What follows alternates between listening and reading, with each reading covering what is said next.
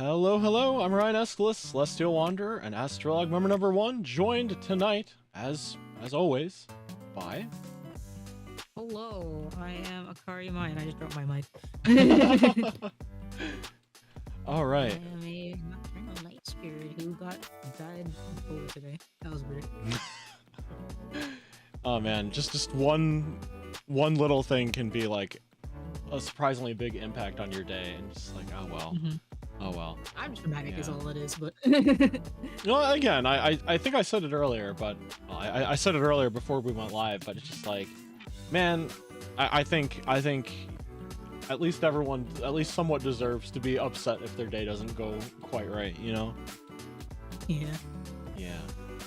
But it's Tuesday again. It's time to get some work done. Let me put some stuff on this Tuesday. Not like Wednesday, because it was very windy here. Wednesday. Yeah. Yeah, actually, we had snowfall today with accumulation, and I'm like, what?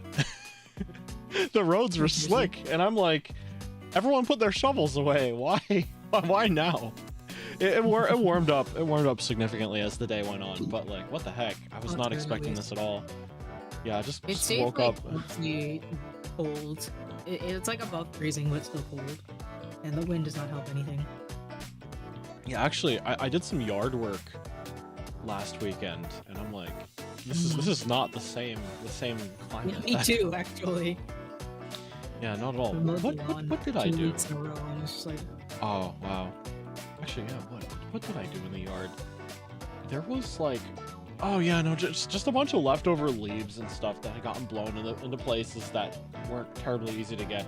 There's a person I like, a friend who kind of is like, I'll totally help you mow your lawn and take care of your leaves for a reasonable price, and I'm like, okay, but like, you really get what you pay for, because they're like, I'm not feeling like mowing this section here with all the leaves or doing the mulching. I'm literally the opposite, because my brother pays me to do his lawn, and I would actually do it for free if he asked, but he pays me anyway.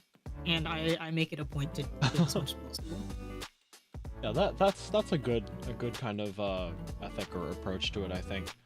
Oh man, it just actually something I've been wondering is mulching leaves a common thing for you? Like, is it a thing that you've done, or it like a lot of people I've talked to where I'm like, oh, here's how I like, they're like, oh, you must have a lot of like leaf bags, and I'm like, no, not really, I just mulch them, and they look at me like I'm crazy. I'm like, what do you mean? I think it depends on like the amount, like, and like what kind of like leaf litter you have, because we have a lot of like really big trees around my house. Yeah, well, not like a lot, we used to have more, but we have like 2 really big maples, and so they drop a lot of leaves come fall, and so we can't mulch all of that. Our mower's not powerful enough, but like in like the beginning and the end of the season we do. Oh, okay. Yeah, I don't have all that many like large trees. Like there's like maybe 1 tree like in my front yard, and maybe like a couple of smaller ones in my backyard, and they drop just enough leaves that as long as you keep like a regular mulching schedule, like just every couple of weeks, just run out there with a lawnmower, and you're like pretty good. But you can't let it pile up too much. But like as long as you stay on top of it, you're pretty well covered. Sele, welcome in. Elefante. Is this what is that, Portuguese or Spanish, or which one of? Spanish, isn't it? Yeah. which language are you hitting us with today? Yeah, but what am I working on today? Let's see. Like, of course, actually, let me look at what I currently have. Budget paperwork. Yeah, I think it's actually kind of important that I get this done now, because now that like expenses are like, I don't know, it's like tax return is done, and I kind of need to get my Just figure out my expenses. Everything's getting more expensive. He finished his taxes, so I finally was able Mhm, to mhm. submit my tax return, and I had literally everything ready except for I didn't have his Mhm. code Yeah. to submit it. And so the date is from a month ago. Oh my god. And I'm just like, Dad, Dad, why did it take so long? You know, Dad. it's at least it's not on you, right? Yeah. Yeah. But it is a lot of suspense because it's just you're just like, is it going to come through? Are they going I've to literally been yell annoying him. at me for some reason? Did I accidentally commit tax 16 fraud and not minutes. know? Hi, Spangle. Ine. Oh man, I wish I had just, I don't know, more day-to-day Japanese practice. I feel that my reading ability is shockingly okay because I keep reading like tweets and stuff. Like Me too. yeah, Really I've not gotten rusty because I just read enough of it, but you know, you don't hear it, and I don't know, I just need someone to like correct my grammar if I get something wrong. I think in general, like my synthesis is bad. Like I can read and I can listen pretty okay. My listening is worse than my reading, but you know. But then like it's like making up my own stuff. It's like, oh, sorry, yeah. Nihongo wakarimasen. Wakare? I don't know. I don't know anymore. Yeah, it's like you know exactly what you're going to say, and Recently then going to a JP Gunplus streamer streams. Ooh. Yeah. Oh, cool. Yeah, I picked up a streamer who he's not native speaking, so but he is fluent, and so I was like, yeah, I'll listen to this guy. That's cool. Yeah, it's kind of nice having somebody who is like who's fluent but isn't native, because native people speak funny. Yeah, and I feel a native English speaker who speaks funny English sometimes.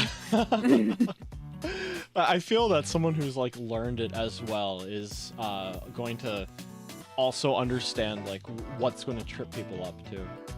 Actually, have you seen any of that like sort of like Japanese flashcards game where you're running around like a city block with a camera and you take pictures of Shashingo? Yeah. I've been really wanting to play that for a while, but I just haven't been able to clear my schedule. Oh yeah, I'm interested. I kind of like it, but I feel like I'm okay with the grammar or like not the grammar, the vocabulary that's in there. It's like more stuff that I need.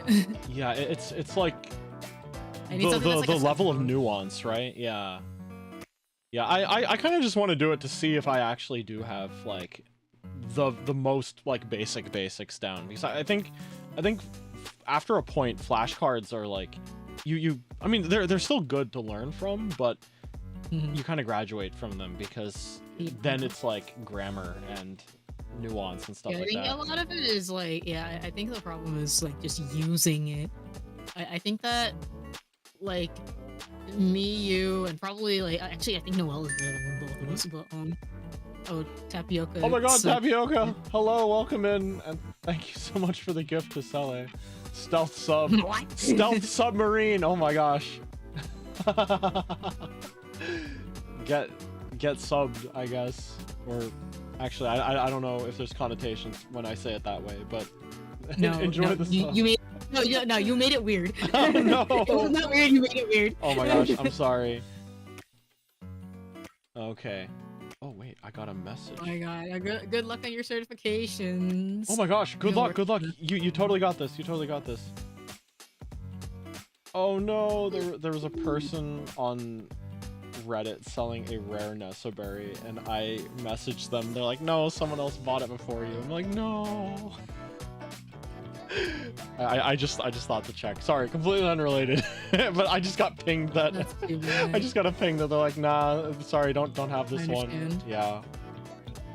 Yeah, the funny thing is that this particular one is the same one as like a famous store in Akiba has on display that's not for sale, but it's like hanging by a thread from the ceiling as like a display, and people kind of come visit it to pay like to pay respects or something, and I'm like, it's just like a silly looking Nesso hanging from the ceiling, and it's like, yeah, you go there and like, I don't know, it's like visiting a shrine. You like visit it for good luck. I'm like, hello hanging Nesso.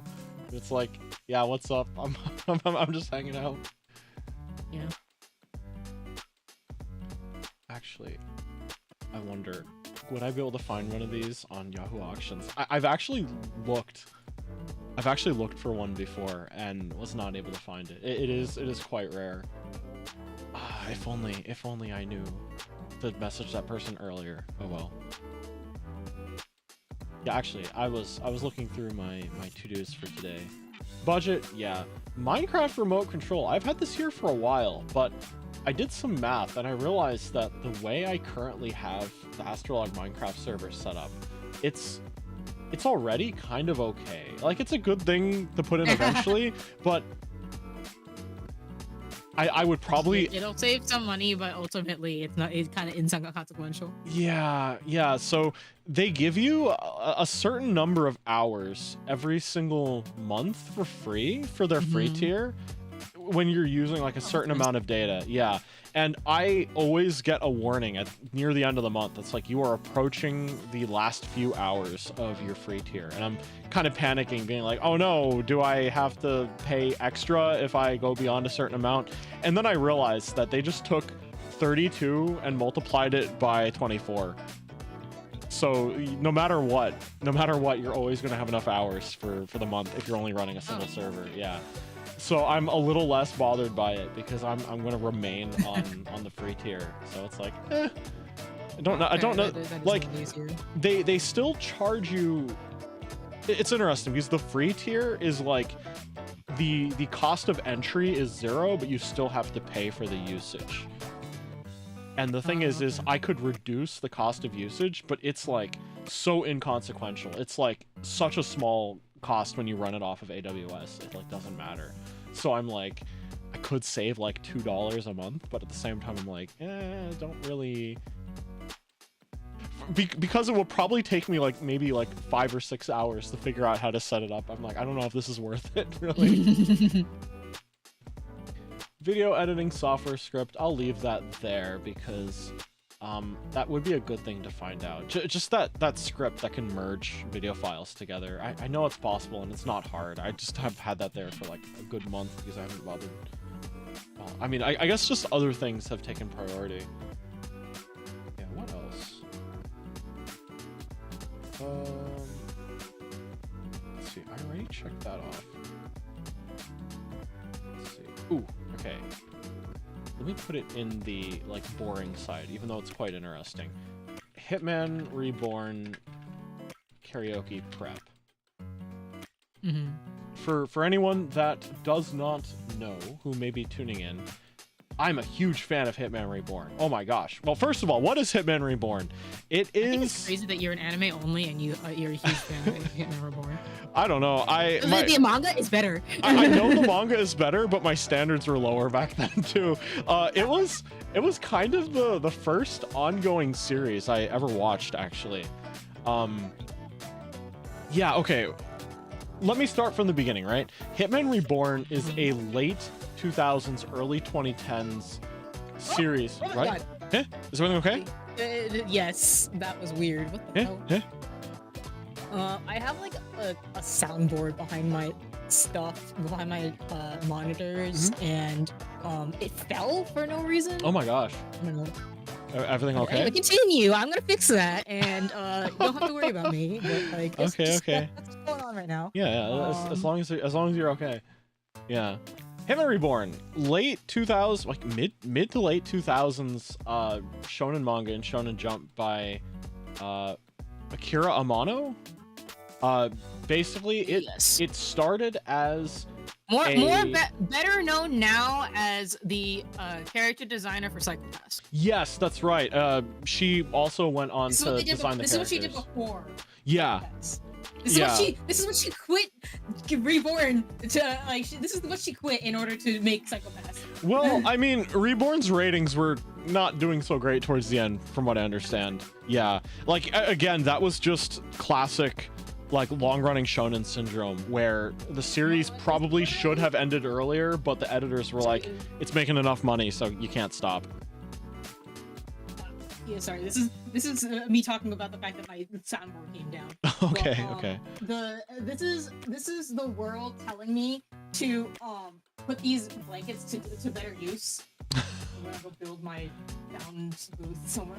Buy my closet. Okay. All right, so I guess that's what you'll work on for the at least part of the stream, right? Maybe not, because it'll like kind of back away. Okay. It's gonna be something that'll happen soon. Yeah. Hopefully my parents don't try to come into my room because I don't feel like moving that right now. Anyway, continue. Yeah. So yeah, it was like a mid to late 2000s shonen manga series. Started as like a gag comedy manga, and was like only doing okay, I think, and the editors kind of pushed the author to make it more of like a shonen battle series, and turns out she's really good at writing shonen battle series when that's what she's actually trying to do. And it's a story about how there's a kid named Tsuna, Tsuna, not to be confused with the fish. He is hopeless. He is like bad at everything and has zero self-confidence in himself, and he's like the most loser kid who ever existed in his school, and he's like bullied and picked on, and he's not having a good time. One day a literal baby in like a mafia outfit shows up at his house and is like, hey, I'm going to be your tutor, your katekyo, to use the title of the series. I'm going to be your personal tutor. Turns out that the big mafia family Vongola back in Italy is in a power struggle for a successor, and you're the only person with like who's a descendant of the true bloodline. You're like 1/64th Italian, so you're gonna have to get good and get real good, because kid, you are going to lead the mafia. We have chosen you to lead the mafia next. And he's like, bro, little baby, I am like garbage at everything. How can I possibly lead the mafia? And the baby says, okay, then die. And pulls out a gun. Well, has a gecko. A gecko that turns into a gun. And this is, okay, then die. And shoots him in the forehead. And it's a name. What's the name? Yeah, what was the name of the gecko? I don't remember. I don't know the name. I just don't remember what it is. Yeah, it was like the dying will bullet fired by him and reborn gecko. Leon, right? Yeah, that makes sense, because a chameleon. Mm-hmm. It's not. Yeah, it's a chameleon. That's Yo, Ian, welcome in. Yeah. Oh, yeah. Okay, so it's a chameleon that could turn into a gun that can fire magic mafia bullets. Magic mafia bullets that when you get hit by one, you're technically in like a simulated state of death, and your body goes into magic mafia mode where it's like, I must use my dying will to accomplish my like biggest ambition. Yeah, my regrets and ambitions. So usually, at least in the gag manga portion of the series, it is accompanied with like everything but like the person's boxers like exploding off of them and then running crazy with like a flame coming out of their head where they were shot.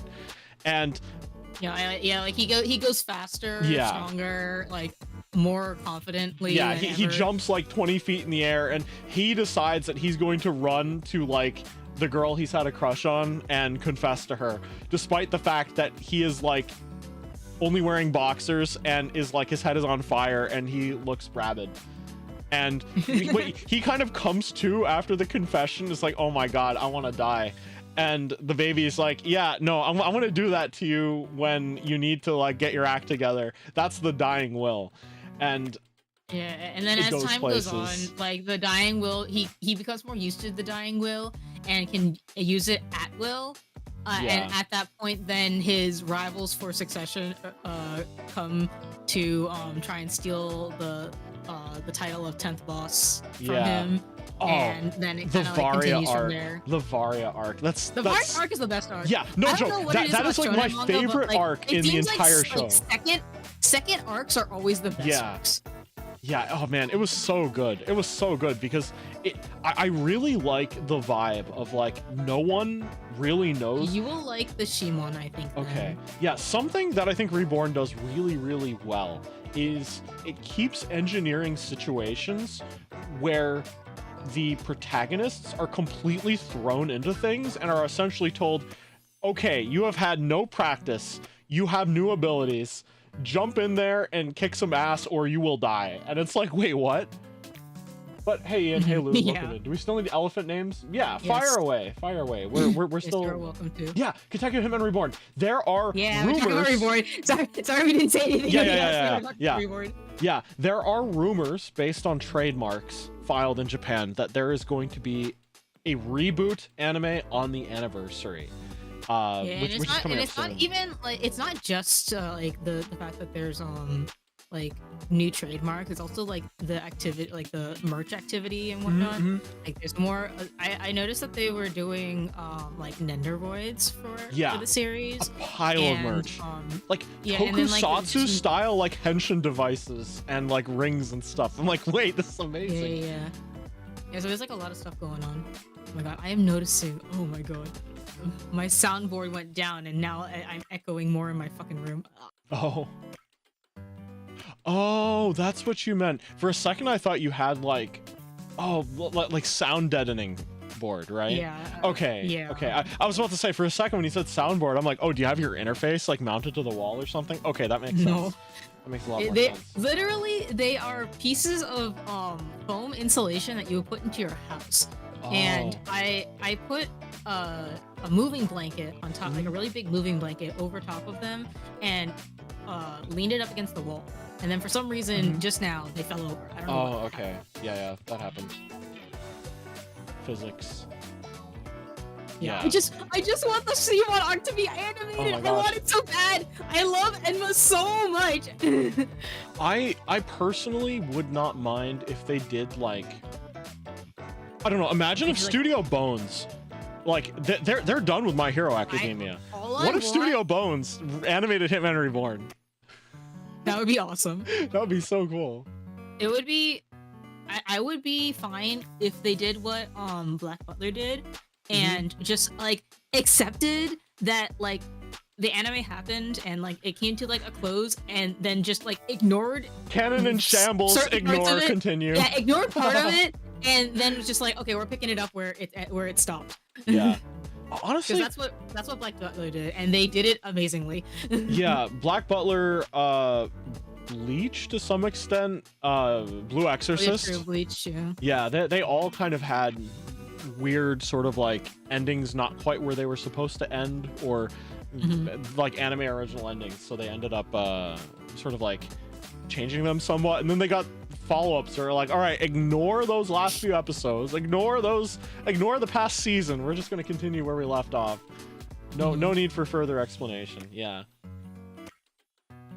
Oh man, but yeah, so like I have like relatively recently, I'd say, so probably since like year 2000, I've been a lot more into like tokusatsu kind of stuff, and it is so cool seeing like Vongola boxes and like rings and stuff being sold with like the same kind of tech that like tokusatsu toys have, where it's like you take the ring, you put it into the box, and it reacts because there's like an RFID reader in there or something, and then it pops open, and I'm like, it's so exciting. I wanted one of these back in the day. I remember ordering like so fun. Yeah, I remember ordering part like of the anime go. I actually don't think I never finished the anime. Did I? I might have, but I don't remember anything. The anime finished the Byakuran arc. What a cool villain, Byakuran. Dude just wants to like vibe and eat marshmallows, and then he got dragged into an interdimensional conflict, and then he's like, all right, I'm Kang the Conqueror now. Yeah, and then he's the guy. Stuff happens. There is I think Byakuran is like one of the most popular characters, and there is so much like fan fiction of him and Ukeru. It's so funny, actually. I have like the craziest story of when I was a lot younger and stupider. I I did beta reading for people on fanfiction.net. And one of the things that I had to beta read was a very, very long Byakuran and Mukuro like fic where like the concept was kind of interesting. They like popped dimensions, and so they like kept on like changing to like different AUs of them. Oh, that's kind of neat. But the execution was so bad. Like I can't. It was lots of words, but they were definitely not using the words correctly. It's like that like that meme of Montoya where it's just like those that words. word. I don't think you know what they mean. Yeah, and I had to slog through so much of that. I don't think I even succeeded. I got through like half of it. I was like, I can't do this anymore. The thing is that like when you're beta reading something that has that many like mistakes, it's like I am changing this so many different ways, and it's also me trying to guess what you mean because you have like obfuscated what you're trying to say with needlessly long words that I'm pretty sure you don't know what they mean. And like I'm just like I really need for you to reassess what you're trying to say in all of these chapters and get back to me maybe, but actually I would prefer if you didn't. Actually, the way you describe the concept, it sounds like Everything Everywhere All at Once, but like a you know, early 2010s version instead with reborn characters. You know, I can see that. That's cool though. That's cool. Yeah, a lot of times I commend a lot of I read a lot of fanfiction, and I read a lot of fanfiction that I don't necessarily think is like well executed, but I will read all the way through and like give kudos because I like the concept. And like that's like the case with a lot of things like that. As long as you get the like a good concept, then honestly like the world's your oyster. Yeah. Yeah, honestly, it just sounds like people are having a lot of fun with those concepts. Yeah. Oh man, but for Canon Hitman Reborn to come back, that would be so cool. Honestly, Yeah, I would say a lot of my taste in Anisong is pretty heavily influenced by what I listen to in Reborn, honestly.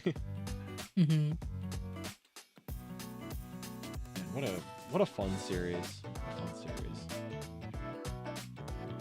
Yeah, so I have to make a thumbnail for that, and I kind of wanted to, because it's a karaoke and I don't do them very often, I'm like, I kind of want to put that waiting room out a little longer, so a little earlier than I usually do, even if it means that I need to make the thumbnail way earlier.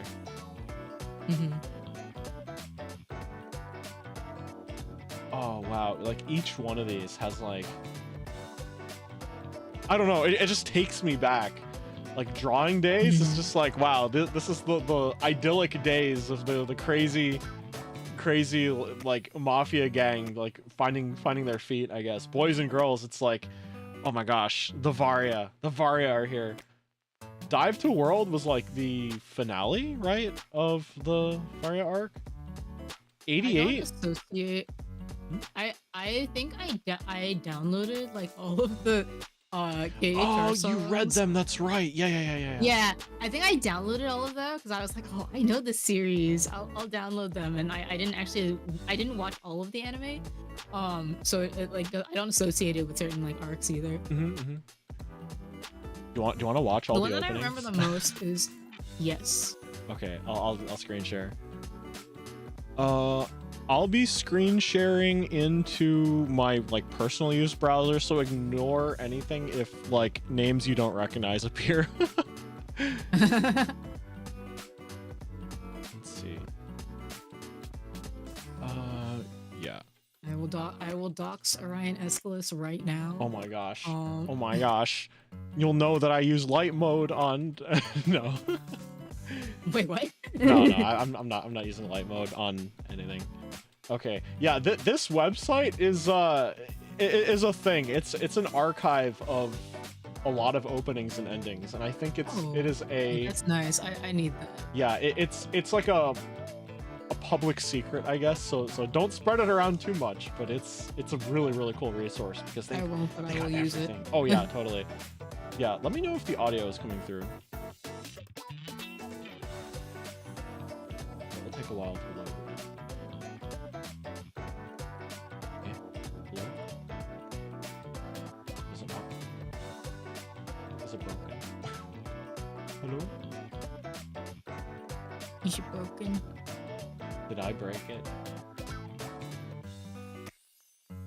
Oh, it's trying to load right now. Oh, I wonder if they're in maintenance or something.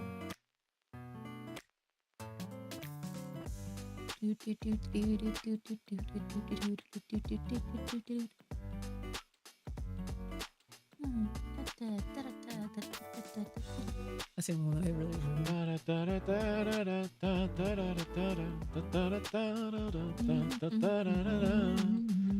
I'm gonna have to be. Oh man, there is a fair amount of like quick bits in some of these, so I'm gonna have to learn that.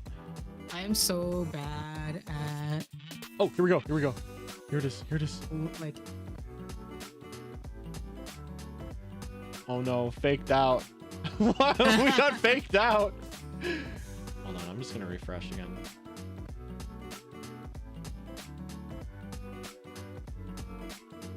Why? Why are you doing this?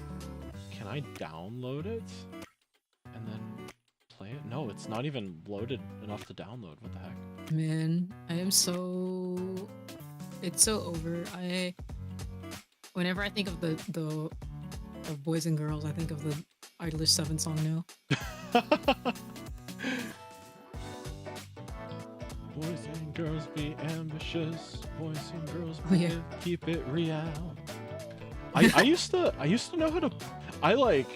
My parents hated it. They hated it because they wanted me to play classical music. But when I was learning piano, I actually learned to play like a recreated version of that, and they like banned me from playing it because they're like, that's so funny. That is not what we are doing lessons for that. I'm like, but I this is what I want to play, and they're like, no. Let's see. My piano teacher had like a combination of like she was very important about like doing classical and popular pieces. Mm-hmm. So like she encouraged us finding our own like songs that we wanted to do. So that's why I know how to play Taeyang's Wedding Dress. Hey, that's cool. Oh man, you know what? I think they must be doing maintenance or something, because even when I'm trying to download it, it's like so slow. Well, I'll check back. I'll check back later because I'm gonna need to reference this later. I think when I'm putting some of those videos together. Bad timing, unfortunately. Yeah, but each one of the openings just takes me back to like a specific arc, and I'm like, ooh, that was awesome. Yeah.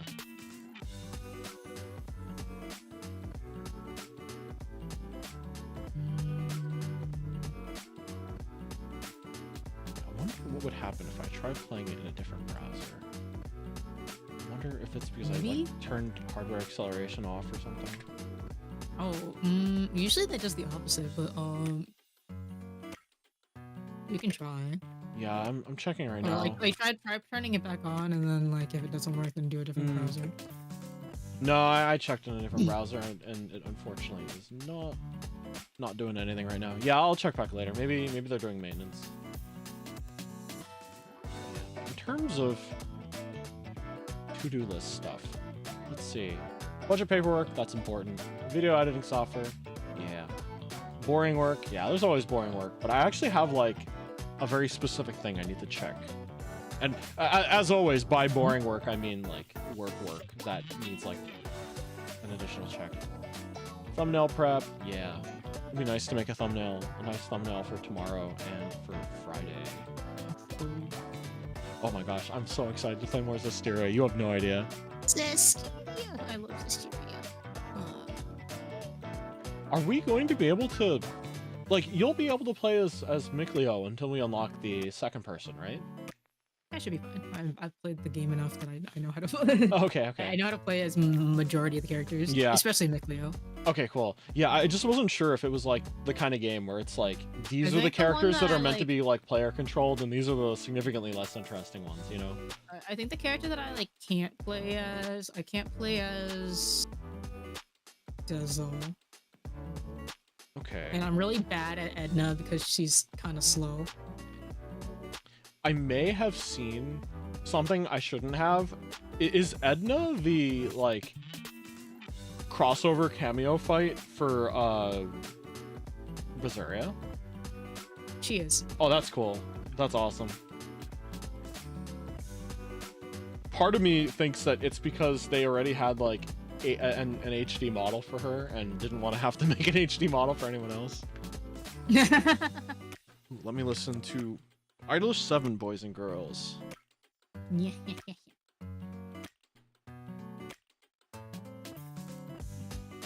Oh, this I can screen share if you want to watch along. Oh sure. It's gonna be annoying and sitting along with it. Yeah, sure. Whoa, where's the screen share thing? In the very center. Oh, there it is. Okay, here we go. First listen to Boys and Girls.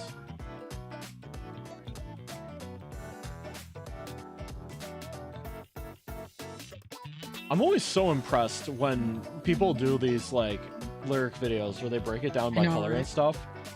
Mm-hmm.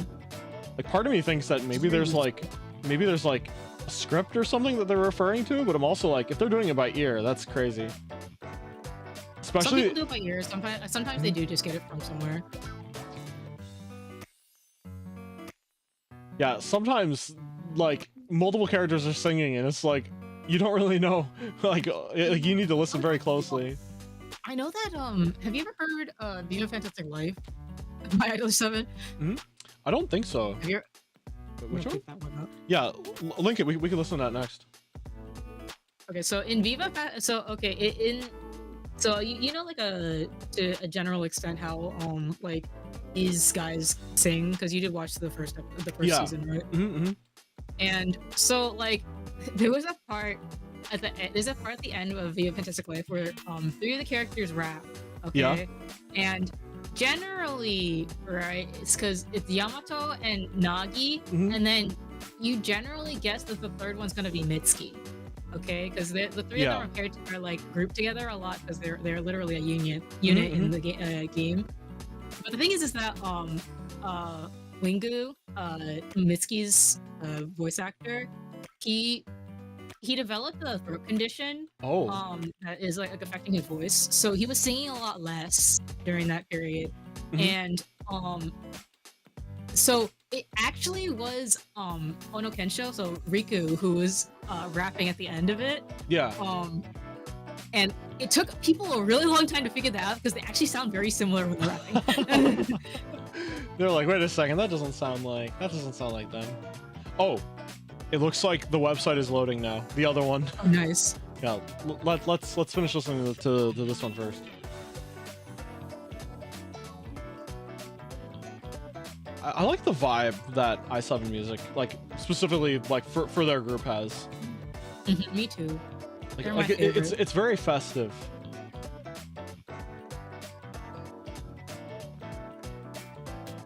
This one's funny because it's all Thai sub. All right, Thai sub and English sub.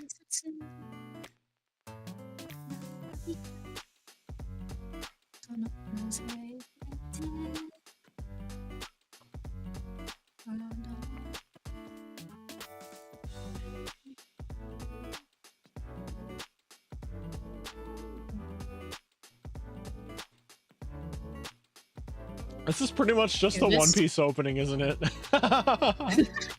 Lyrically. I can see that.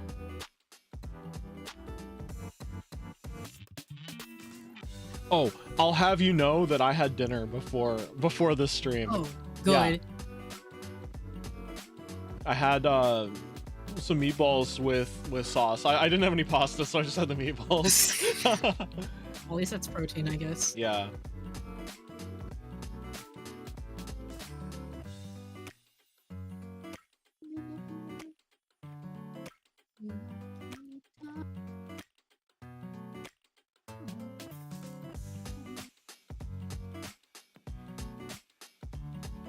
This is such a One Piece opening.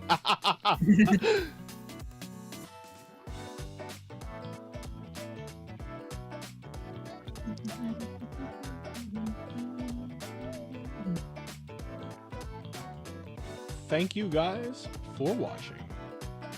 All right, and then Viva Fantastic Life. Hey Shioni, welcome in. Me? Do you like Idolish 7? Yeah. Do you like Idolish 7? Do you like Idolish 7 or Hitman Reborn? Or both. Or both. Those are the topics of today. Yeah. Yeah, rumors indicate that a Hitman Reborn reboot might be in the works for the 20th anniversary. Idolish 7 in all caps. That can only mean one thing. Let's go.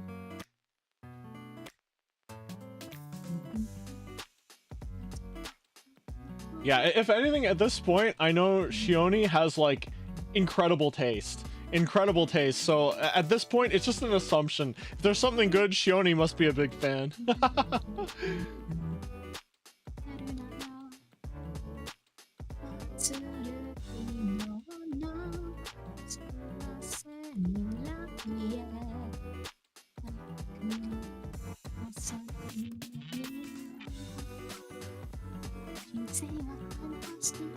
I really like the art style that they have in this particular set of art.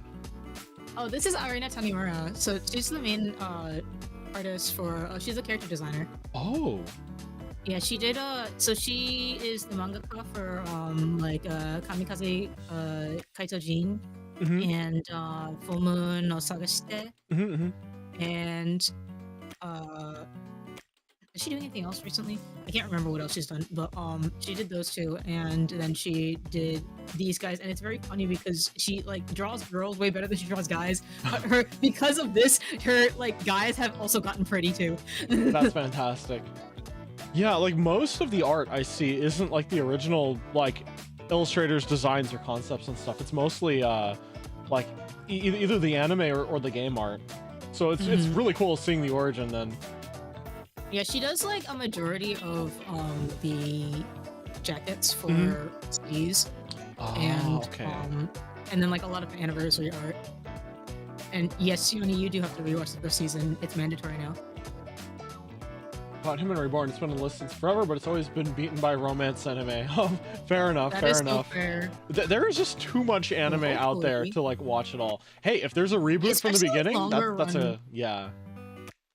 I think that we have made a mistake in making it so that way quite a lot of anime is kind of retained to the 13 episode format only, but I do think that it is kind of difficult to get into longer running anime. It's definitely easier for production and in terms of consistency when they keep it in shorter blocks.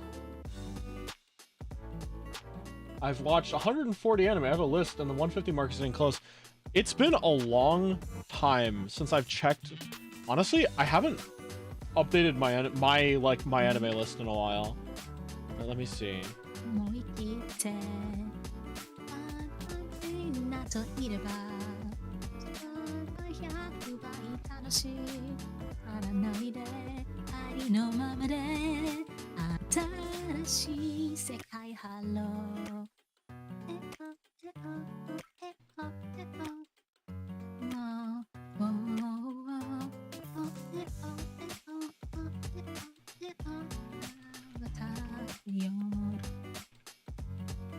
Oh, here it comes.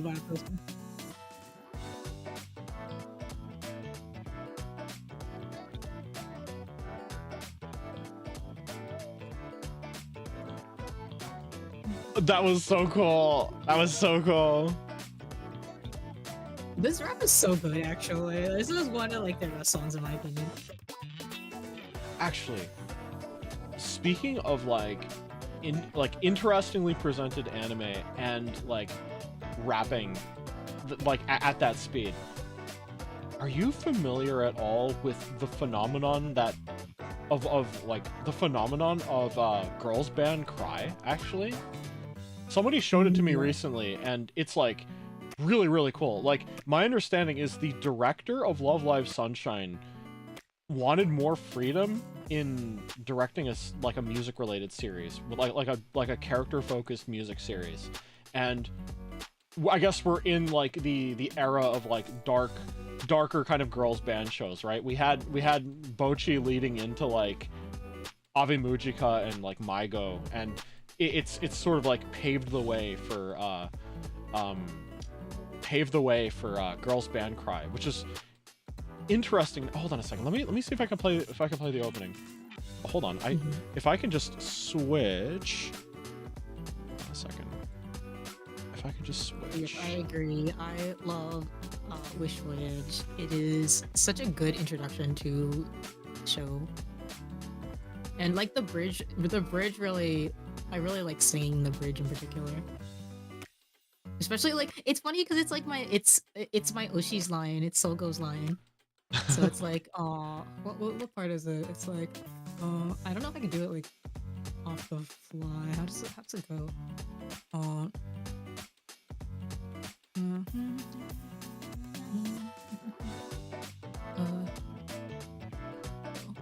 Okay. I hold up. In the background, I have just checked my anime list profile that is not fully updated. I have 449 completed series. That's crazy. I don't know how many I have because I don't keep track. Yeah, it's kind of cool for the statistics alone as well, because they tell you how many days you've spent watching anime. I have 98.4 days over 449 series. That's a lot of anime. I don't know how many I have, but I have a lot. Yeah, 449. Mine is probably somewhere up in those numbers, possibly higher, because I think I actually watch more anime than you do. Wow. Okay. You know, yeah, actually, yeah, I've fallen off pretty hard in recent years because I've been streaming and gaming a lot more than I've been watching. Okay. All right, bet. You got to do it, Shioni. Okay. You know what? You should have a stream someday where you try to like fill out an anime list on one of these sites to see like to see just how much you have, you know? Even if you have to like go through year by year since you started watching. Sure. It would be cool. You know what? I'll do that. Oh, cool. Let's go. Yeah. Unfortunately, my list cannot be shared because it's tied to my like personal identity. But yeah. I'll make an account specifically for VTuber, my VTuber. Like, oh yeah. Well, like I wouldn't share it publicly, but if somebody asks, I'll probably send it to them. But yeah. Right. There's some animes I don't want to say I watched. Well. There are some, to be fair, like I think all of the weird ones that I've watched have been because I've been in like the company of random people, and we were all like, you know what, you want to do it just for fun? Yeah, sure, why not? Do it for the Vine or something. Diabolic Lovers. I actually haven't seen Diabolic Lovers. I just know about it from like various other things. What's like the craziest thing that I've watched? I don't remember some of the titles of these things. Okay, I have seen some like pretty degenerate series in the name of charity. Actually, oh, that's true. Yeah, right. Like there's a thing I've been doing for a couple of years where essentially there's like a charity auction of some kind for an organization, and usually it raises money for like animal fostering, so like puppies and kittens who are like being raised by like temporarily raised by people who are like not a pound or a shelter kind of thing, so it's like a much better environment for them. Yeah, no, it's like they're like Kiss X Sis, Oni I. Why is it all the like hyper degenerate like siscon anime that people are like, all right, Orion, Orion, we're gonna make you suffer. I'm like, why? I like in the middle of all that was Idolish 7. Yeah, because one guy actually was like, one guy was like, this is the only way I'm gonna be like, I know you know it's good and just haven't started it yet. This is the only way I'm gonna get you to start it, and now I'm like a huge fan. I'm like, wait, this is so good. I'm in. Thank you to that one dude. Yeah, no, like I salute them. Although the thing is, they were the ones who picked like some of the other degenerate ones in other years too. They're just like a big donor for like charity, and they're just like, oh, might as well make Orion suffer. Hold on a second. First, let me put girls band cry here, because I want to show you the opening to that, and you'll notice something right away about the show because it does something interesting with presentation. The screen share is working, right? Yes. I wasn't in it as well. Okay, here it is. Yeah, it'll also be good to check for volume too. I think it'll be. Are you kidding me? Is it down again? It was working in the background. The Hitman Reborn stuff was working just fine. School days. Oh, that's actually one that I said I had veto power over because I don't want to watch School Days. That's fair. Nice boat though. Did I watch School Days? I don't think I watched School Days. At least here's Hitman Reborn.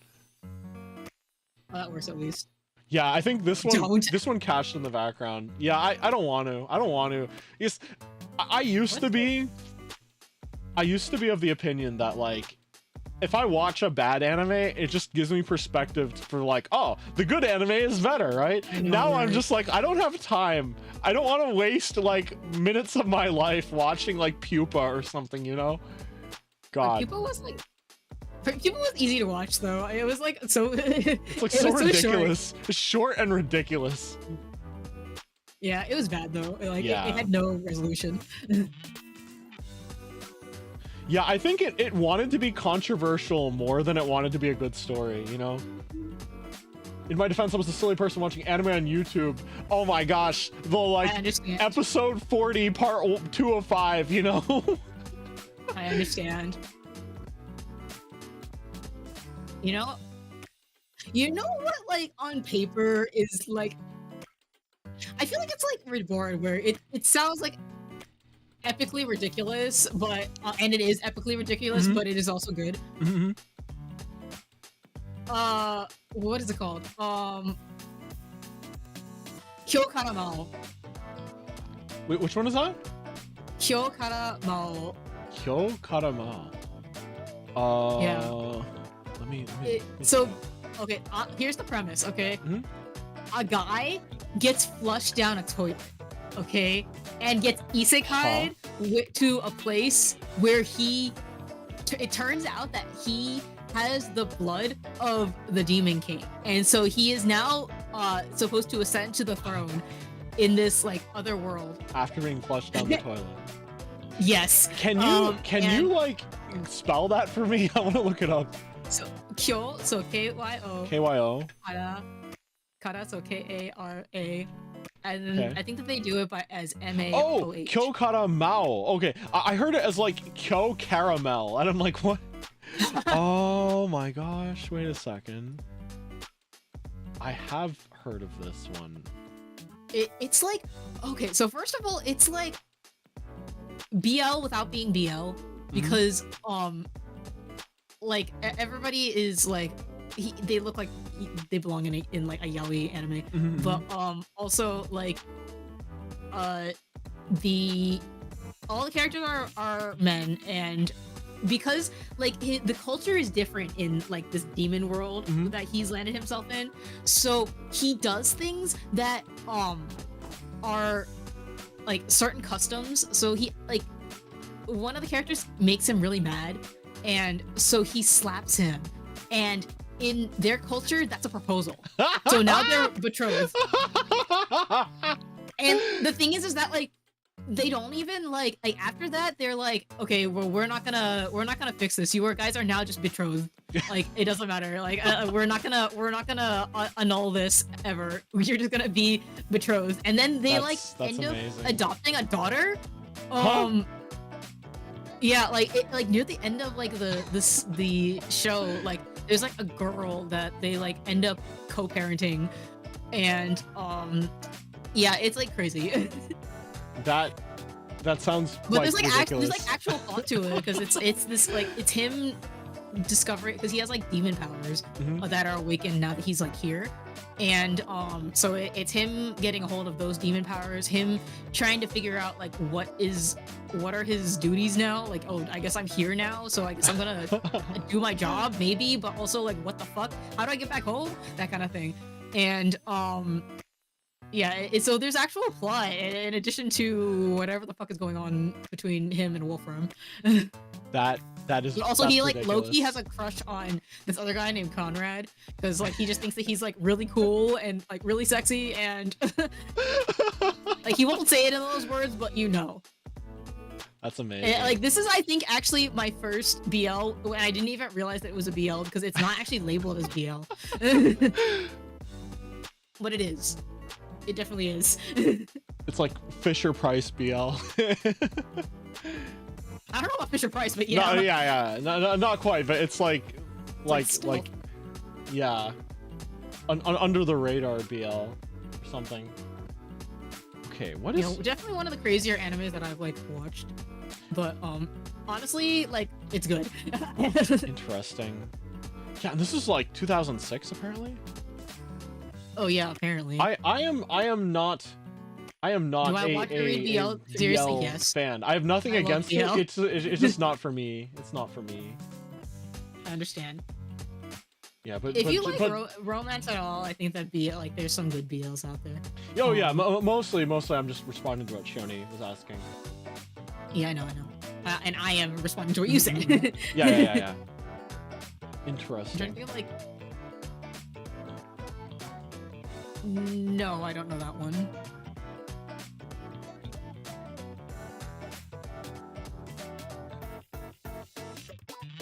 I think like if you like lighthearted BL, probably like Sasamiya, and what's something that one thing that I like haven't really gotten into is like Banana Fish. I think because it's a tragedy, but it is like that one is like a good BL actually in terms of like what it is, I guess. Not proud of the amount of bad BL. Me neither. Honestly, I have read so much bad BL. But I guess it just means you've found the good stuff, right? Or have like you found at least some good stuff by sifting through the bad stuff, right? Mm-hmm. Yeah. You know, there was like this one BL that I really liked actually, where it was like, this guy has like the ability to see the like strings of fate. I really like the concept of strings of fate. And so he like he doesn't have one, like he can't see his own, and so it's him, he has like this job of he can like cut the strings of fate and like cutting the connections to people, and so he does like jobs for people that like want like stalkers to leave them alone, or like where like a relationship has like gotten super toxic, or just like they hurt each other and so they want to like go their separate ways, that kind of thing. And so there's one story from the universe where it's like he's a side character, and these two guys they know that they have like a string tying each other together, and they want the string to go away. And the guy is like, okay, I have this ability, but I want you to really think about it, and I'm gonna give you the scissors that will let you cut them yourself. Oh. And so you have to do it yourself. If you're really sure, then you can do it. Here you go. And then the other series is him kind of like being okay with being vulnerable, because since he can see like the strings, he kind of like has an idea of how people are like connected to each other and how like they interact with each other, but like he doesn't know about his own, or he doesn't think he has his own. And so when a guy comes into his life and is like, I know that like I want to be close to you. I want us to be friends, and I want us to be like, and like I want us to be more, obviously. And then he's like super scared. And because he's like, wait, is there a thread here, and I just don't see it?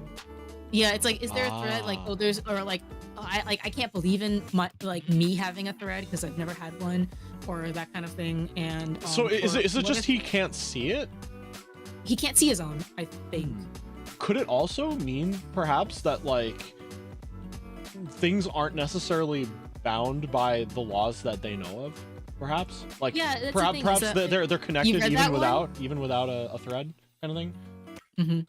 Yeah. It's like it's him having to be vulnerable to this guy, and like I think he's been hurt by like people leaving him because he's not bound to them by a string, and like that kind of thing.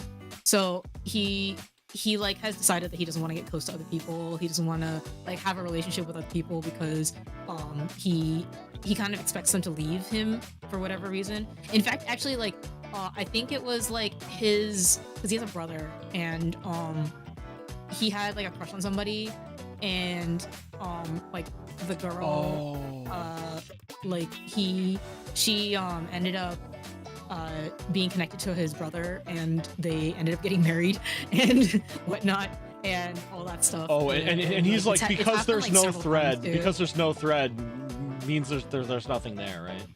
So he just so has like no faith in himself. can't count. Yeah, he has no faith in relationships. And so this guy is like, the guy who comes into contact with him is like just super persistent, and like whittles him down and is like, I'm never gonna leave you, that kind of thing, like that kind of thing. I don't remember how the character looks. I don't even remember the title. It has Akaito in it because it's about the red threads. I feel like if I saw it, then I would be like, yeah, that's it. Yeah, Shione, if you know what it is, we can put the pieces together on our end, maybe.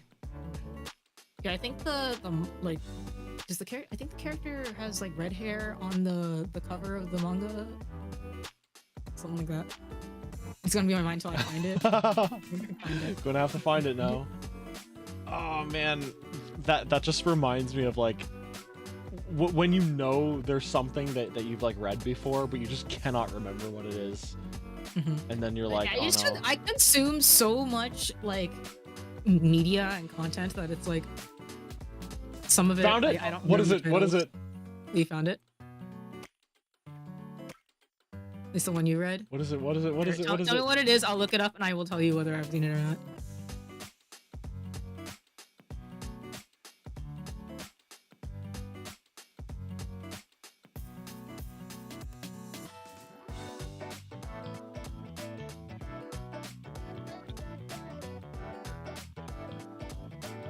The title is in Spanish. You can write it in Spanish and I can probably find it too.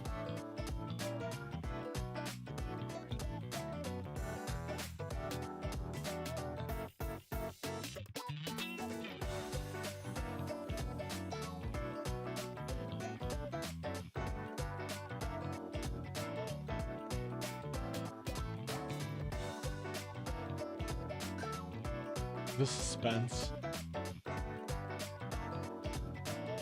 Conceptually though, that's super cool because there's a lot of potential in like there's just a lot of like literal plot threads that can be picked up based on the establishment, I think.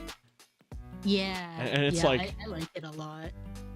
if you look for it in English, something else shows up. Okay, yeah, tell me what it is in Spanish. It's fine. I can probably find it. At the very least, it'll like probably show me the manga covers. That's all I need.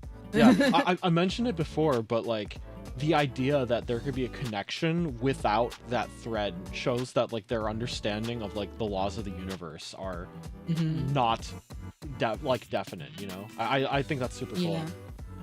Yeah. What's so funny? I really like the idea of like the strings of fate. And I literally have written like fan fiction, like original story effectively about let me see that happening. Like somebody has the ability to see like the red strings of fate, and like but he also like you only have like certain people that you're connected to, and yeah. Let me double it's the check. only way to make myself clear. Let me double check Twitter. Yeah. I'll send it to Akari. Let me see. You see here. Ooh, I like the art style. Okay. Images.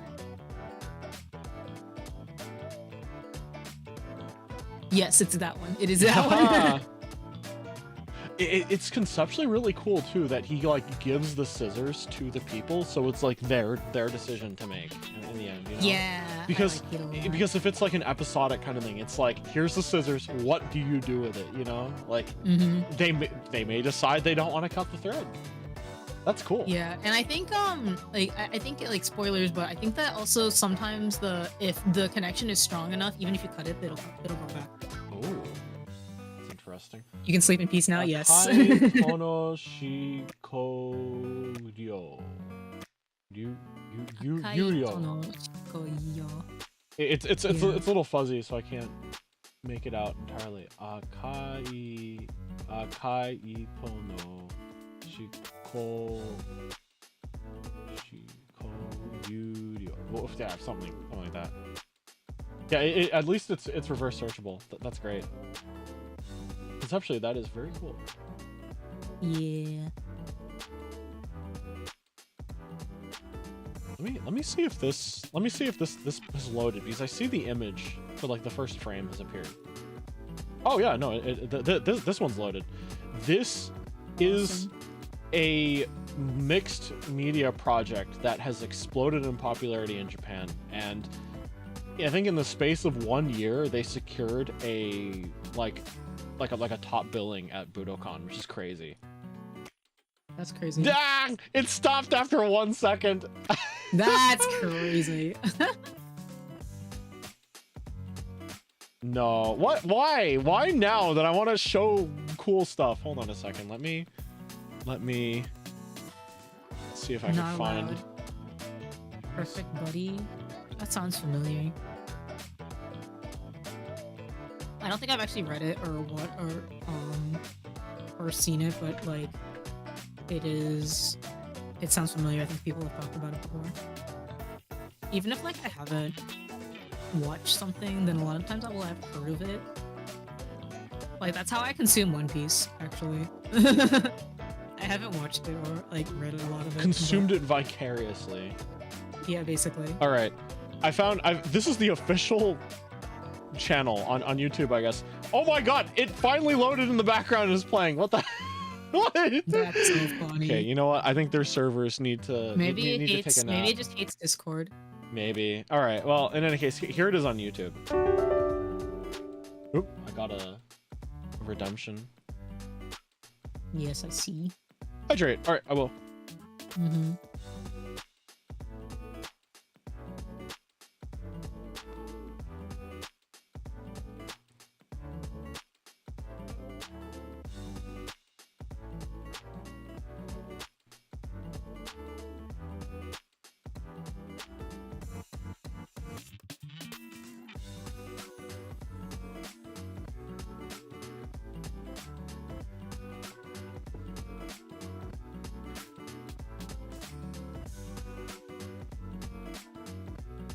Those that animation for the fingers was like so good, it was uncanny.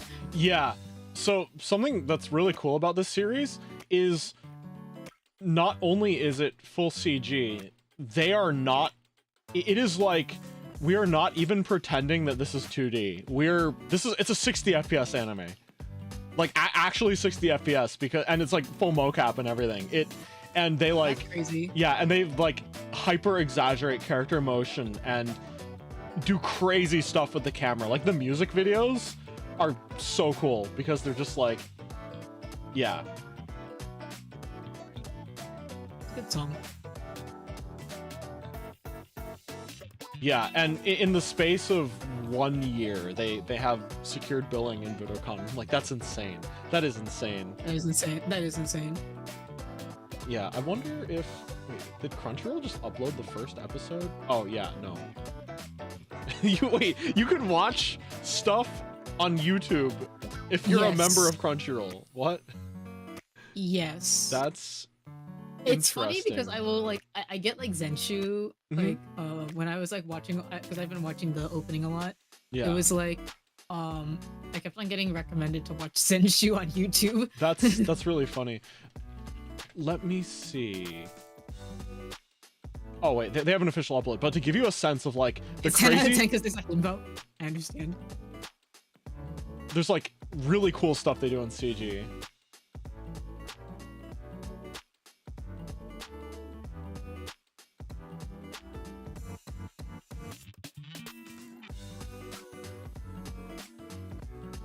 It's just like Trigger. No.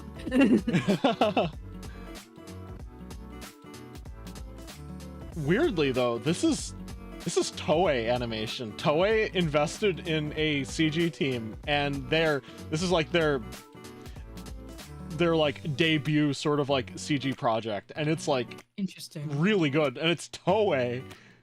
Toei is making some interesting strides in terms of their production. They're taking risks lately with their experimental projects. I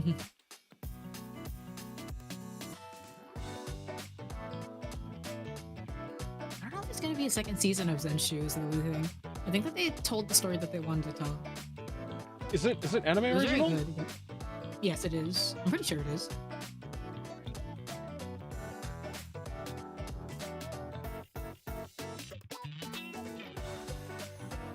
I think what's good about Zenshu though is that I think it's like as somebody who like really likes to consume and like create Spanish content, it's like I think it's very self-perpetuating actually because it has left the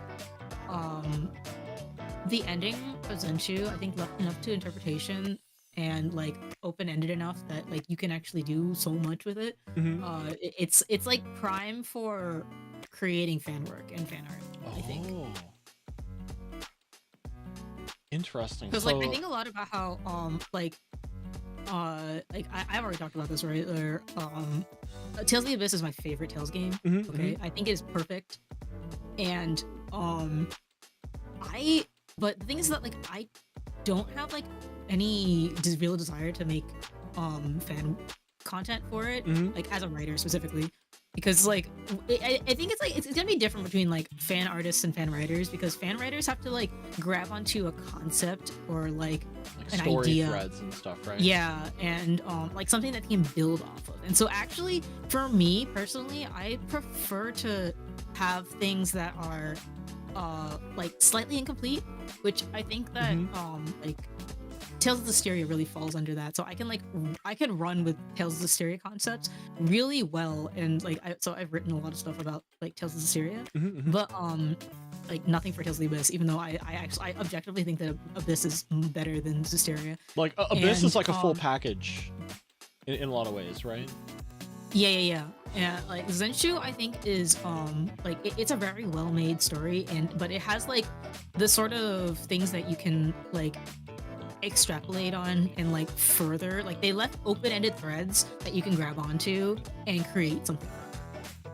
That's neat. And as like somebody who like likes to write, like that's the sort of thing that I would generally like grab onto.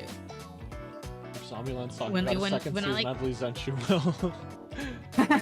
True. It'd be really cool if they did make a second season, but I don't know what they would do with it again. Interesting. Yeah, you've mentioned Zenshu enough that I'm like, I should like try watching it. I have to find time. A Daigal, thank you for the raid. Oh my gosh. Hello, welcome in Kitbash crew. Again. Kitbash crew. What were you up to today? Let's see. Welcome again. Hope you had a good stream. Oh, also co-working and studying. Wait, you said you were working on that Pokemon game, right? Yeah, that's right. Also, in terms of Kitbash crew, that's generally a term that's used for like mixing model kits together. Do you do model kit stuff too? You started playtesting? Yo, oh, that's cool. How's it going?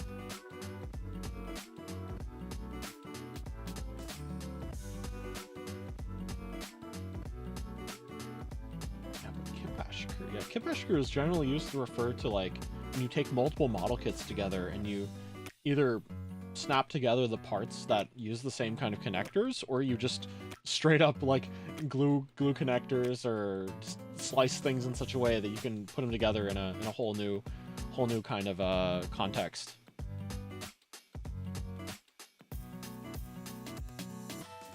Second monitor just to watch anime while drawing. Oh, I get that. I don't think I can ever go back to a single my life has been changed since using like 2 monitors. I imposed like 2 monitors on my like coworkers at work because for a while I was the only one using the computer really, and like I was even like, hey, like to my coworker that is trying to like take over my job. I was like, can I have the second monitor back actually? And she's like, yeah, you go ahead. I don't really use it. I'm just like. Yeah, it's hard to go back for sure. A VTuber runs a bar called the Kit Bash. This is some willy-nilly from random bits of Dragon Board. The name because his friend made my background for me. Does level art, and the term came when we were chatting about it. That's so cool! That's so cool! Oh, that's awesome. Kit Bash crew. I love that. I love that. Yeah, but thank you so much for the raid. And if anyone coming in needs to eat, drink, or get some rest, by all means, please take care of yourself. But if you want to hang out, I want to say we're being productive, but speaking for myself, we have done nothing but talk about like cool anime for like the past hour and 22 minutes. Also, I have 2 model kits sitting in my closet waiting for me to build them though. Oh, which two? Which 2 out of curiosity? Yeah, like I am not that much of a Gundam model kit builder or a mech model kit builder, but no, not my bad, my good. Like this, quite honestly, the Tuesday streams are just as much like a just chatting Zatsudan kind of thing than like as is anything else. So like it's good. It's great to talk about just stuff. Would I have had a conversation about really interesting BL otherwise? Not really, but it's so cool. It's so cool hearing about it. I'm like, conceptually, that's awesome. So, such a cool, like literally such cool story threads. Yeah. I love interesting concepts. Yeah, but I usually put together character-based model kits more than I do like mechs and stuff. Most of the mech ones I've done were because I was like teaming up with Sele to do like a I build this, you build that kind of thing. But otherwise, it's mostly characters for me.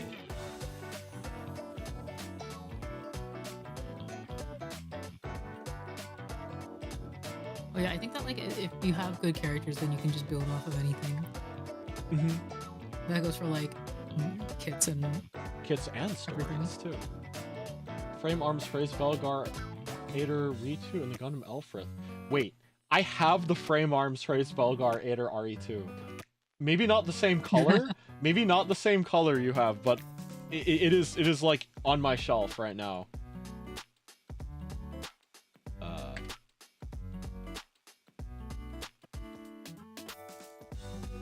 Oh wait, you know what?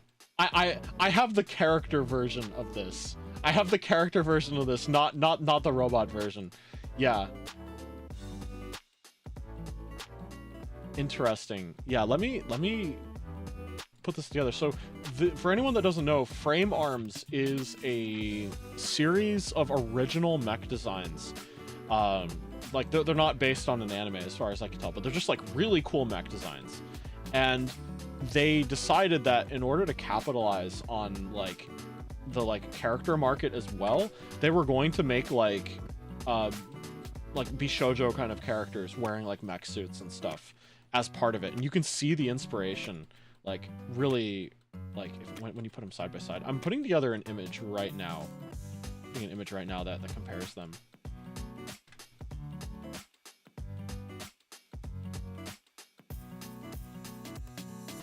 That's actually super neat. No, stop. Okay. Yeah, I just happen to have the character version. Let me see. Frame arms.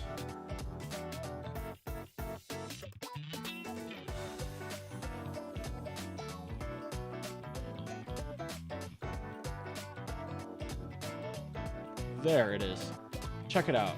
It's like the same thing, but one of them is like a cool mecha, and the other is like a Bishoujo kind of character.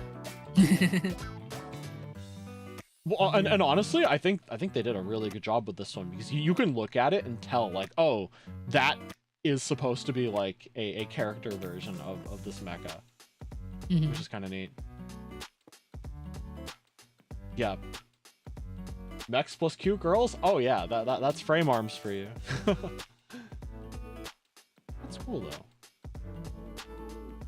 I wonder if the website is working again. Actually, something really cool though is in a lot of cases there are actually like the joints and the like sort of like the top one anime that no one can take from me. Continue. Oh, confusing. I'll answer what Shione said in a second, but like a lot of times the like character kits and the mecha kits are actually like some degree of cross-compatible because they use like similar joints or have like the grips where you could like put things in their hands is about the same as well. So even in cases where they aren't like one-to-one approximations of each other, you can like combine like a lot of aspects together, and it's super cool. My top one anime that can never be taken down is Gintama. Nothing will ever beat Gintama. It is, it's so funny, and it saved my life. Gintama was like the one like bit of stability in my life when I was a college freshman. I had a really bad spread of classes. At least in the school I was at, you could not pick your schedule at all as a freshman. You were just given your schedule and you had to deal with it. And that stinks. I always preferred to build my schedule in such a way that I may have like 6 straight hours of classes, but it means that the entire rest of the day is free. My schedule was so bad because I had 8 a.m. classes all the way to 8 p.m. classes, but with like 2-hour gaps in between every class, so that I couldn't like properly rest or relax or work on anything. And I pretty much had to wake up every day at 6 to prepare for like 6:30 a.m. to prepare for class. And the only thing that consistently got me like out of bed was the fact that I could watch one episode of Gintama, take a shower, and like dash to class. And without Gintama, I would not have survived my first year. That's so rough, bro. Yeah. I just sleep I remember I slept anywhere when I was in college and had like a ridiculous schedule. Oh man. Yeah, I probably could do that now, but at the time I'm like, I can only sleep in my bed, that kind of thing. Yeah, now I'll fall asleep anywhere. I don't know what's the #1 anime. Do I have one? I feel like it like changes because I forget about things sometimes, even though I really like them. I feel like the one that like just sits in my brain all the time is Hyoka. But like I don't know any other ones, to be honest. Yeah, Hyoka is probably my 6th favorite anime of all time.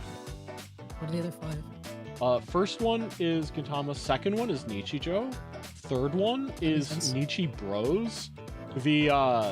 It's like a completely different series. It's Daily Lives of High School Boys. Oh, that one. Yeah, like if you've ever seen the like out of context image of like the girl walking in on the guys like trying on lingerie because they're curious. It's good. It's so good. It's so good. It was directed by the Gintama director actually during one of the off seasons where they were taking a break. Yeah. That makes sense. Monogatari and Natsume Yujincho is top 5. Nice. Hyoka is number 6, and Hanasaku Iraha is number 7. Danchikokosei no Nichijou. I've always wanted to watch Hanasaku Iraha because like I distinctly remember I think I walked in on like a viewing of like a couple of the episodes at like an anime convention when I was younger, and I liked it. I liked like the vibe, but I didn't watch any more of it. Yeah, it is so good. I really like coming of age stories, I guess, and it is like one of the best coming of age stories I've ever seen.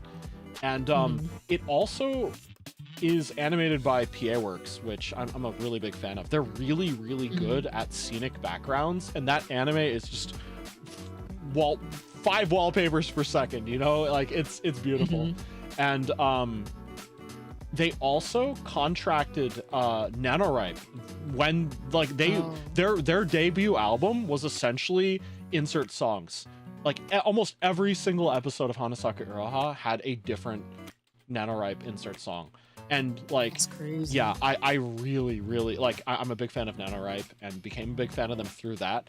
And like, I don't know, I binged, I just could not stop watching the series because it's probably one of the series that made me fully appreciate, like, I think I've said this for a couple of series, but it was multiple series that kind of led me to realize that there was more to anime than just like shonen action. Oh, I'm so glad. Yeah, because when people understand that, like, they are reaching enlightenment, in my opinion. Yeah, I could feel myself being enlightened as I watched it because I'm like, wait, this is so cool. There's like no fighting, and it's just people being people and like interacting and being interesting, and I'm like, this is so good. And the soundtrack, like, talk about listening to a song and being like nostalgic or being taken back to something. I'm taken back to like that one summer where I just sat and watched the entire thing at a campground, and I'm like, this is so good. This is so good. Yeah. My intro to anime. Well, oh man, I don't know if I've told the full story, but my intro to anime originally was OG Full Metal Alchemist. A friend of mine had like an older sister who spent like would get by like those really early like Funimation DVDs, and we would watch them off of like DVD and be like, whoa, that's so cool, kind of thing. Then at like a sleepover or something, my friend snuck a copy of Elfenlied away from his sister's collection, and we watched that, and I actually became like mentally traumatized and scarred to the point where I did not remember anime at all. I like Full Metal Alchemist, I can't tell you what happened in it. I watched the entire thing and I completely forgot. It's like nothing before that point existed.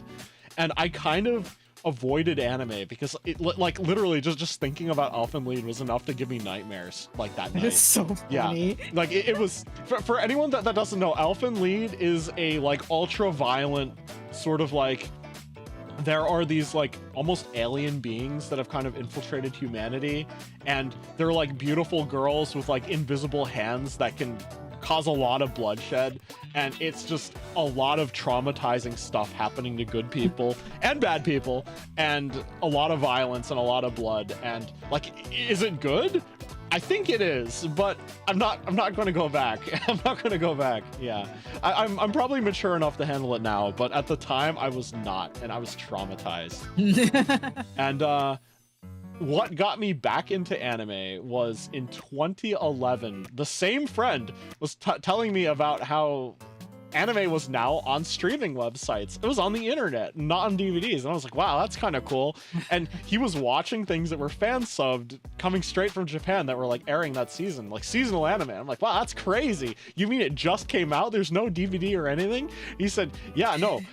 And I'm watching a show where people are literally fighting with money. And I'm like, what do you mean literally fighting with money? As in like, oh, this guy pulls out a sword made out of money, and because he's like a better businessman than his target, he like cuts him in half or something. I'm like, what is this show? And that's crazy. Wait, what show is it? It's Control, the Money of Soul Impossibility. Is it? I think it has a really cool premise, but something that was interesting was every episode was, I know this now because I went back and watched it, but and like looked a lot deeper into it, but every episode had a QR code hidden in it somewhere that was like the director's notes for the episode.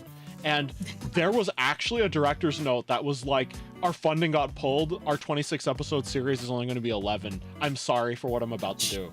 And it was like a rush to the finish. So many interesting ideas that were like pulled out, never really got resolved. Stinks. Yeah. And like you could tell in the notes, the guy was the director was like really sad because he had a lot of good ideas, and they had the rush to the end, and a lot of like very big brain things were never fully explained, so I couldn't appreciate them fully.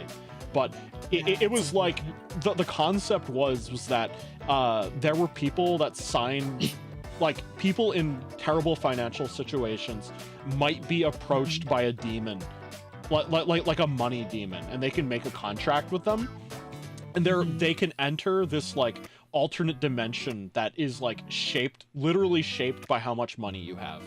And basically your potential as a person and as a human being is converted into like a Digimon essentially. And you now have to like deathmatch like survive week to week with your money Digimon in order to like maintain your membership in this like money hell reality kind of thing. However, beating the crap out of someone makes you a lot of money in this universe. So if you were tempted by like greater amounts of money and stuff, you may find yourself in like much riskier situations. And if you go bankrupt, you lose the embodiment of your future and become like a husk of a human being essentially. Oof. Yeah, and it was like really, really cool. And the concept, the idea of like these really cool looking business people, like very anime looking business people slapping each other with like swords made out of money. I thought that was so cool. And that is very funny. yeah, and unfortunately it could not, it was very flawed because it couldn't reach its full potential and had to rush very hard. But it was cool enough that it got me watching anime, and I watched it. I'm like, I don't know what's happening, but this is so cool. And what I decided to watch next, Madoka Magica, and I was, oh my God, I was traumatized again for like an entire summer. But this time I was like, but it was so good. It was so good. So I kept watching anime. What I picked up after Madoka Magica, Hitman Reborn. Let's go.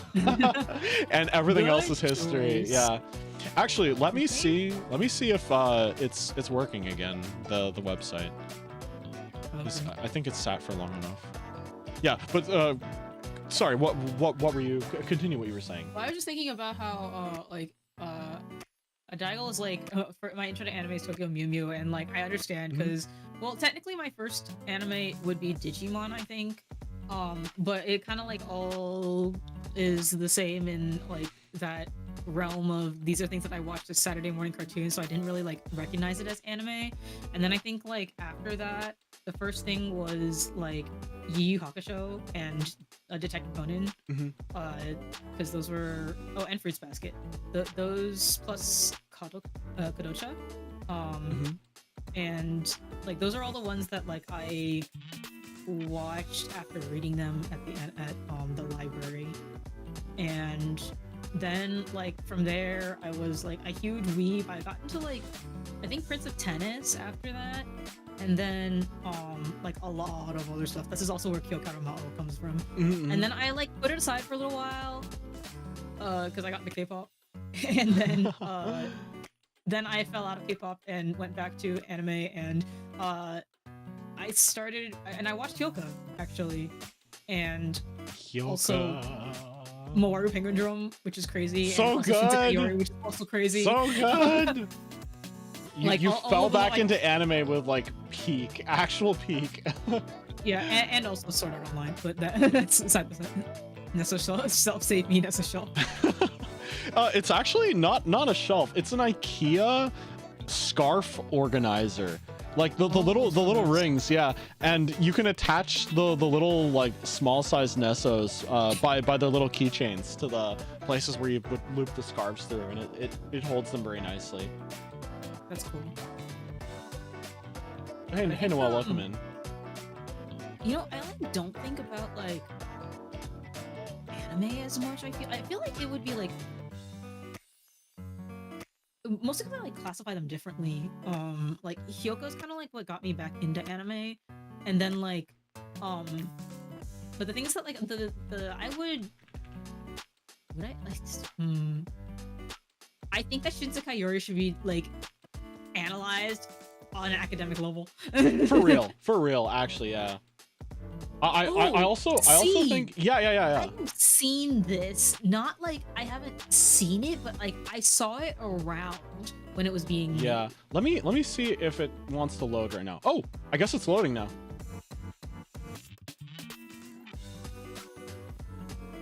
It bullied you enough for today? It bullied you enough today? Bullied me? Oh yeah, no.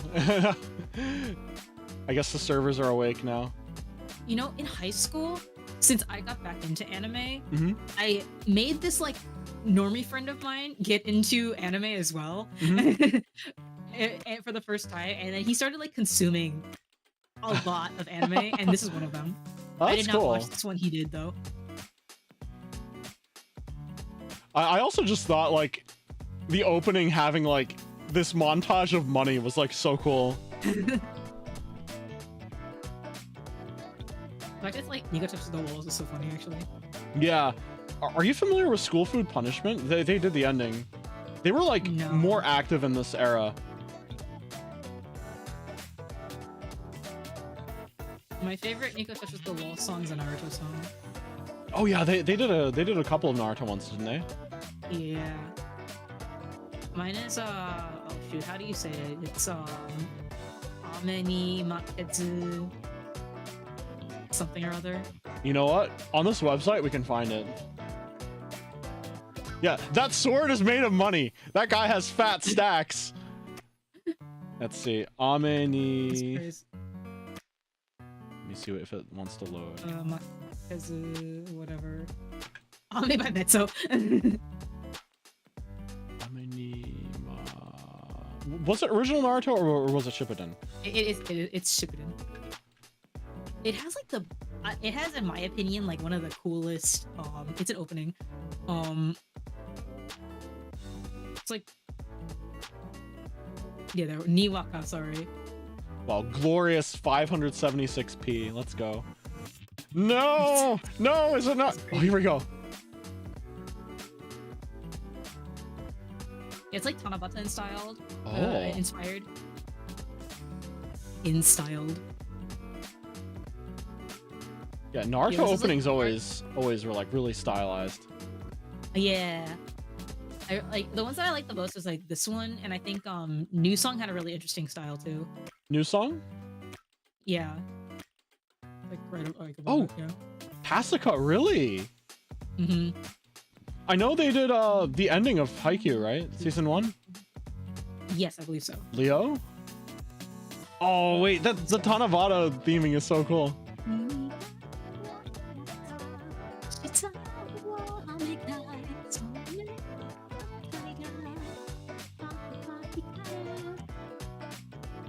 Yeah, this is like the part where how much of Naruto do you know?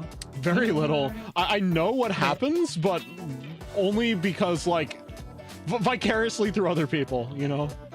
It's like, you know how like the Kages are like the leaders of all the tribes, right? Yes.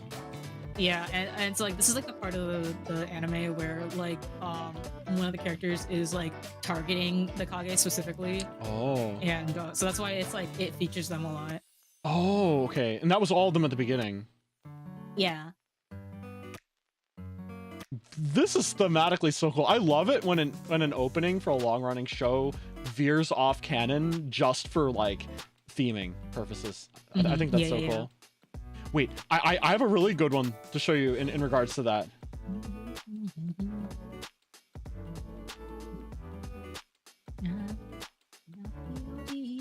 Oh, wait, this one is just on my, like, I have this on a playlist anyway. I didn't know it was an Naruto opening. It is the Naruto opening.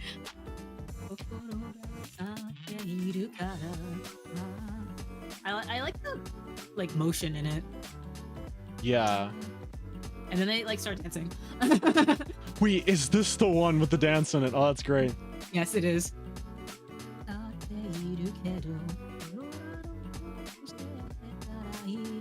Oh my god, yes, it's this one.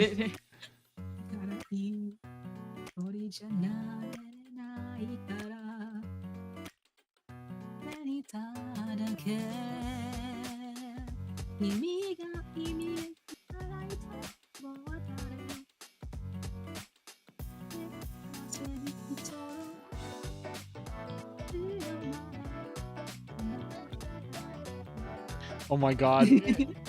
You always see this out of context. I love the dance so much, actually.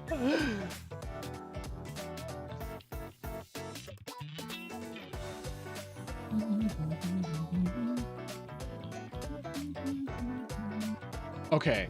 probably my favorite example of an opening veering from canon just for like style factor, the re-airing of Gintama went really crazy with this one. Like for reference, Gintama takes place in like the sword ban era of like Japanese history, I guess, but it shifts it to like the Industrial Revolution era in like the tens. Yeah, I don't know the names of the actual eras, but they like shift it forward a bit, which is kind of cool. Oh, that's fun. That is cool. Like there are some shots with characters standing in front of like power lines, and I'm like, that is like, look at that. That's not Gintama. Yeah. That's just cool. All right, have a good night. Rest well. Productivity or just like a lot of cool stuff. Either way, it's gonna be great. Like this is not the Gintama aesthetic, but it's so cool seeing the like. is this what people say was aura farming? Because that is what it is. The baby. Oop, I gotta redeem. Let me see. Hydrate. I sure will. Gintama is like so good. It's so ridiculous, but it's, oh man, the fact that Sorachi, the author, just wrote his one series and dipped. He's just done. He finished Gintama, was like, I'm not making a new series. I'm just retiring. I'm like, okay, fine. Okay, you can do whatever you want, man. Whatever.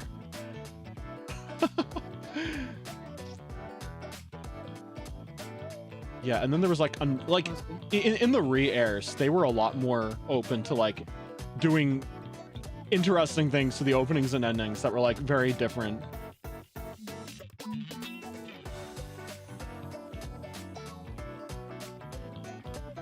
Pico actually has a Vocaloid. There's a Vocaloid named Pico that is literally just his voice.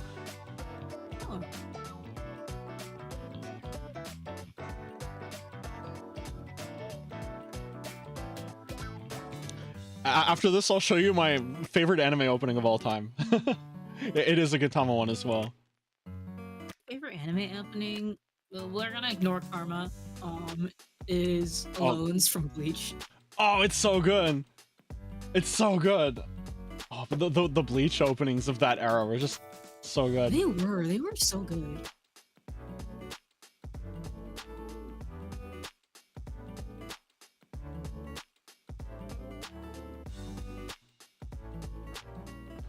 I think my desktop background for the longest time was just like a slideshow of all of these like still shots of the characters.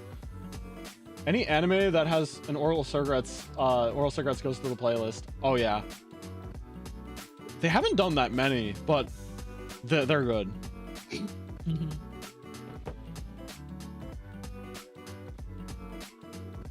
Okay.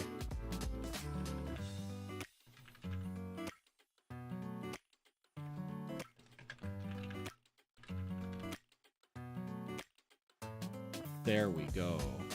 Fire. Yeah, classic Spire. Yakuza's fiance. Oh, interesting.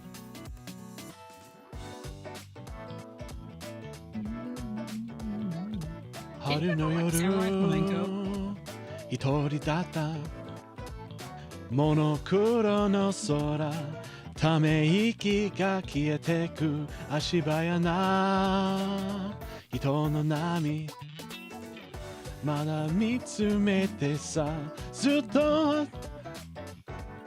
different than the full version.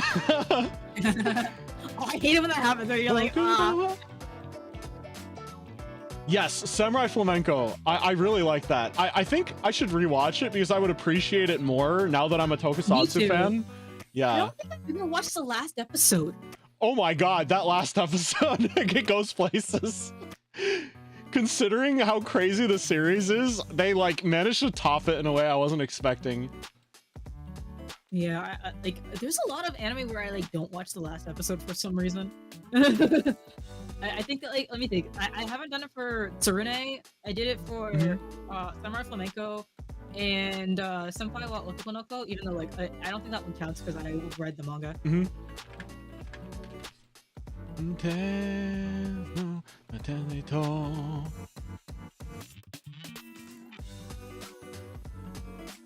Yeah, it's so good.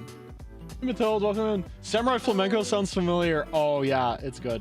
It is a crazy anime about.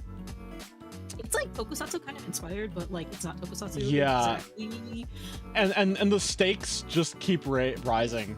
Basically, it starts with just a dude with like probably a little have, like, a little too much time and money, decides that he's gonna spend like his nights being a vigilante doing like, I don't know, like stopping really mundane crimes. And it goes places. Let's just say they consistently raise the stakes every episode. Every single episode, the stakes. Yeah, they really they do, go places. Actually.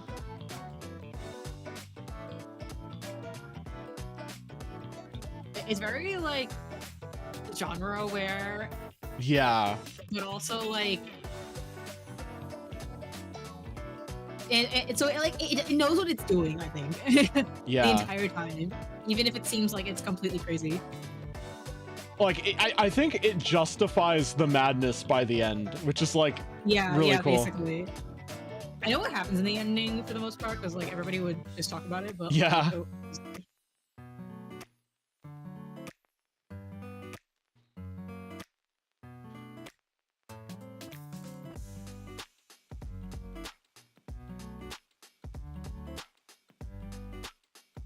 what a show. Yeah, the thing is, like, I enjoyed it at the time I was watching it, but I would probably enjoy it even more now that I'm like more well versed in understanding what it was doing. For not understanding. Yeah, no, it's really cool. It's really cool. You know what, I'm gonna use the restroom. I have been drinking beyond like the hydration redeems. I actually have a big bottle of tea next to me, and I've just been like pouring myself a little more. I will be right back. I understand. I now have a 32-ounce water container tumbler. That's what it's called.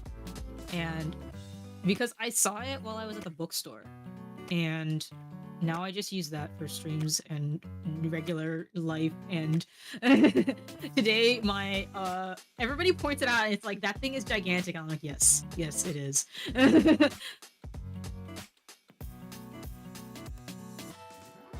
Yes, water is good. I sometimes yesterday I locked in so hard for Minecraft that I like didn't notice that I like did not drink water for like 6 hours.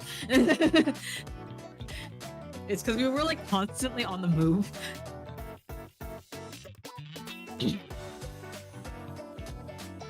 But yes, I think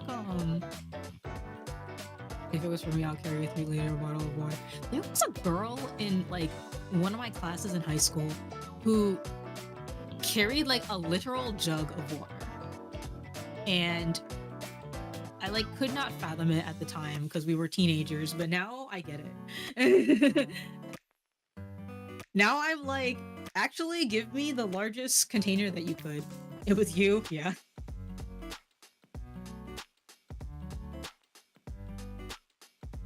It's funny because like I think that I have like a 24-ounce one that I got as a gift that I like. I think that that's actually a pretty good size. This one is 32, and I think 24 is the right size for like just carrying around and doing stuff with. But oh, he's tinier.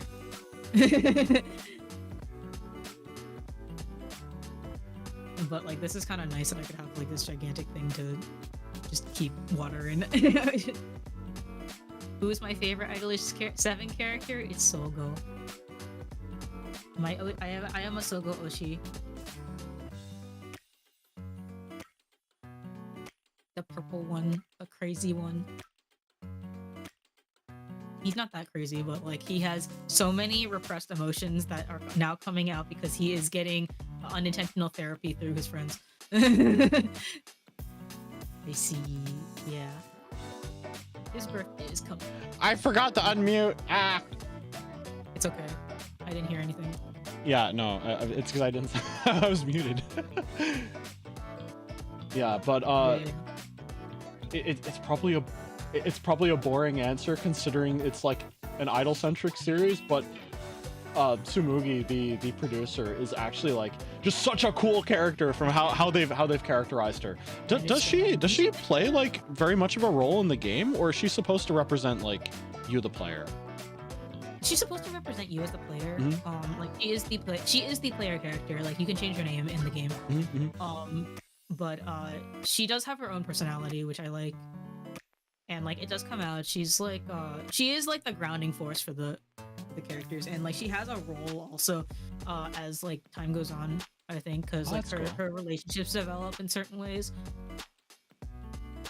Yeah, she's and, just like they become like an important like plot point in season 3 specifically. That's cool.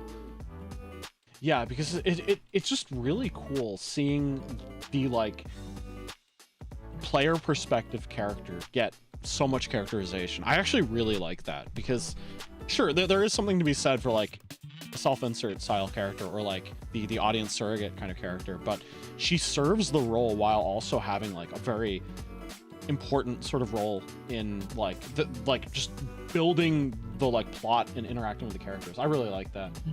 Not like the insufferable MC of Udapri. I watched one episode of Udapri. I'm like, yes, this is an Otome game protagonist without very much going on. I see. Yeah, not all Josemuke protagonists are created equal, unfortunately. Oh, okay. It looks like the website is fully loading. Do you want to go back to Reborn? Nice. All right, let's go. But also, like, I understand, like, Riku is a good choice for a majority of people, I think.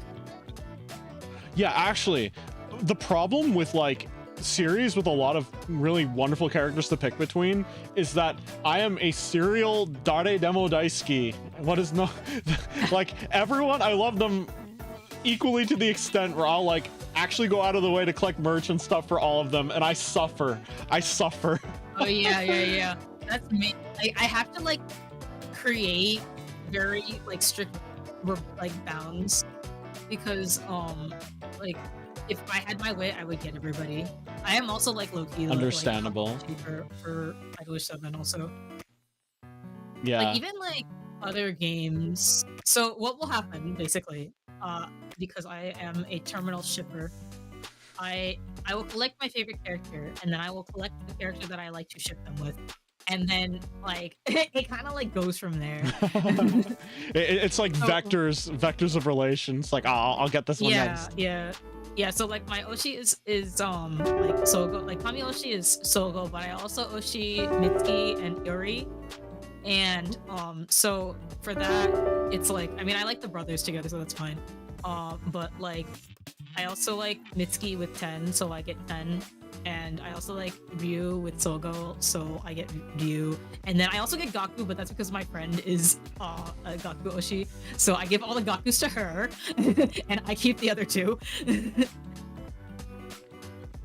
All right. And so it just kind of like spiraled from there. And then like one time I was on call with Noelle, who likes Monyuki, and I was thinking to myself, I was like, how much do Monyukis cost? Let me look at them. Oh, I like this one. This one is pretty cheap.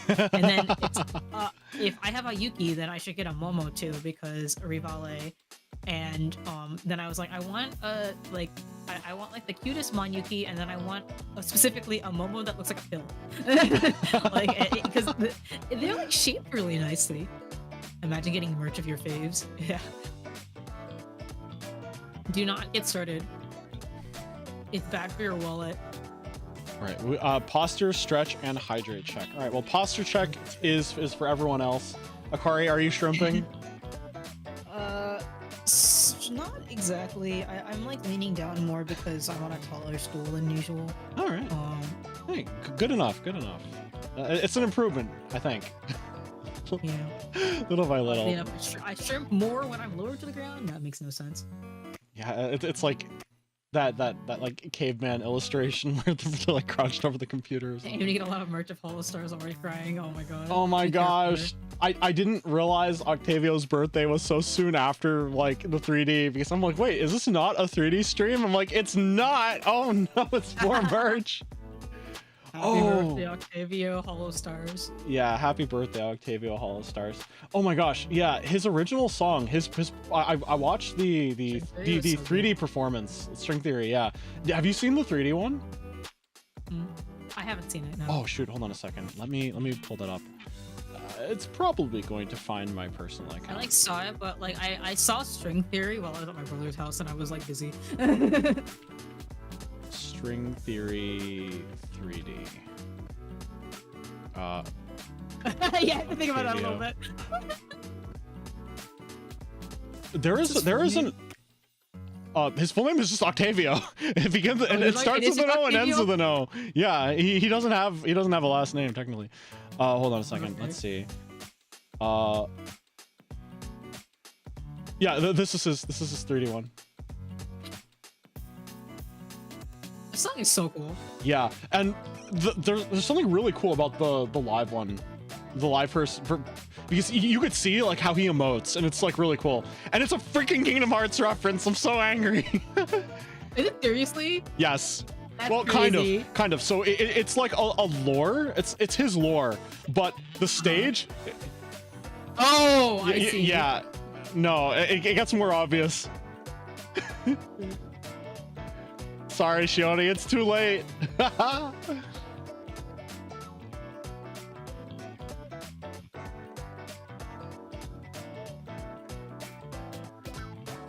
What a great 3D model, though. I love the little loopy music staff things. Like, they did such a good job with it in 3D. That is so cool, actually. Oh, and his jacket doesn't look too stupid.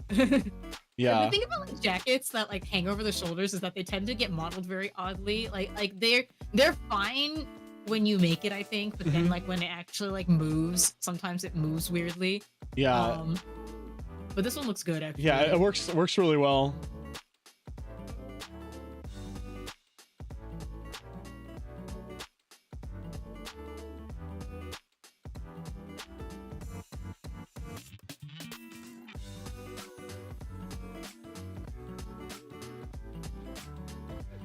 Yeah, the fact that they have to update everyone's canon heights before a 3D debut. It's like, oh, Haka's really short. So I see.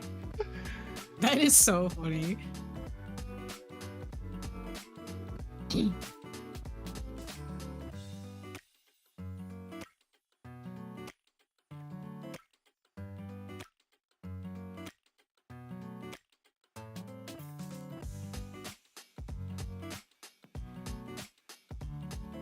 It's so Kingdom Hearts coded. It is. No, he's really tall. And technically, he's like the first healer, I guess, technically. It's like, why does Tempest not have a healer?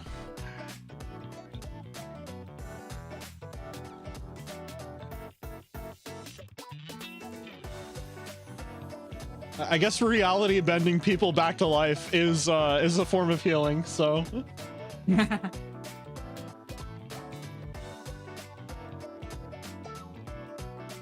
song has like so many acts. Yeah.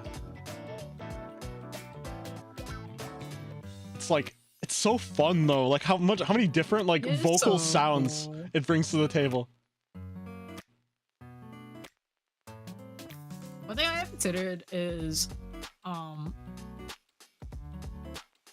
like VTuber original song karaoke if I was able to. Oh wow. Totally go for it. String theology would be really hard, but I'd like to see you try it. It sounds hard.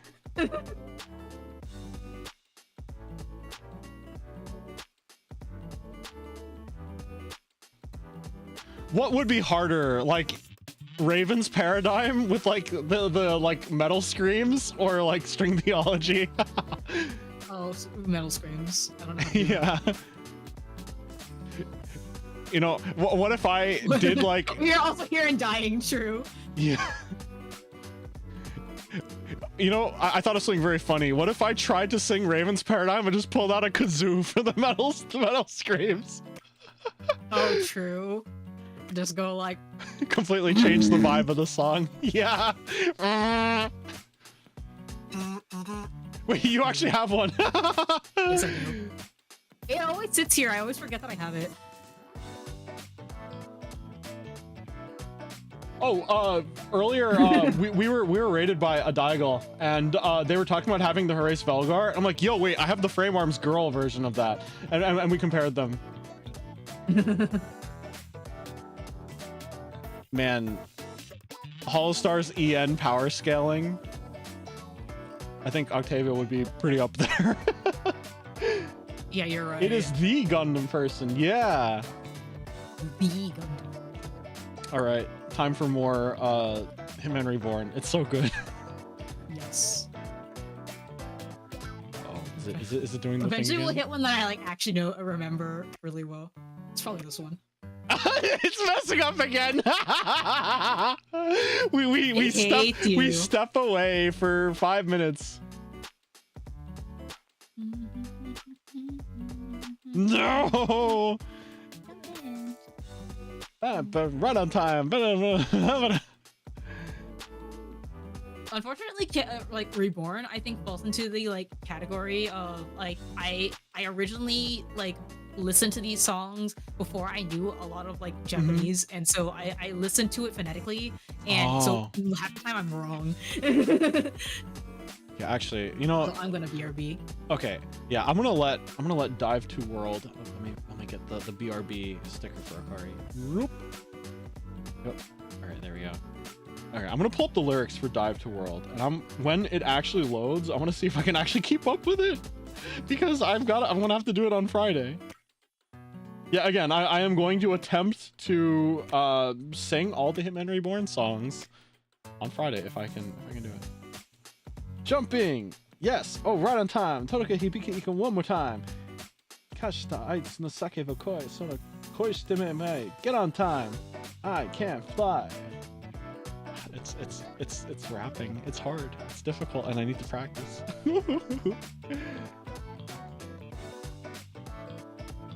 Have I gotten anything done today? No. But has it been a lot of fun? Yeah. What do I actually need to do? Budget paperwork? Yeah, I will need to do some budget paperwork. Boring work. I don't want to do boring work, but I gotta do boring work. Thumbnail prep. I don't want to wing it. I want to do a really good job on a Hitman Reborn thumbnail.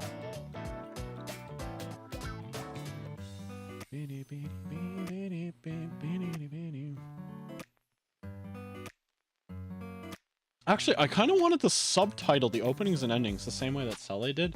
There's a lot of them. There's a lot. At least... No, hold on. Oh, no. Wait, we don't have full subs for a lot of them. No? Okay. Well, you know I subtitle really, really fast, right? Yeah, the thing is I don't think there's translations for all of them, unfortunately.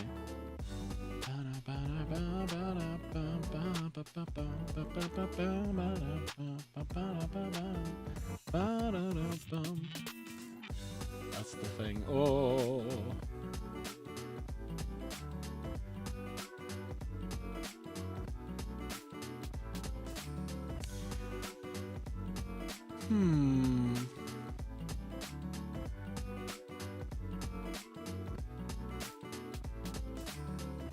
Yeah, actually, there is a fair amount of stuff I need to do.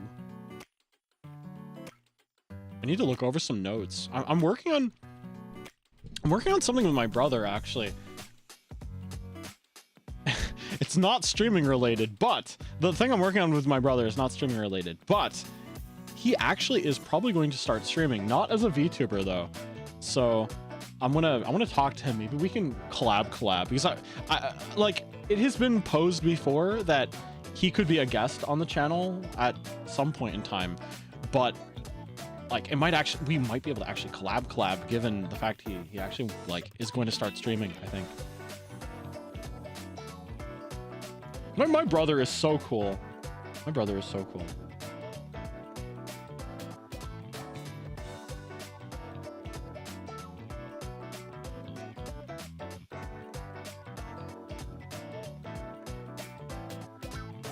Need to do my budget. Oh.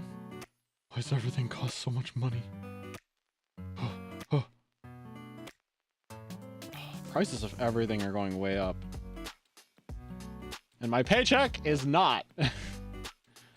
Paycheck has stayed relatively the same.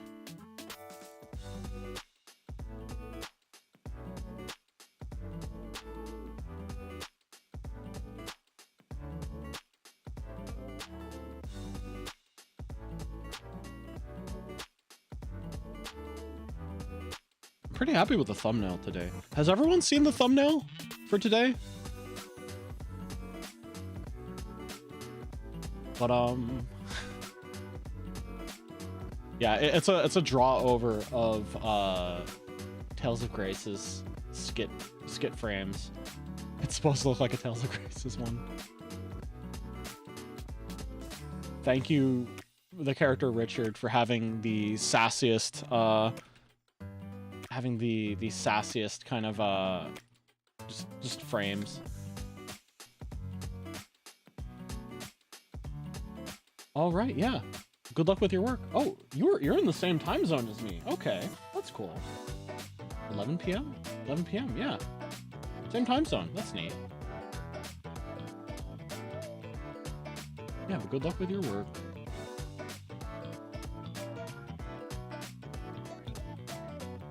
Yeah, I always assume that people I interact with are in like different time zones. I don't know why. Like, I know so many people in Eastern. Well, yes, you see, being in space is one thing, but we have to adhere to a time zone, right? So we adhere to Eastern. You're not in EST, Eastern Space Time. It's Eastern Stand, EDT, I guess. Perhaps the Demon Realm has the Oni Realm has crossover, some degree of crossover.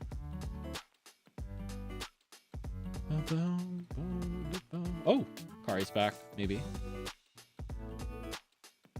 Eastern Space Time. Welcome back. What is up? Hmm? What is up? What is up? Eastern Space Time is a time zone, and apparently there's some degree of crossover with the Oni time zone too. Apparently. Oh, that makes sense. Yeah.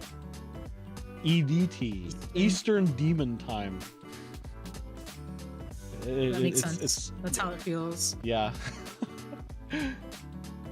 Okay, let's see if that was enough time for this to load. So you kind of just listen to the music without like along with like reading it? Yeah, I just kind of like, well, I got into like a really bad habit when I first started watching anime where I literally just try to figure it out by like listening to it what the syllables were. Oh, okay. And I like meaning kind of came later. Like a lot of times it was just like I listened to this passively and like I happen to know a lot of the like lyrics like to it just by listening, but like half the time I'm wrong. Yeah, I know there's a fair amount of like gratuitous English in this one as well. Oh, that too, yeah. Actually, what's crazy is when like I look up the lyrics and it's like, oh, there's English in here. What? This is why, like, going back to Idolish 7, like, I can't listen to, what was it? Like, a good portion of Trigger songs, actually, because their English is, I think, the worst in the series. Taste to you, taste to you. Me set to melty, love melty kiss. For like a while, it's like I don't even realize that that's what they're saying, and then it's like, wait, that's not English. It is English, but it is not English. Yeah, you asked me a couple of days ago, like, what my favorite flame ability was. Well, I went with Sky because I actually kind of like it being open-ended enough that it could be like the secret tool, like the like Deus Ex Machina for a particular situation. Mm-hmm. I think over-reliance on Deus Ex Machina is bad, but I think when that's like a baked in, when the definition of harmony is just like whatever you need when you need it in a degree that you just need to figure it out. I actually think that's very cool because yeah, I don't think harmony is very well defined in this series, but it's just like it's whatever you need, but you just need to figure it out, and I think that's awesome. Mm-hmm. Yeah. Well, let's see if it loads still. This was like the beginning of the Millefiore arc.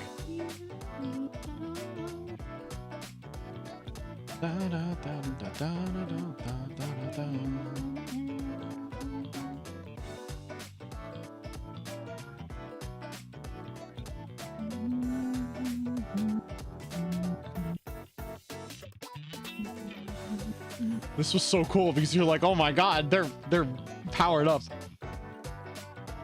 Oh yeah.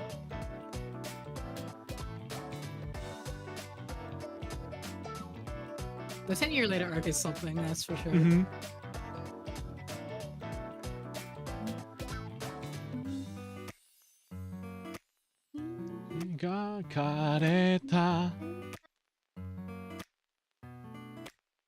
Yamamoto's my favorite.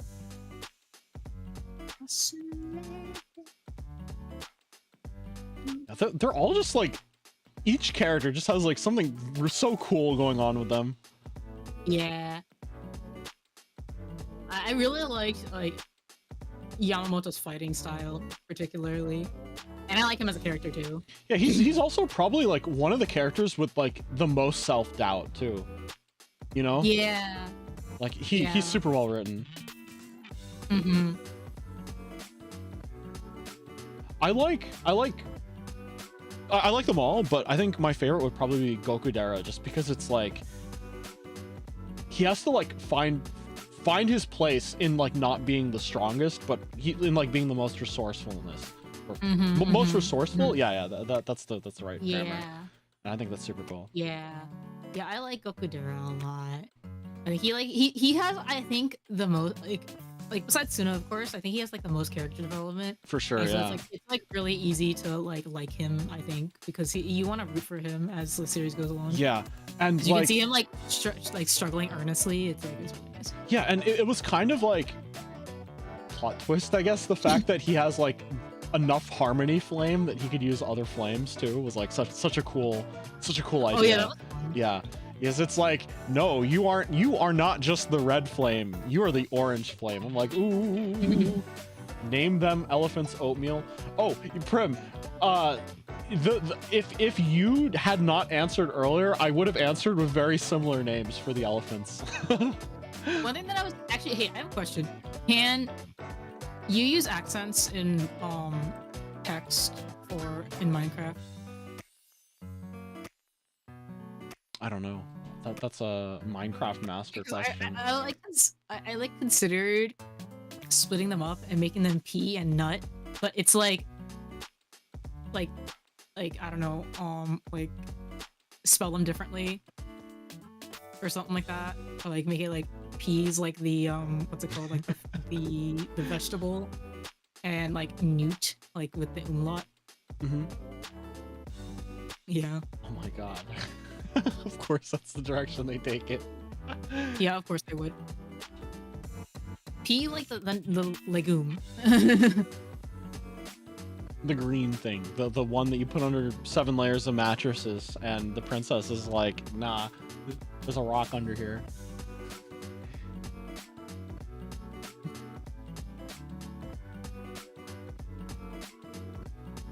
Why is this website doing this? Sometimes they're just like, nah. Wow. That's quite the wiring you've got there. and Prim, what did you see? What did you see that reminded you of me? I don't know what visage of me you envision, but it's I don't know.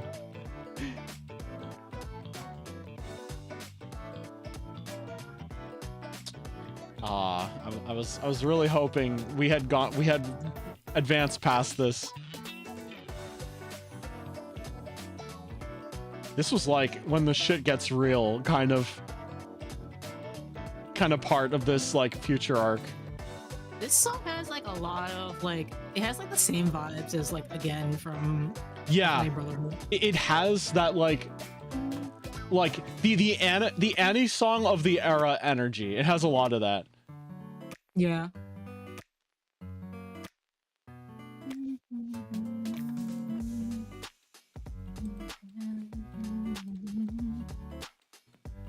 Gokudera's like Sistema was like such a cool idea. It's like bones. Prim, why do you keep sharing tweets at me?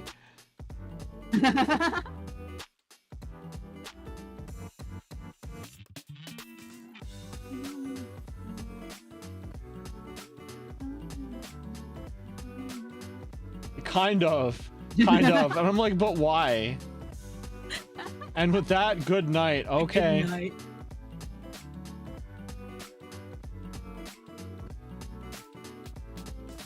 Yeah, like this is such an embodiment of like the anime song of that era. Mm-hmm.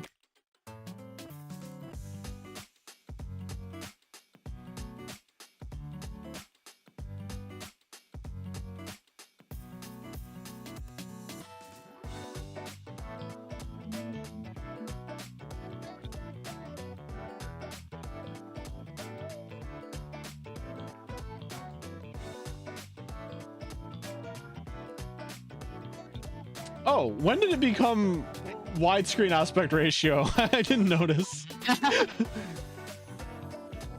don't remember the song very well. Maybe just like that particular riff. Yeah, it's not.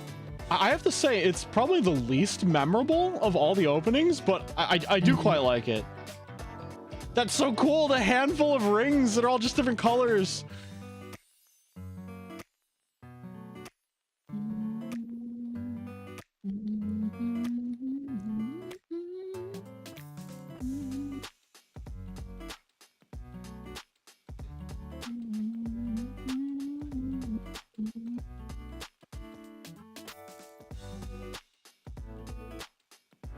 I also don't think I like interacted with the anime at this point. Oh, it was like after you fell off? Yeah. Like I think I remember at least like keeping up with up to Easy Go. The thing is like the two coming up made me realize that any song can be anything, and it could be really cool. Like, do you know Funny Sunny Day that well? No. Like I think because like I downloaded all of these songs before, like when like at a certain point in time. Oh, and so, it might have been like, I knew before. that this was like before this one came out. Nuts.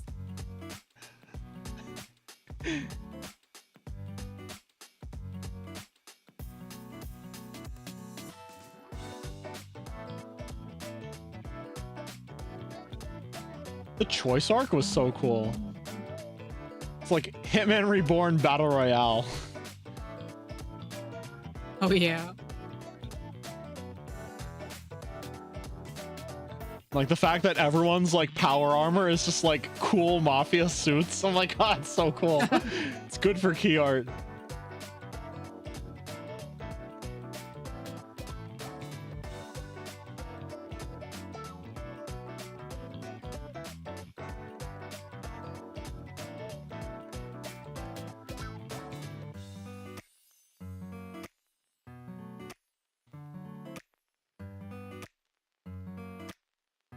Don't remember a whole lot about the choice arc. Choice arc isn't anime original, is it? No, I don't know actually.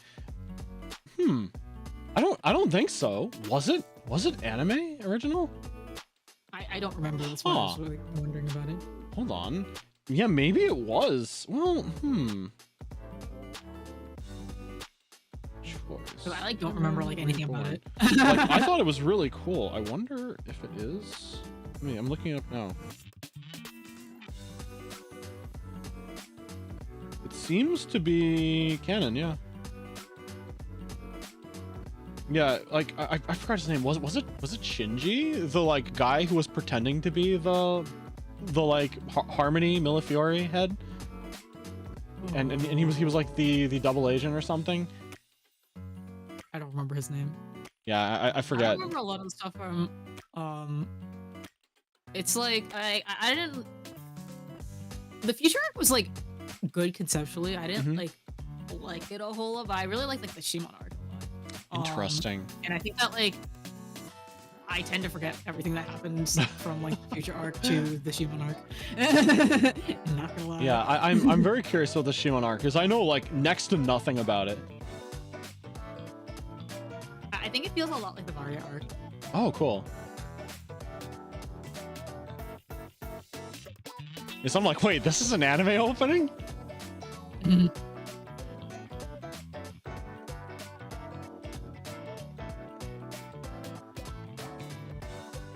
same riff as like the opening to Kaeru.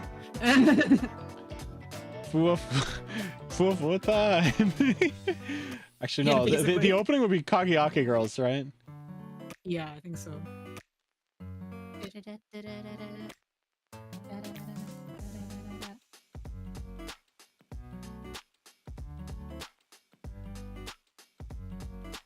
Oh yeah, that's right. The fact that that dude's ability was like draining power, so Suna used like the like cold version of the Harmony Flame to like stop him. Mm-hmm. There was a like a pretty lengthy filler arc in this season, actually. I think, because I think the actual battle against Byakuran is like pretty quick, so they did like a time travel-y thing to like I don't know, get the acceptance of the like first generation or something. It was weird. They like actually fought them. Mm-hmm. You know what? Because we talked about it earlier.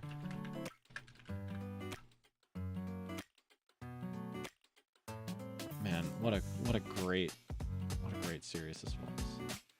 Why is there a second opening that played during no episode? Really? I think just 2 versions of the same song, right? Oh yeah, maybe it was like the second verse.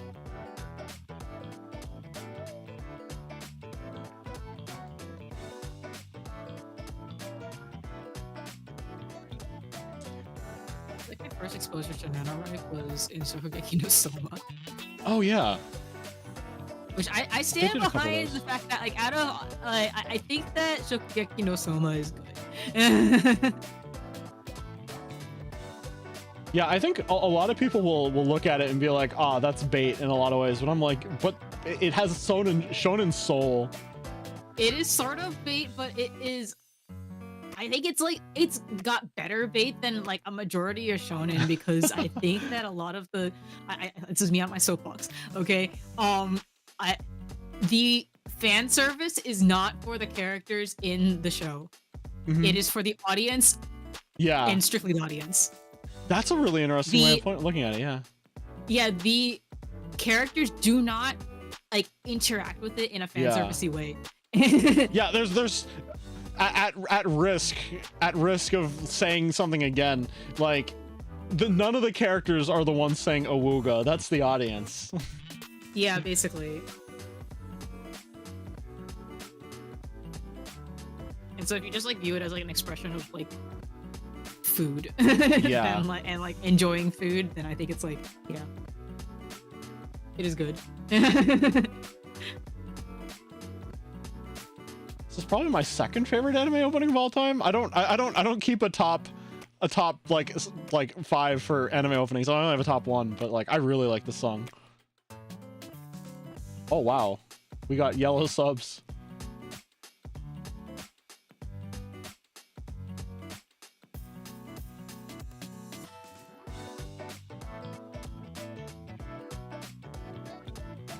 I wish that like we could get streaming services to do this sort of thing. So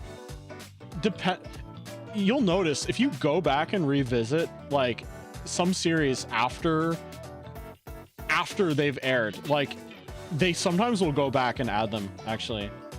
That makes sense.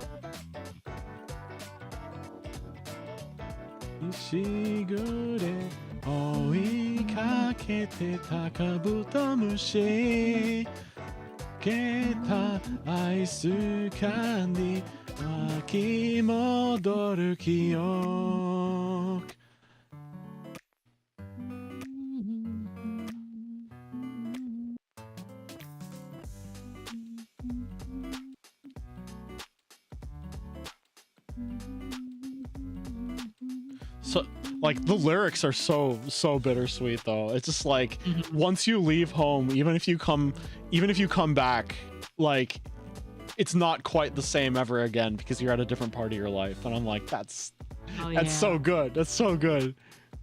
Yeah, that's like that's how I feel about the Zenshu ending. It's like it's so good, but it's like about it's you're it's kind of like a double-edged kind of thing where it's like your your your actions may not have meaning, but they do also have meaning because you did them. Yeah.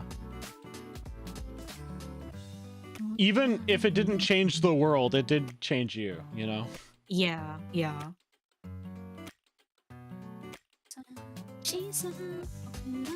I love it when an ending, like the ending animation goes the extra mile to be more than just like static shots over a frame, you know? Yeah.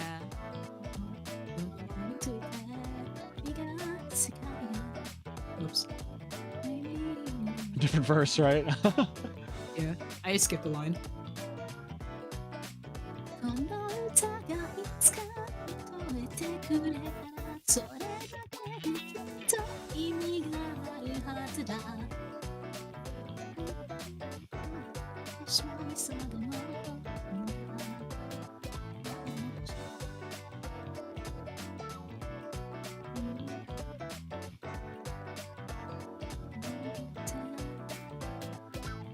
I also really like how, like, in the bridge, it like I like when like songs kind of reference themselves, and it's like like as long as like this even if we're how does it go? Like this song is like only like 3 minutes long, but I hope that I hope that it still reaches you anyway. Yeah, yeah. Oh, that's so cool. Any other especially amazing? Oh, actually, hold on. I'm gonna just gonna pull out like Bokuni Dekiru Koto because I really like that one. I'm just playing openings I like at this point. I understand. Also, I really like oh shoot, Akane ga Sasu. Which one is that? It's the anime opening. All right, I'll queue it up next. Season 5.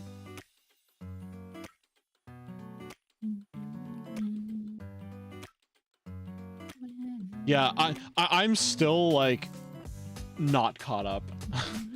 Like I like that this is the pet project of that one director because it means that every last bit is going to get animated at some point. It's just it may take some time, but like at the time that I consume the series, the manga is not moving very fast either, so it's fine. Yeah, the specific time I consumed the series was like when season 4 was out, so that's like all I've seen. Oh my god. Each one of these scenes is just a punch at like gut punch after gut punch. I'm just like, ah.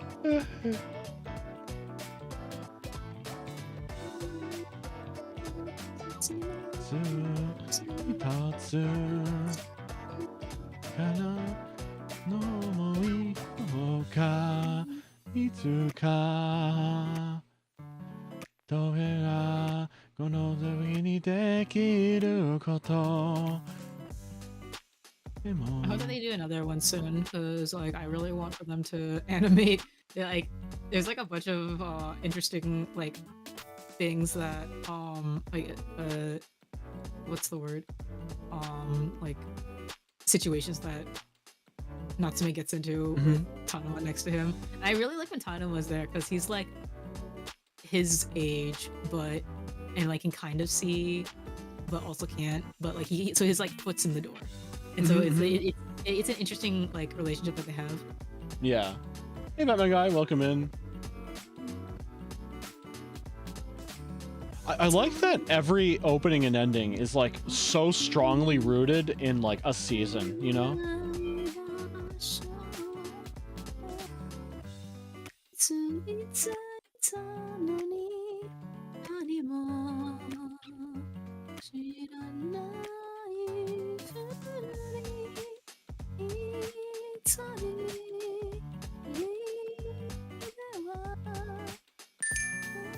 Oh, Squid, hello, welcome in. Hello, Squid. Squid, welcome in. Were you playing Ace Attorney today? I think I remember you talking about that earlier on social media. Woohoo. Let's see, which case was that? Was that not DL6 case number 4, game 1? Turn on goodbyes. You said you were going to take a bit of a break before going into any more, right? But if you're not, Rise from the Ashes is so good. It's so good. Killed my voice yelling as Von Karma. Objection! Yeah, but anyone coming in, if you need to eat, if you need to drink, especially if you killed your voice, or if you need to get some rest, by all means, please do what you need to do. But if you want to hang out, we're kind of being, like, today is the illusion of being productive, because what we're actually doing is we're just watching, like, our favorite anime openings and endings. It's so good. It was our own fault for, like, getting started on Reborn. Oh my gosh. Reborn rumors are in the air. A reboot anime could be in the works. I'm manifesting super hard. I'm doing a Reborn karaoke on Friday. Am I ready? No, but is it going to be great? Yeah, it's going to be great. It's going to be a lot of fun. It dip out pretty instant. Wish you a lovely stream. Thank you so much, Fiery Wolf. Hope you have a good rest of your day or night or whatever, and get some good rest. Yeah. Yeah, I also just like how rooted in the season it is. Like, I feel like you can make an actual calendar with Natsume opening and ending screenshots. Yeah.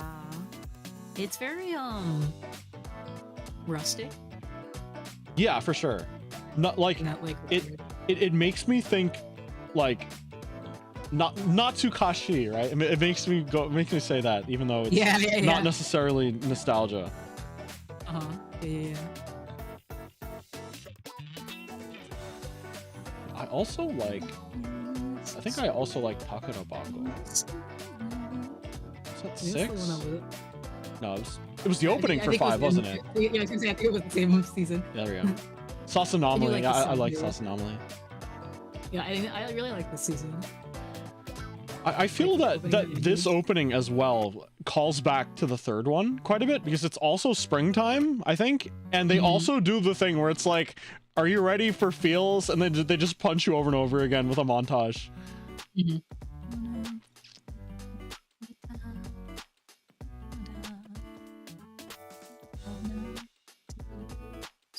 Oh, I just realized those were like Death Blossoms by yeah, this part. It's like, you want to feel something?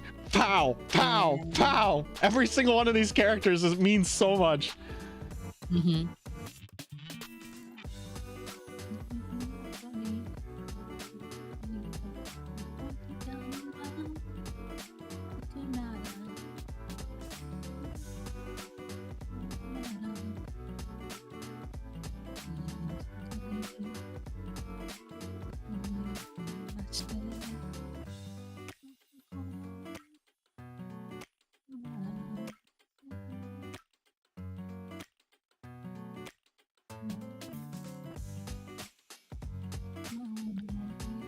I once knew someone that did not like watch or read the series, but was a big fan of Nyanko Sensei and had a bunch of plushies. No, I understand. Yeah, like there's just good aesthetic happening there. Sauce Anomaly. What other openings have they done? They did Vanitas no Card opening. Really? Yeah. Wait. This song is so This is an opening? This opening is so good. I think I just have this on my my likes playlist. I didn't know it was a Vanitas opening. I didn't realize that they were the same person. This is such a cool opening. I love this opening so much. Yeah, it's just like exploring the city. I've heard people talk very highly of this one, but I've not seen it myself.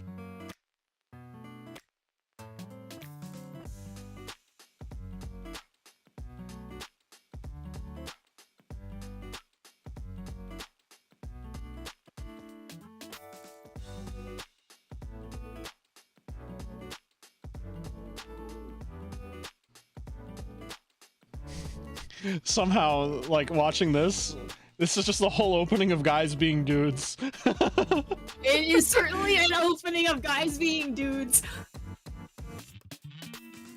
They are so... I wish that this, like... I wish that they had just committed to being a BL. They should have.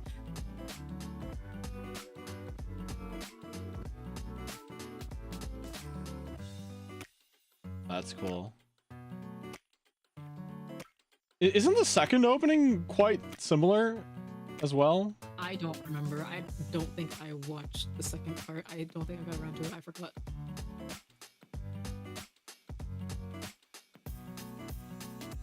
Oh yeah, I did not watch this. Sometimes I just accidentally fall off of things, especially if I like read the manga for it. I totally get that. It's easy to fall off of things.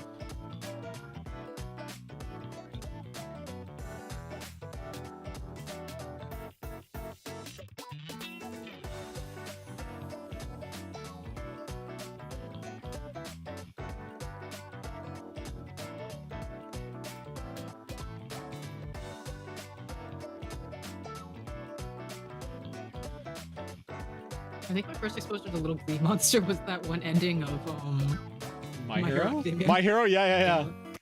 The one with like the RPG yeah, AU? Hero AU. Yeah. Yeah, the RPG AU. Speaking of like My Hero AUs, there's like a piece of fan art that I saw like relatively early when it was like still gaining popularity.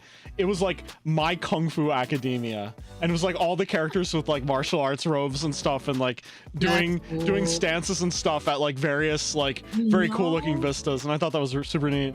Have you listened to... Oh shoot, what is it called? You Can Do It. It's a Naruto ending. Let's see. Naruto Shippuden? Shippuden. Okay. The majority of Shippuden, I think I think that the only one that I think of when I think of like Naruto endings or like in openings is probably Bluebird. That's the one that Haruka Kanata, maybe? Oh yeah. Right, it was... Well, like when I think of like the visuals, that's what I'm thinking of specifically. Let's see here. Which one was it again? You Can Do It, right there. Yeah, there we go. For some reason, I was not looking for it spelled like that, so I couldn't see it. Oh yeah, no, I feel that.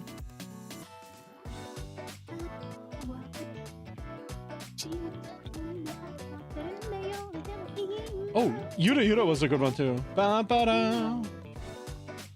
Oh yeah, no, the songs are good. I'm talking about the visuals. Oh yeah.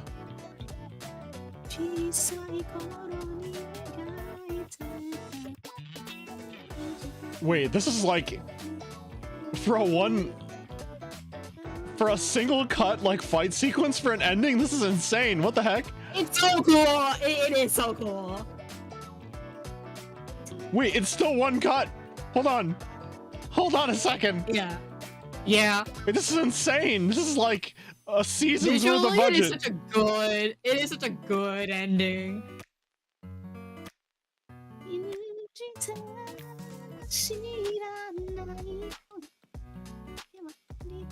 I kind of like the casual wear aesthetic too. Yeah. Like it's workout clothes. Mm-hmm.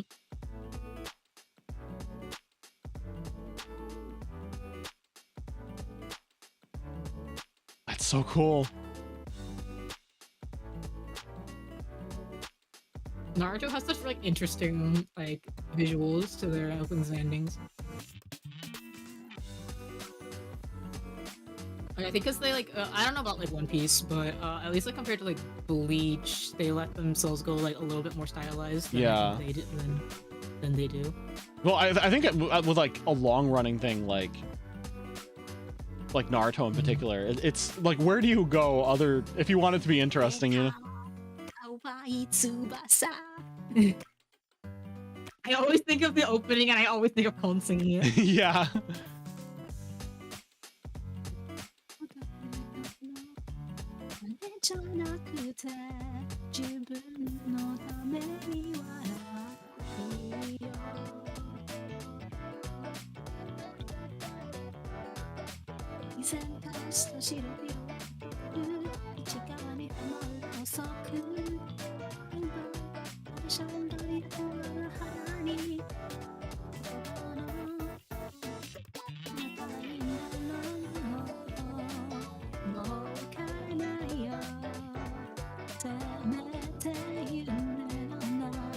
Yeah, exactly. It's like a session of like name that tune or something. With no backing music. Yeah, with like VGM.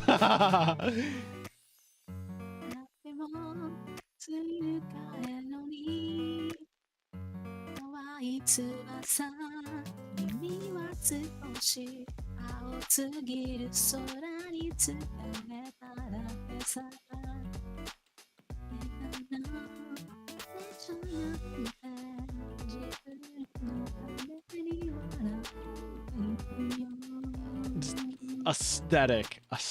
It's so good. It's so good. Wait, something, if you want me to really like an opening or an anime or something, Harukaze does like the one thing that just makes me go like, okay, you got me. I like it a lot. I'll point it out. I'll point it out when it happens. Yeah, actually, for some reason, I like this was like a filler arc, wasn't it? I think Fullbring was not filler, but it was in the somewhat the entirety of Fullbring was. Yeah, but it was like the uninspired portion because he just didn't know where to bring the story, right? Something like that. No, the Fullbring does not exist.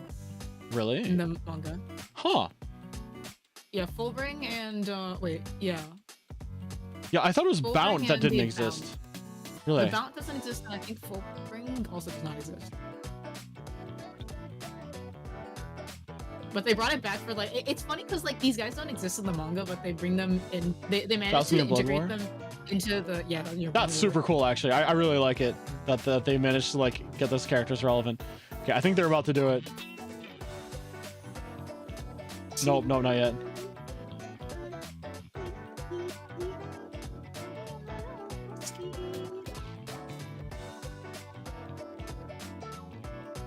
This. You want to get me? This is how you get me. This is how you get me. You montage yourself, okay? Like the fact every episode has its own like splash like that, and you just hit me with that, just like that is how you get me. That is how you get me. Oh my god. It was very stylish with like their title cut-ins. Yeah. I like those. Oh, yeah. You know, like speaking of like the anime original ones, like my pace was just very silly, but I enjoyed it because it was silly. Probably would be easier to search for it as a bleach thing. Like, yeah, right there. My face. Oh, Sunset Swish. Yeah, I like Sunset Swish.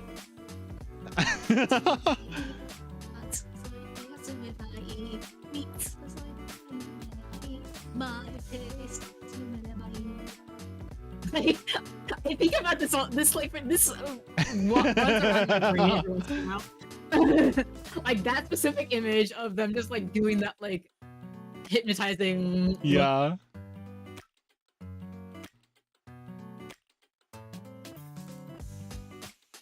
I really liked Mask as well. Although Mask was good. Yeah, my understanding is Aqua Time's like left retirement.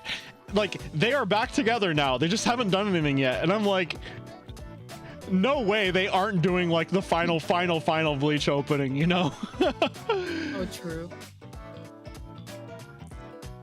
I didn't know that Spire did a song for Bleach. Yeah, this was like the first time I had heard Spire in like any song, actually. This might have been their first. Really? Yeah.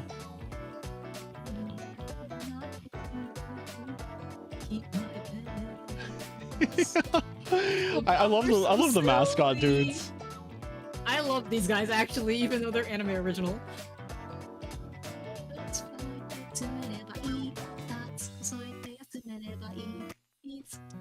Do you know about Burn the Witch and its place in the canon? It has place in the canon? Yes. Oh my god. Let me show you something actually. Hold on. Let me grab. I know that it was done by Tite Kubo, but hold on a second. Yeah.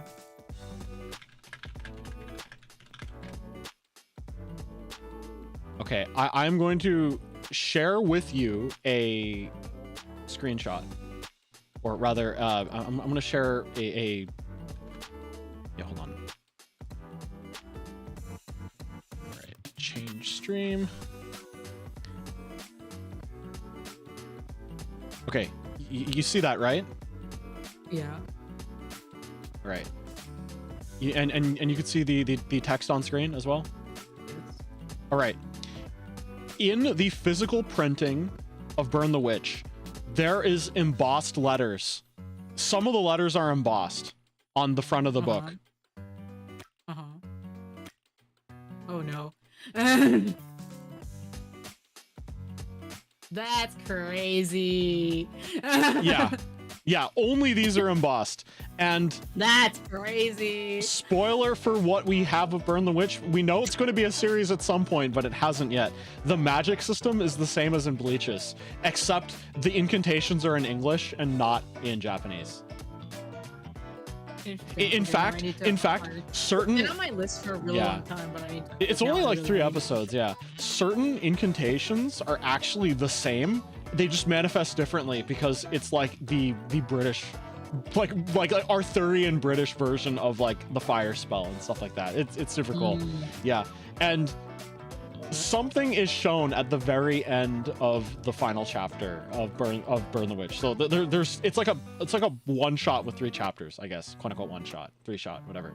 But something is shown at the end, and it's mind blowing. It's mind blowing. It's super cool. Yeah. Bleach. I love that. Tide Kubo when I get you. Actually, Let's see. Back to this. So yeah, what was the Spire one?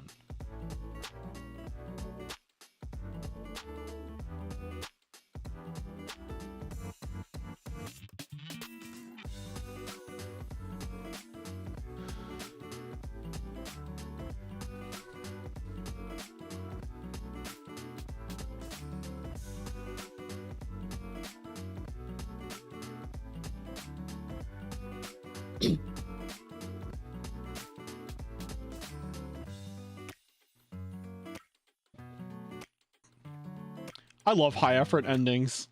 I know it's not feasible. Know, right? It's not feasible for everything, but man, I love a good high effort ending.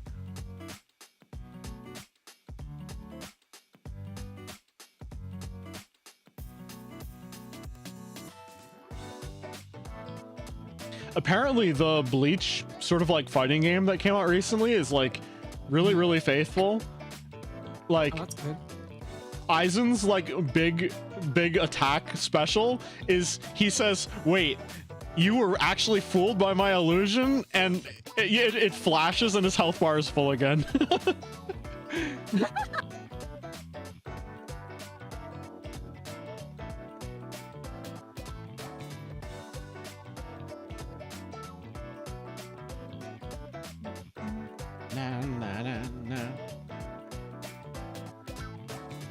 I always thought that yeah sounded like Link from Ocarina of Time going like woo, like Mario or something. I don't know.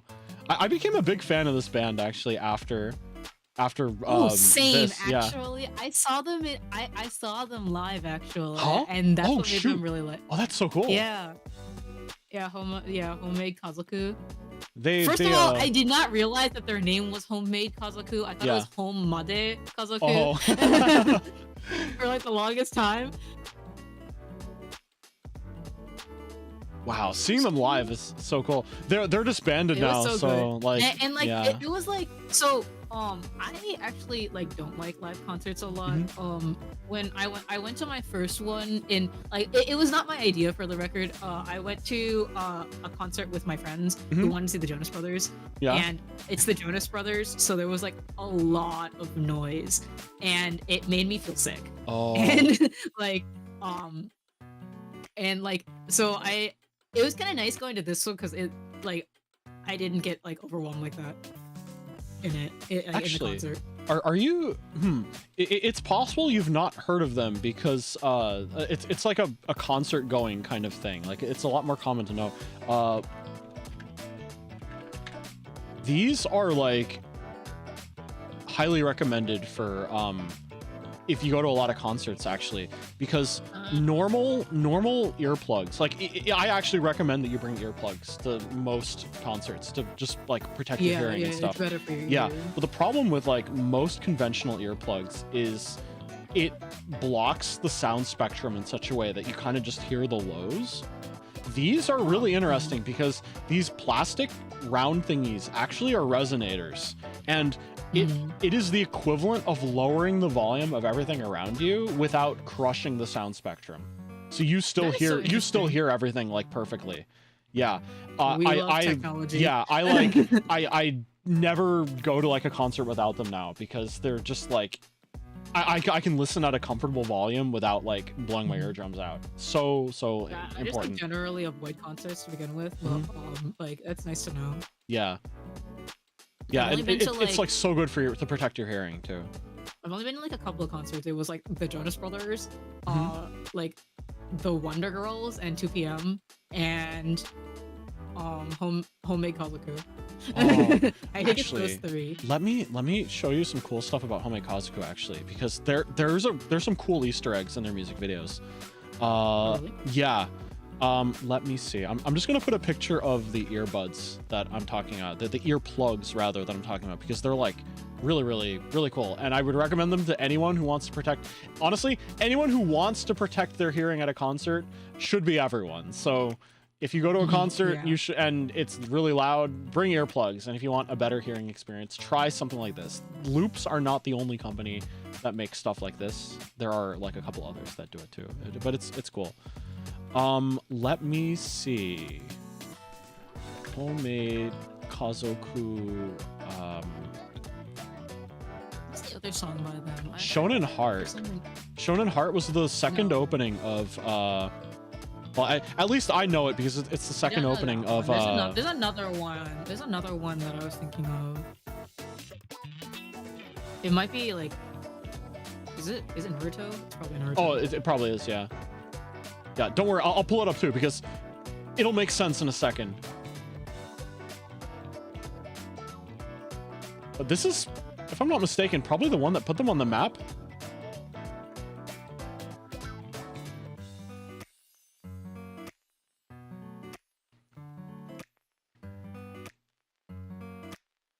This was the second opening for Eureka 7. It's really cool because they ad-libbed back in the days at the beginning because the opening directly before it was called Days. And this kind of represented like a pretty major tonal shift for the series too. So it's like, remember those good times back in the days? And I'm like, oh, I see what you did there.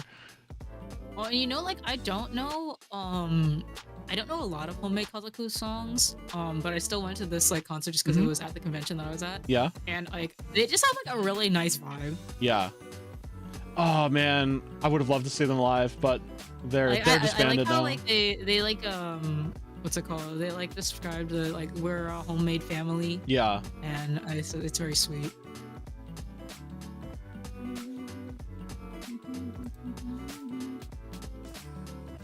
Such a fun music video, honestly. Oh, it's Nagare Boshi. That's the one. Nagare Boshi. Okay. That is an Naruto Shippuden ending. Okay, I'll pull that up. Okay, hold on. Do you want to let it finish, or do you want me to like go to the next thing so I can show you the Easter egg faster? Whatever you want to do. Okay. Okay, I think that's enough. Homemade Kazoku. What was it? Nagare Boshi? Nagare Boshi, yeah. Like Shooting Star. Yeah. Good song though. Good song though. I actually first heard it in a rhythm game on Nintendo DS. Actually, like you know the big rhythm game phenomenon OS. Yes. Like OSU. Yeah, that's actually based on a DS game. No joke. Elite Beat Agents and a Wendon were the original.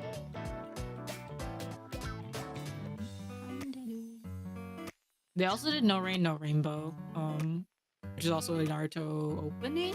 Okay, yeah, yeah, don't worry. Like, it'll make sense in a second why I'm showing you a little bit of everything, because something happens.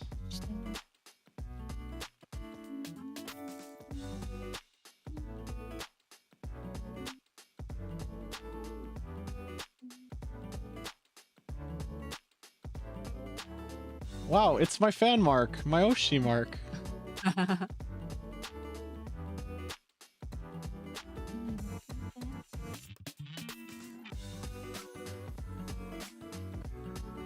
No Rain, No Rainbow was the other one? Yeah.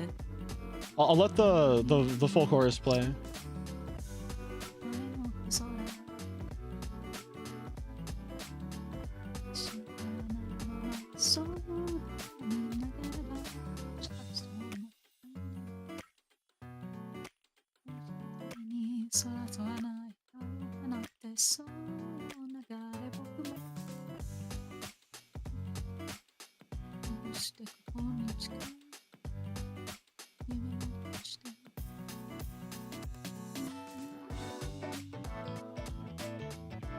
Cool vibes. Yeah, their music videos are fun. No Rain, No Rainbow.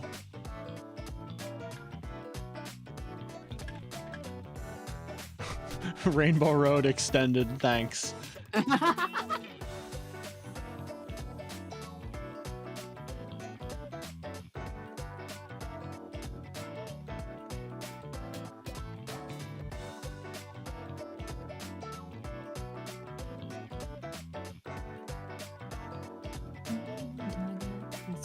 I like that none of the rest of the page is loaded in the slightest, so we just have the video. This opening, like this part reminded, like it reminds me of the music video for Ray by Bump of Chicken. It does. It really does. What if they went to the same studio? Honestly, they might have.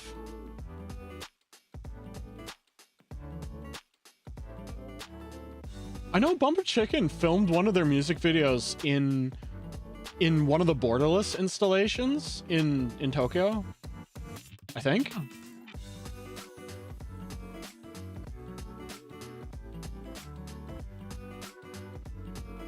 I love Bump of Chicken. They're so good. I like their older songs a little bit more than their like current songs, but their current songs are very interesting. Same. Yeah, you know what? This is the third time in 3 days that I've had like a Bump of Chicken conversation with somebody. So much Bump of Chicken. So good. They're goated. 30 years this year. 30 years. 30 years, and the drummer hasn't shaken down an elderly person. That's incredible. Thank you for being well behaved. Don't make me eat those words, Bump of Chicken. Never. I have faith in them. I want to believe in the good of mankind. 30 years, yes.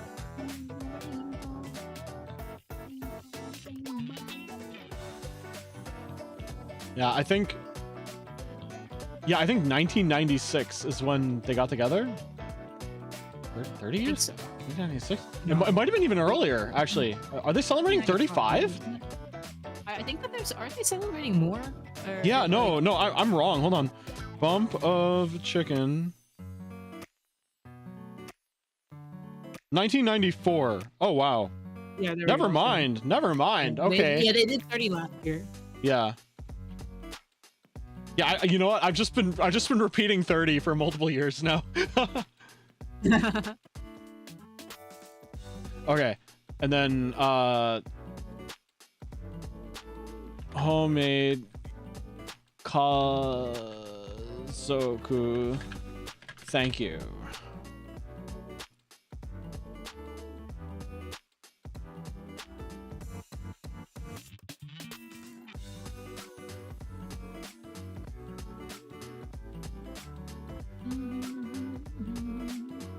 Just like the vibe of this entire video is just like so cool.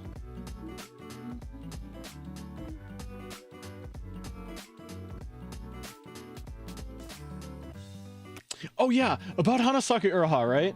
My like last year in the spring when I was in Japan, I was kind of like along for this trip that was like an itinerary that was put together by one of my friends who was on the trip. And when I was in Kanazawa, it hit me, it would be really cool to go to that town that Hanasaki Uraha is based on. I wonder what town that's based on. It was Kanazawa. I was there.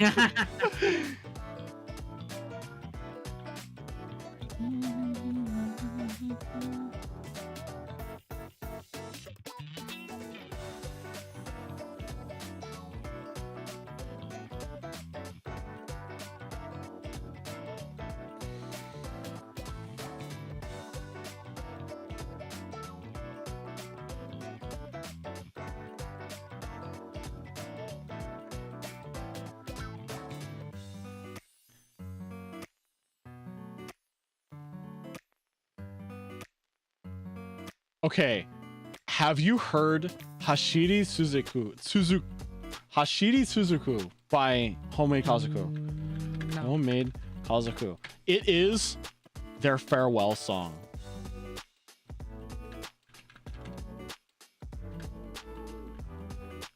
Hopefully it's Hashiri Suzuku. Okay.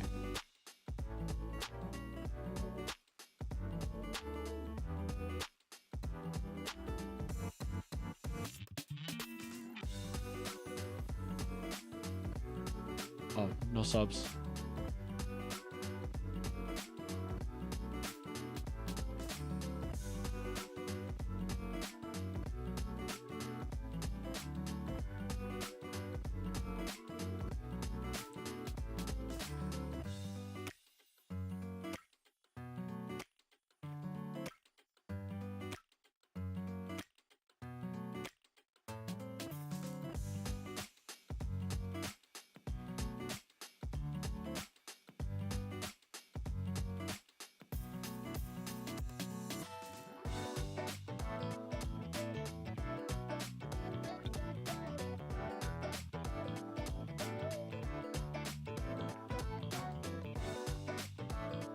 They revisited and recreated the sets of every single music video they had done previous.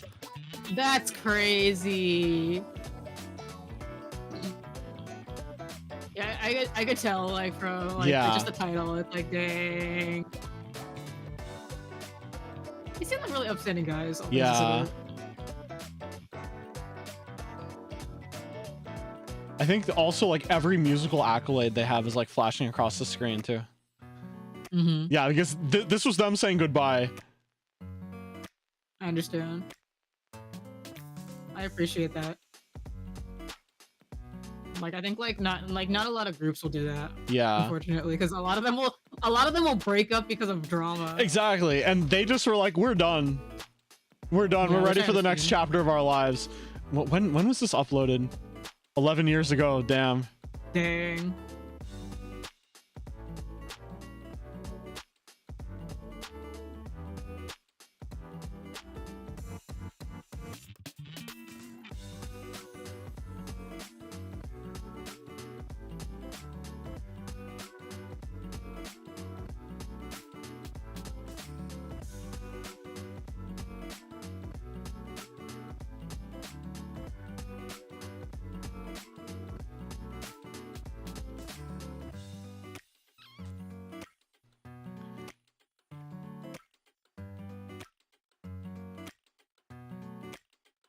Every single one.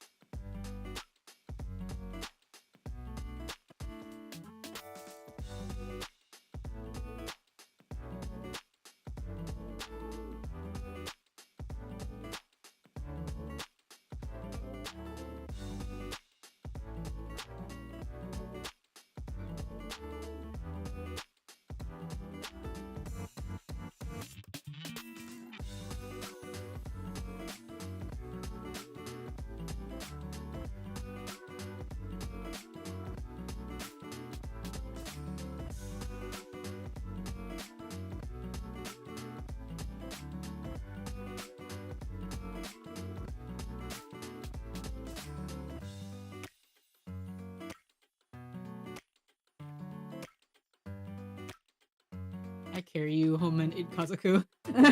Man, I would love for them to do some kind of reunion. I would. It would be so good because I want to see them live. I want to see them live. I want to see them perform. Oh my gosh, that's so cool though. Ooh, I got a ping on Discord. Uh-oh, did I forget to turn something on?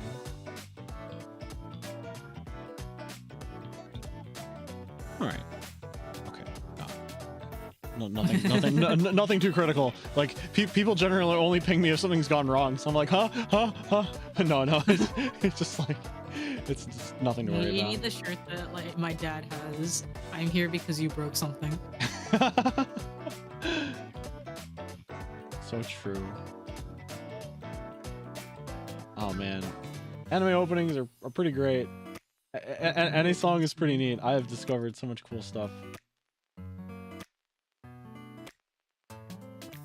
Oh man, and probably my favorite use of a series, taking doing something funky with their setting during the opening and ending. Please load, thank you. Let's go. You know, I really like Shisano Ryu better than I like Mikansei Stride, but I like the video for Mikansei Stride better. Yeah, it's because they're doing that whole like what would happen if he wasn't there kind of concept. No! No!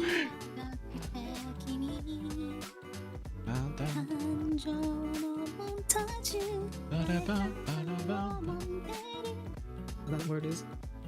No, it's frozen. It's frozen.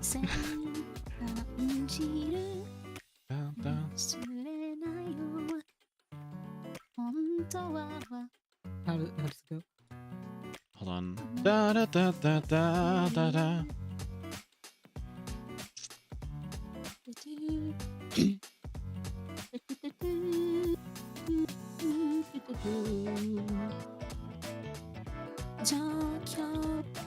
It froze again.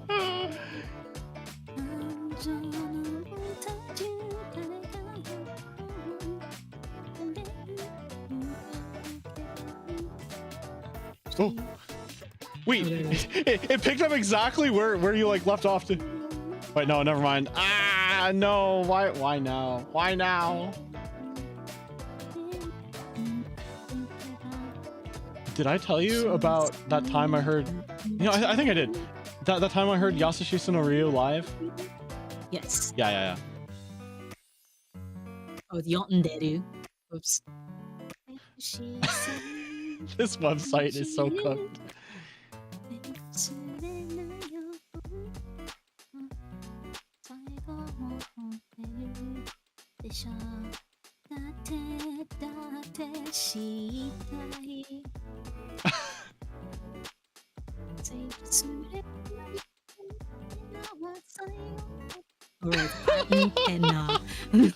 Oh, it keeps stopping at like the worst parts.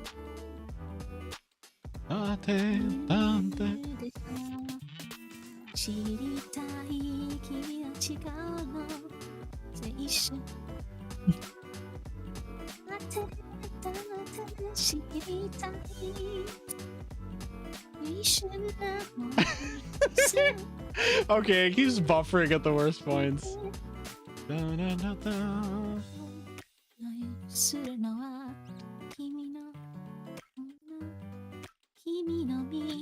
Steady. You know what? I think if I play it from the beginning. Oh no! Oh, yeah. Wait, no. Okay, it didn't. There's not enough in the buffer to hold the whole thing, so it actually threw away what was at the beginning. So now it's reloading everything again. Oh man. Someday, cover someday.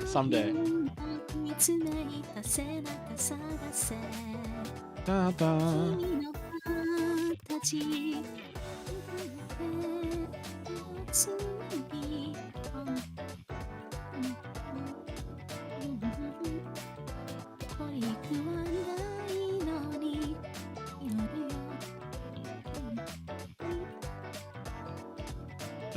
da. I don't remember the lyrics. I'm doing that from memory. Close enough. no. Okay, will it actually play the whole thing this time? I really like this song, the makeup of the song, because it starts with Tatami Sato and then goes to Maria, Ise Maria, and then like, yeah.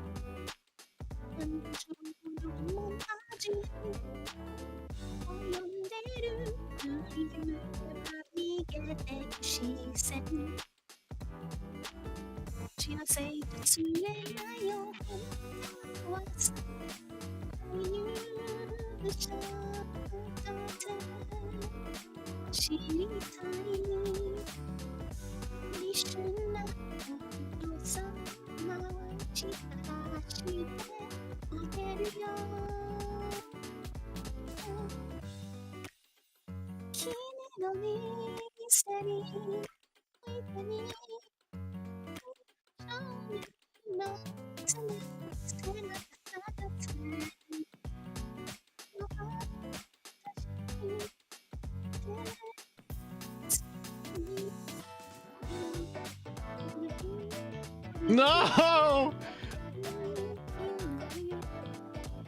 I would take an entire anime based on this AU. Me too. It could just be rehashed like Sherlock Holmes and like Poirot stories. I don't care. I just need this cast. For real. I guess the website is just having a moment again.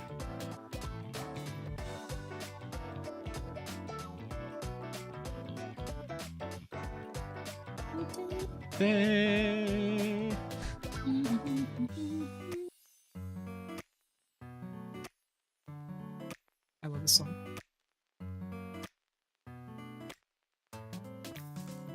It tried so hard. Good. So good. So good. I love Kyoto Animation. What have they been up to? too. What has Kyoto Animation been up to actually? Working on the city, is that right? Oh yeah, what am I saying? Me, #1 city fan, number 2 Nichijou fan. What are they working on right now? Have you seen the city website? Yes. You know, wait, hold on. What was it? You who showed me? Yeah, never mind. I think it was you that showed me. Yeah, never mind. Me? Somebody showed me like all the Easter eggs on the website. Was it you? Oh no, it was not me. Okay, hold on. It was not me. You just told me about it. City anime official.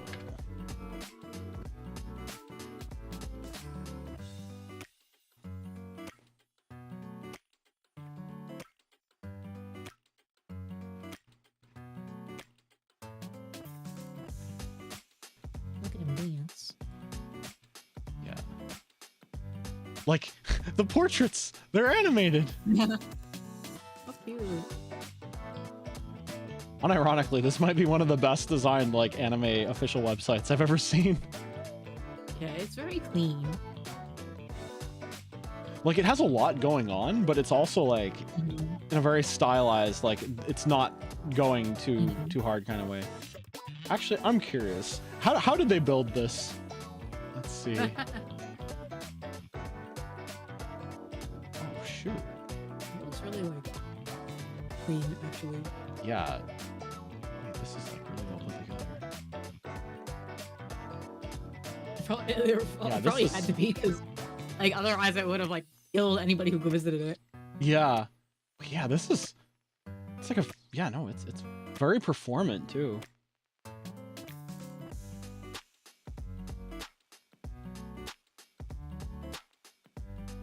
What is the iframe used for? Oh, Alien Stage out? New Alien Stage? Is it out?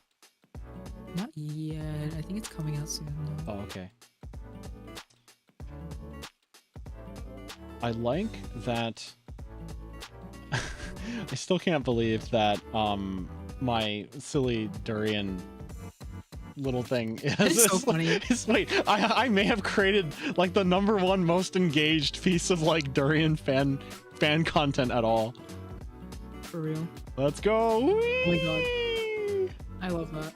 I love this website. It's so good. So let's. I love when things are made with love. Yeah, Like, it's so clearly made with love. Okay, you know what? Let's check out Hitman Reborn stuff on on Yahoo Auctions. Let's see.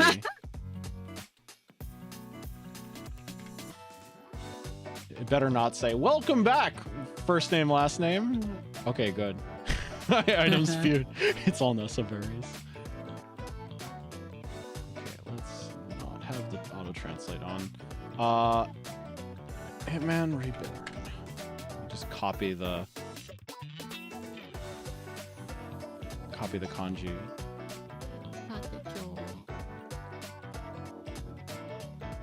I don't have a keyboard installed, so you should. It actually is like really useful. Oh yeah, no, I usually do like browsing through Japanese websites on my phone actually. So and I do have a keyboard there. It's a lot easier on phone. Mm-hmm. That was loud.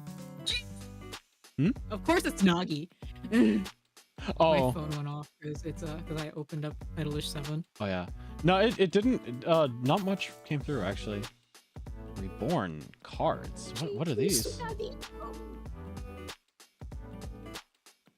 guess they're just collectible cards. $50,000 dues or yen. So it's not that bad, but you know, rings. This was the old rings that they sold. Mm-hmm. Set of 10. Wait, these aren't. Wait, they're charging this. These were Gashapon toys. Like random Gashapon toys for this much. That's crazy. Okay, they got the whole set, right? Yeah, but the thing is this realistically, each one was probably 200 yen. 8, 9, 10. Yeah, it is the full set, but realistically, each one was probably only 200 yen. And look at that price. Oh my god. That's crazy. Yeah, well, because it would be random, right? I guess, yeah, but it's quite easy in Japan to get the ones that you're missing through like secondhand shops. I'm guessing that those are just old enough now that people who have the full set can sell them for a lot, yeah. Oh my gosh. Here, like the official, like the high grade, like not Gashapon stuff, a single ring sets you back like 200. That's oh crazy. My god. Yeah, thankfully, I guess the new toys aren't out yet. Yeah, I think that they're coming out soon. Yeah. Take a look at it. Bean.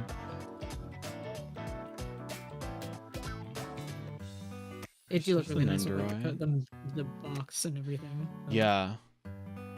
Like, are they worth the price? No, but do they look really nice? Yeah. It's like looking for like really nice like crests and tags from Digimon. Yeah. Like they probably were not worth that much back in the day, but anyone who took good care of their stuff. It's like they don't have I think any official crests and tags, I don't think. Oh really? And so like it's people like making their own, and like a lot of them they just aren't the same. Oh, I see.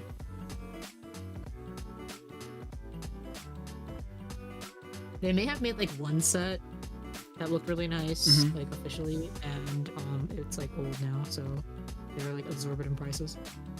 Oh wow, it's one of the old boxes.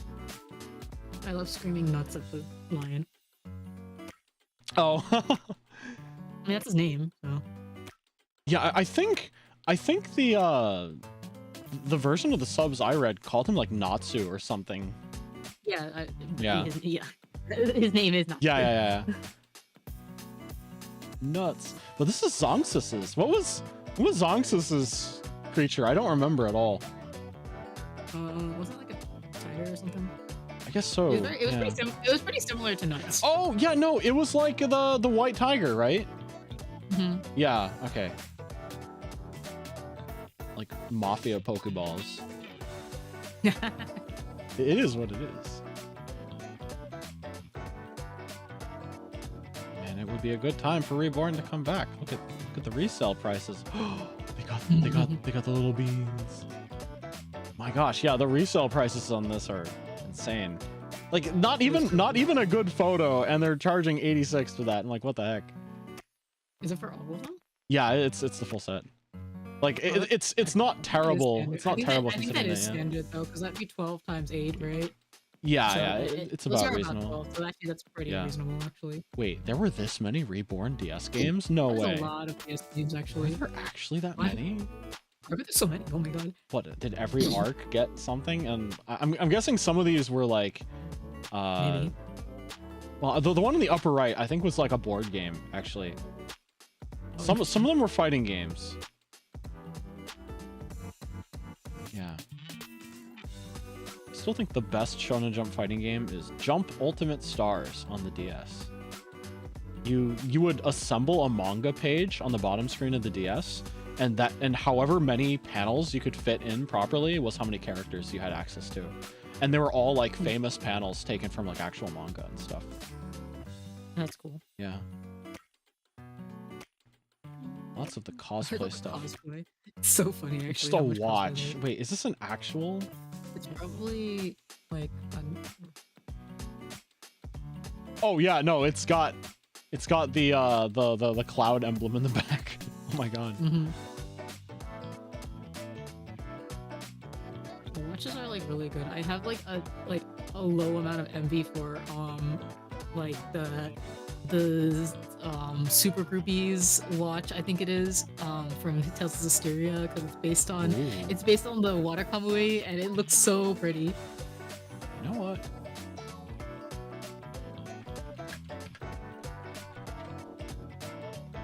Let's copy the Herizu Abuzisti.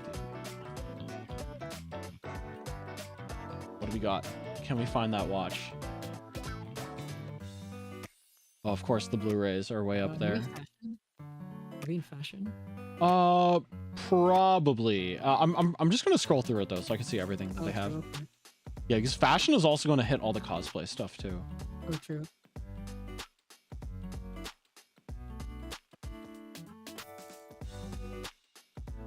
Yeah, high to low, it's gonna be the expensive stuff first. So. Ooh, I wonder already if the watch is like not here, because I don't think the watch would be this cheap. Would not be 90 USD. Yeah, they might not. They might have been limited enough that they just don't have any available right now.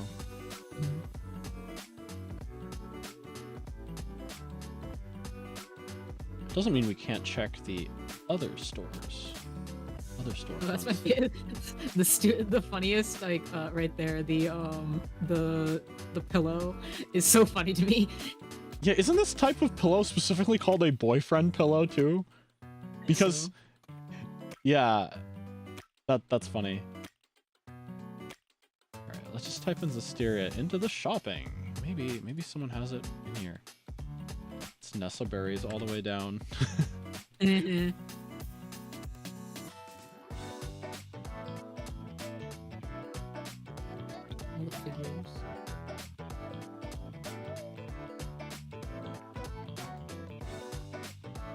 Yeah, already we're past where the watch would be. Okay, Mercari.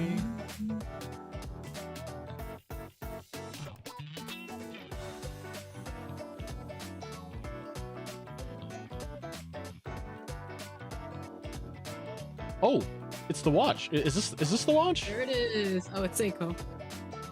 No, you're not Super Groupies. Not Super Groupies. Yes, that is the watch. It will set you back 263.81. Which, like, honestly, for Seiko, that's actually not. Yeah. Oh, it comes in like a really nice case too. Yeah, that's super cool. Yeah.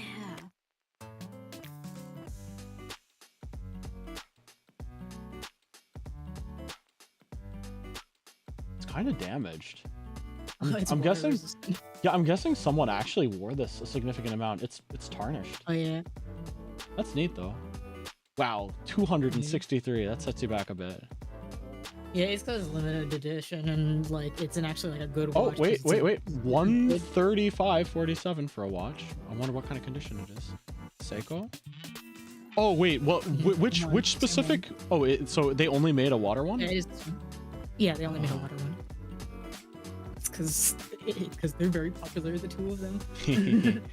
Also, it's unused. I think that the water one just looks really cool. Like, I think it has like one of the best aesthetics of the four. Yeah. Huh. This is unused. It just needs its battery to be professionally replaced, but otherwise it's only 135. Nice. Still like a lot of money, but I mean for a watch. I don't wear watches, but like it's cool, nice. Cool collector's item for sure. Yeah. Yeah. Hey Shioni, welcome back. We are on Yahoo Auctions now, looking at stuff that costs a lot. Why must anime merch be so expensive? Also, I'm gonna go refill my water. I'll be right back. All right, see you soon.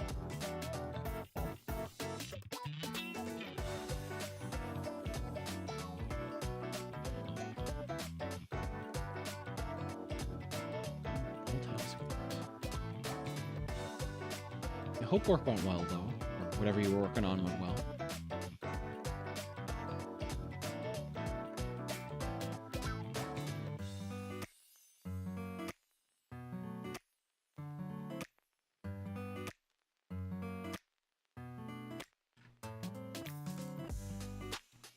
Is this Tales of Astraea soap? This is Astraea soap bottle, oh my god. Rare. Tales of Astraea. Soap dispenser. With a badge. With a can badge. What's this kanji? Included. Huh.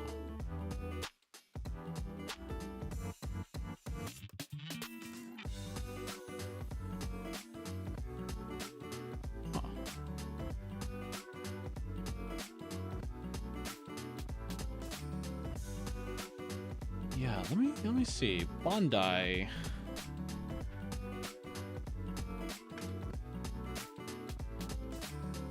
Yeah, there are new Hitman Reborn rings and like tokusatsu style toys coming out. Oh my gosh, no way. Are these available? No. Premium Bandai. Oh no, I do not want to have to. Oh man, I hate it. I hate it. Premium. There's Hitman Reborn stuff on Premium Bandai, and I can't buy it. Can't get it. It's region locked. New Vongole ring. When was this? 2025. 4/4. Oh my gosh! Wait a second. This was just announced today. Wait a second. 4/4? That was a couple days ago. Yeah, 5 days ago.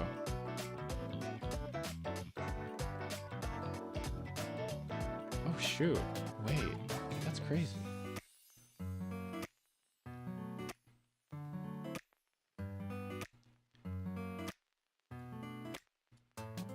This product is a silver ring inspired by the new Vongola ring, a prototype of the Vongola ring worn by the members of the Vongola family, including Sumiyoshi Sawada.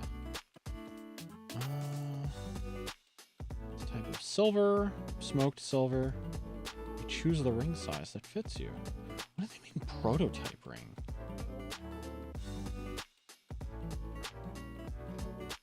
The ring's transformed. Oh wait, that's right. I forgot. How much are they charging for a ring? 22,000! 22,000! Oh my god! It's 22,000 yen, so it's probably like 130. Hold on a second. Hello. Oh no, 150. Okay. Premium Bandai has new stock of Vongola rings. Like the transformed gemstone versions. However, they're a cool 22,000 yen and it's region locked. That's crazy. Yeah. I that's like 150. I hate $150. Region locked merch. I'm just like I understand that like scarcity drives the market, but also you are literally barring some of fans from getting there. Yeah. Like for even like purchasing. Yeah, and it sucks because I can read about them, but I can't order them unless I did something funky. Right? Yeah, it's like what I think that every thing should do is like you have a limited like run of merch, and then like the year after you put it somewhere that's accessible to everybody. Yeah, that's not how Japanese companies do it. I know. I hate them for it. Yeah, but where do those new boxes? When did those new boxes come out? Oh wait, did it already happen? Wait, it was in 2023? You're kidding me!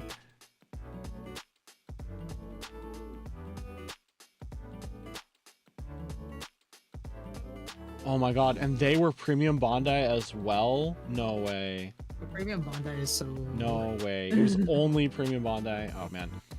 Now, people have said that they've gotten a little better about it in recent years because it used to be that if you wanted a Kamen Rider belt with like the accessories and stuff, only the like primary character's belt would be available normally. Every other belt or power-up you'd have to get beyond what came with the base form or was compatible with the base form, you had to order online, which was terrible. Like, there is a belt from a series from like maybe 7 years ago now that I'm interested in getting like the upgraded form for. I don't want to spend like $160 on a chunk of plastic that slots into another piece of plastic, you know? That's like way too much. Oh my gosh. Well, hopefully they release rings and boxes that aren't that crazy if and when the reboot comes out. Also, Tales of Zestiria, rare soap dispenser. Wait, what? It's a rare soap dispenser. It probably was a Kuji. That is so funny. Yeah, it probably was a Kuji item, actually. So that explains why it's such a random item, but yeah. I'm trying to think about like what Kuji it was. I don't know. Or it like came with something. I know a lot of times Kuji items are just like household good kind of things. Oh, I once tried my luck at a Kirby Kuji because they had like a Kirby coffee carafe kind of thing, like the thing that you like let the coffee grounds like drip into like the round chamber, and the round chamber was like Kirby, and the other thing was like a chef's hat, and I'm like, I want that. And I didn't get it. I got like a hand towel or something, and I'm like, nah. Kujis are dangerous. Kujis are dangerous. That's why like I pay a little bit more for like the people just get the item, right? Yeah, because I later I checked that like a try at a Kuji was like 20 USD after conversion and shipping.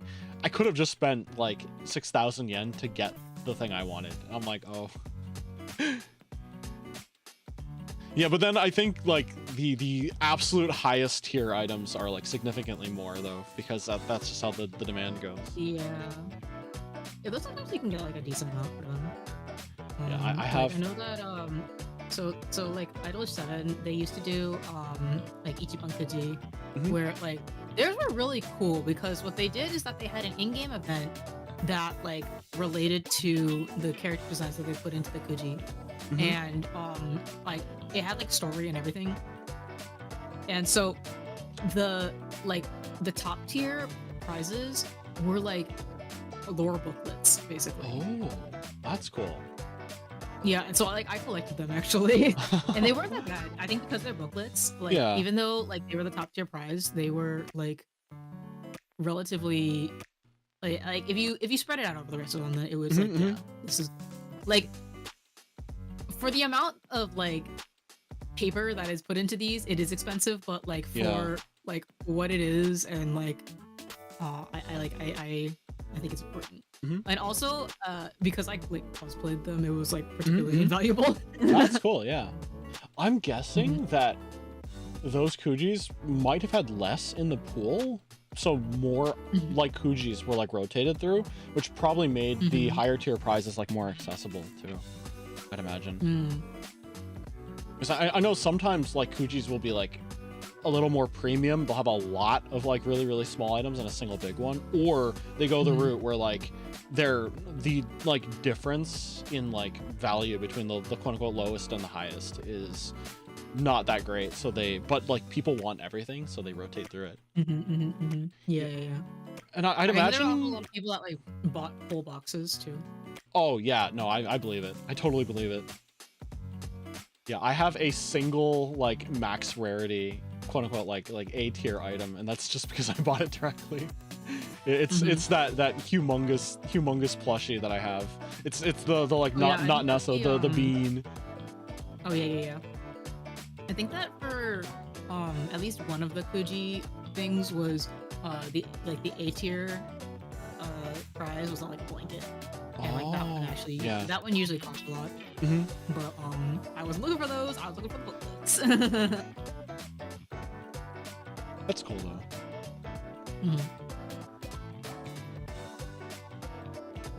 Yeah, and I also like how they managed to keep people buying the Kuji despite the fact that like even if someone rolls an A tier immediately, some Kujis have an S tier that's only available if you buy the last ticket. Yeah. That's what one of the booklets was for one of the Kujis, the Danmaka Kuji.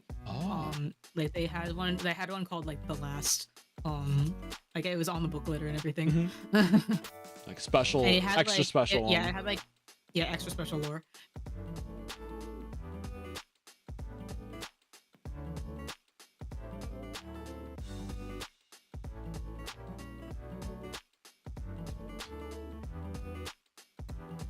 The yen to USD conversion right now. Ah, nice. 0.0069. Oh, that's a lot for a Vongola ring. But then again, it's like actual jewelry. If it's from Premium Bandai, it is actual jewelry.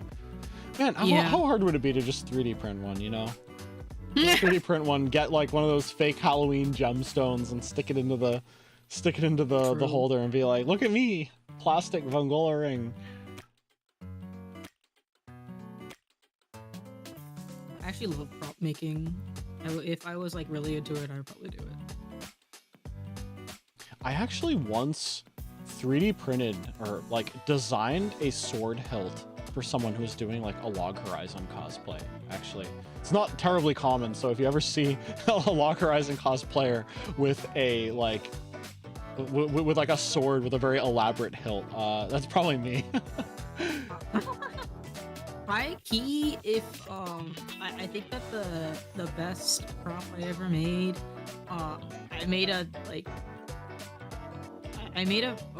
replica of Sore's sword. So Sore does not use real swords. He uses ritual swords. So they're not meant to be like swords. Yeah, not meant to be smacked around, right? Yeah, they're ceremonial swords that are kind of blunt. So actually he is just smacking people around. But anyway, I'm pretty sure that mine can be used as a weapon. It is heavy enough that if you swing it, then like you could definitely like hurt and / kill somebody with it. Oh my gosh. How did you make it? Did you take like an existing sword? I got a piece of wood and I made it's a weird ass like look. If you find it, you should totally send a picture of it. I'm curious to see it. I don't need to find it. It is literally. So funny story. Because it is a very sturdy sword, I kind of use it for like random ass things. At one point, I used it to like help prop up like blankets for a recording booth. Oh man, it's like the great ceremonial sword used as a doorstop, essentially. Yeah, my sense of distance is really bad right now because I don't know what the distance is for recording with this mic, because I haven't really tested it out very well. But it is it was a good distance from like the hilt or like the what is that thing called? The handguard to the bottom of the sword. Yeah, was like a good it was a good distance between me and the mic. Oh, so it's like a good measuring stick.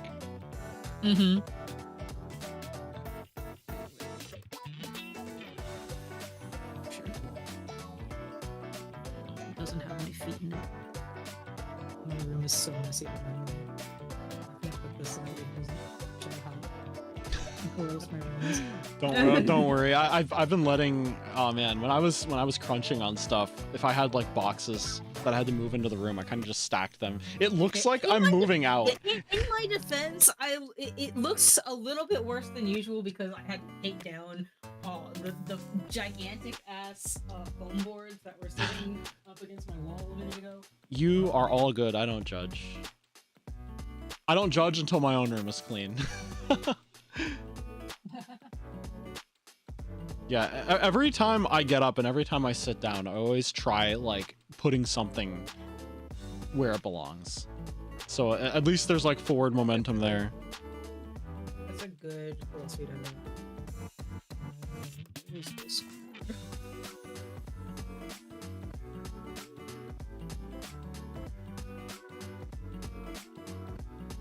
That's not the right. That's not right.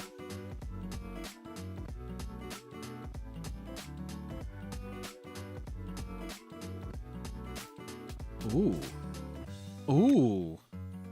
Ooh, that's so cool. That is, wow. Yeah, no, like the pattern on it is like exactly what you'd expect it to be. That's so good. It's like the perfect shape too. You can do. Yeah, I used power tools to make it. My crowning achievement of cosplay. Fantastic.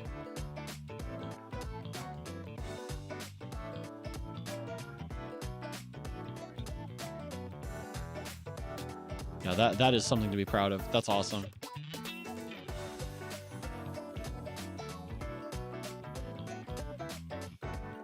There we go. Oh my god.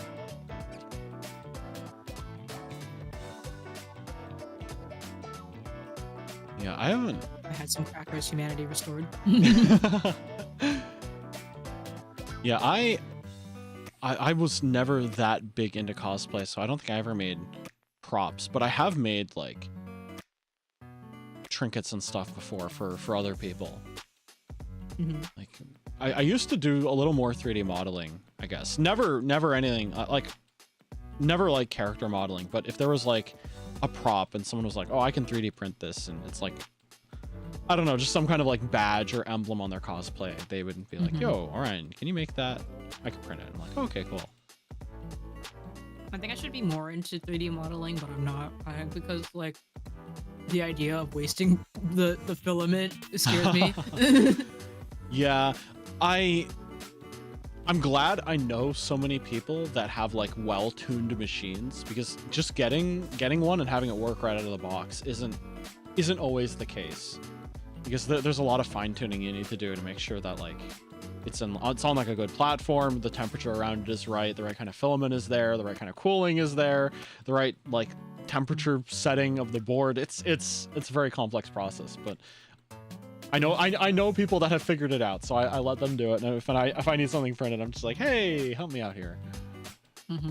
I want to get into it's like something that I'm sort of interested in is 3D modeling. I did a little bit of it when I was in high school, for my robotics club. That's cool. Like we were doing like, what the fuck was it? 3ds Max or 3D Max or something like that. Oh yeah. It was. I think Maya and 3ds Max are the same company now, but they are like different programs. Oh really? Yeah. Autodesk bought both of them, I think, and now it's a terrible 3D monopoly. So honestly, if you want to learn, Blender is actually really good. Blender I think is lacking some of the UV mapping kind of things, but if you are like making something to be 3D printed, you don't need to worry about textures usually, because most print workflows don't like print the right colors on it, so you have to like paint and sand and stuff. There are some crazy ones that can, but they're usually like more resin based, I think. And that's like completely different. So that would be fine. Yeah. Like in a way, I think that my sword is the way that it is because I like sanding. Oh yeah, no, it's like perfect. Let me see if I can find. Yeah, actually, last year I was like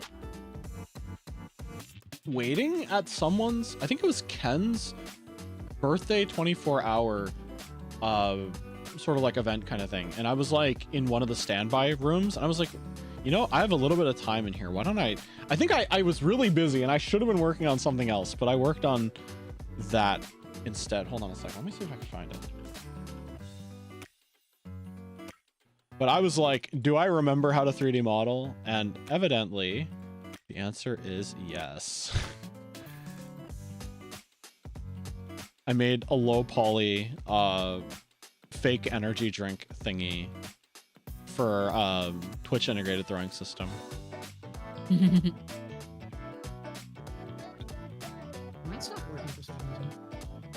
Oh really? I can do it manually. Oh. I wonder if it got like, I wonder if the token needs to be refreshed or something. Yeah, an idea I was tossing around is it's pretty easy to make low poly like soda cans, and honestly there's only so many form factors you can have. I was like, if I made enough low poly kind of like beverage assets, I can just texture them and give them to people as like custom kind of things. Like if you could have a custom beverage, what kind of beverage would it be and what would it be called? Me? Yeah. Yeah, you. It could be bubble tea. It could. Oh, I don't know. I feel like that's something that I would have to have somebody else send me. I'm really bad at talking about myself. Think of it as fan fiction. I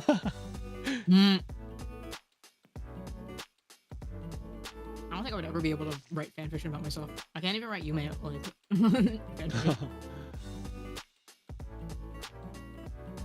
like I am so like I don't even I went through like a section of time where I like hated first person like fiction in general, to the point where I like even berated somebody about it. Whoops.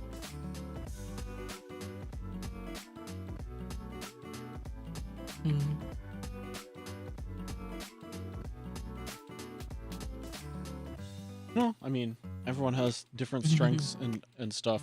Let's see. What could be energy? I think I would probably be like it could just be a stupid pun.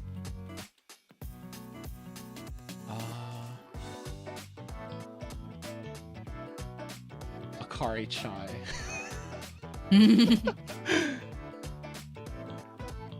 Is there anything that rhymes with desho? So Akari mai something. Desho. Like some beverage. Jello. Akari mai jello. I don't know why it would be in a can. I could make like a jello cup.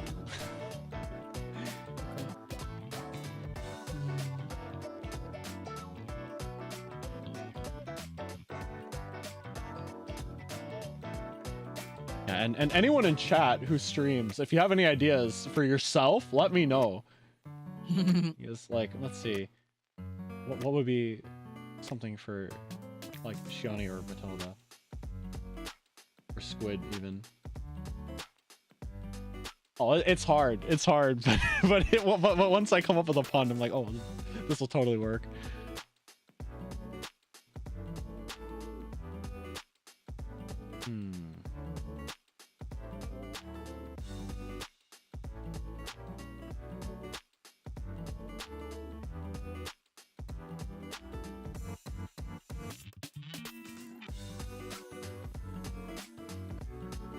One of those calorie... Nah, it doesn't work. It doesn't rhyme well enough. I was like, Akari mai zero, but that sounds like an insult, and I'm like... It's like, it may be a calorie-free drink, but like... I don't want to call anyone a zero, unless that's like their name or something. Like a certain Poyo hero that we know of. It would be good for him, actually. Yo! A drink called Hero Zero. Hero Zero. It's like a no calorie soda kind of thing. That works. Yo. I'll keep that in my back pocket. Kari chai. Maybe something with a lot of caffeine. A tea with a lot of caffeine because it keeps it's like keeps you awake late at night.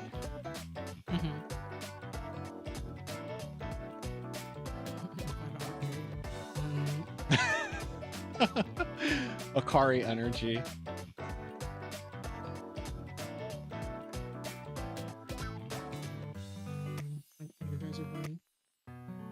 Energizer Akari.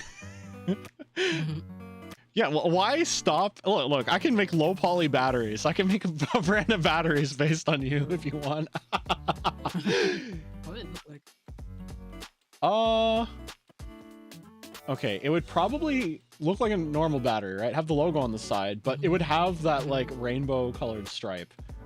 And rainbow colored stripe and the little sun emblem at the end, I think. Something like that. Top tier packaging logo design. Yeah,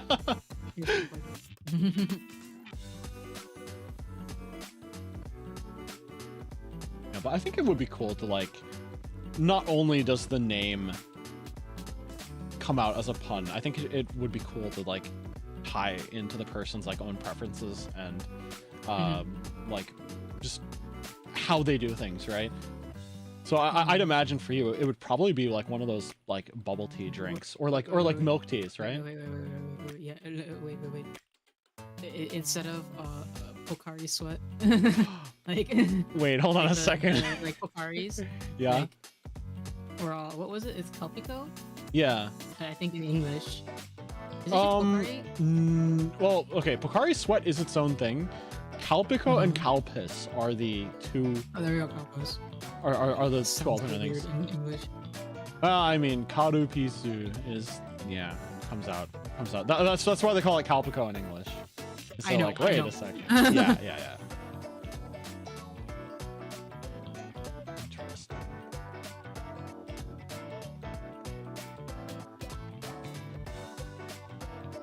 Something to think about because I think it's something I can create relatively easily, and I just like. I feel like it's weird. I feel like when I think about it, it's weirder if I make it like VTuber like Pocari Sweat, but like the pet bottles would look really like I think that those actually match because a lot of them are blue. Yeah. Like the flavorless ones are blue.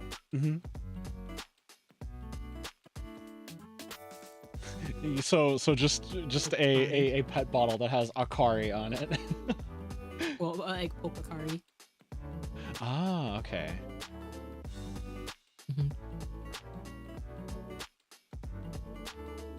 Oh man, I'm thinking of like Persona has a lot of like name bland sodas in it as well, because you can go to vending machines and like pick what you want to get out of them, and it's like every single one of them is some kind of like soda related riff on an actual brand.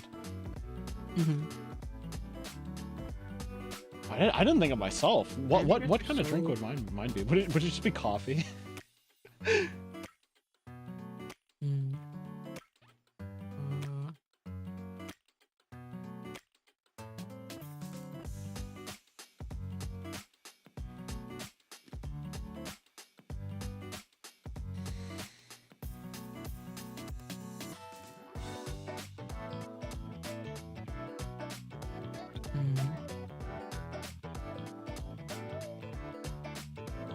I think this is the kind of thing that will just come to me when I'm doing something else, and I just have to write it down. Thinking hard about it isn't gonna like make it any better, I don't think, unfortunately.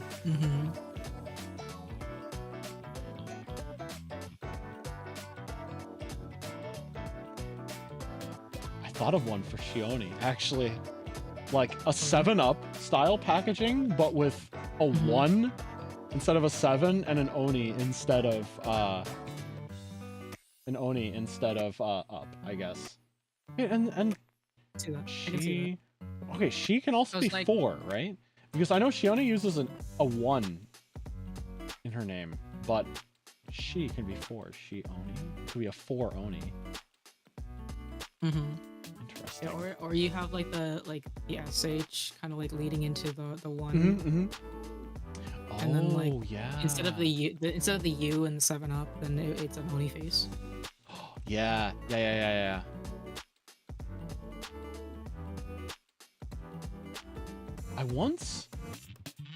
a friend of mine was once doing a like a tabletop campaign where it was like a bunch of like it was like Twin Peaks inspired, I guess, like Silent Hill / Twin Peaks, whatever, where there's like a town where weird stuff happens, and it was like anomaly hunters, and they hung out at a pizza place called the Pepperoni, and I made a logo for that, I remember. Yeah, I wonder if I could find it. Pepperoni. Where did I put it? That's so cute.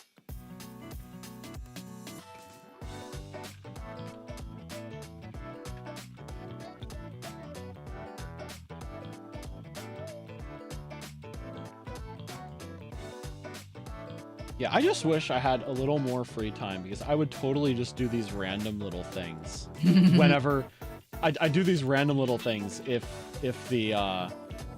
time allows, and I just don't. Oh yeah, oh my god, wait. Oh my god, I cooked. Holy crap, I cooked. Look at this logo. Look at this logo. Oh, I dropped it on stream. I'll send it to you too. Look at that logo. I like that. I cooked. I cooked with that logo. Holy crap. That's so cute. I like that. Now I want pizza. Pizza. Did you see Noel's like croissant bread sourdough thing? Oh my god. Yes, I would like to try that. I was like, that kind of sourdough would make for really good pizza crust, I think.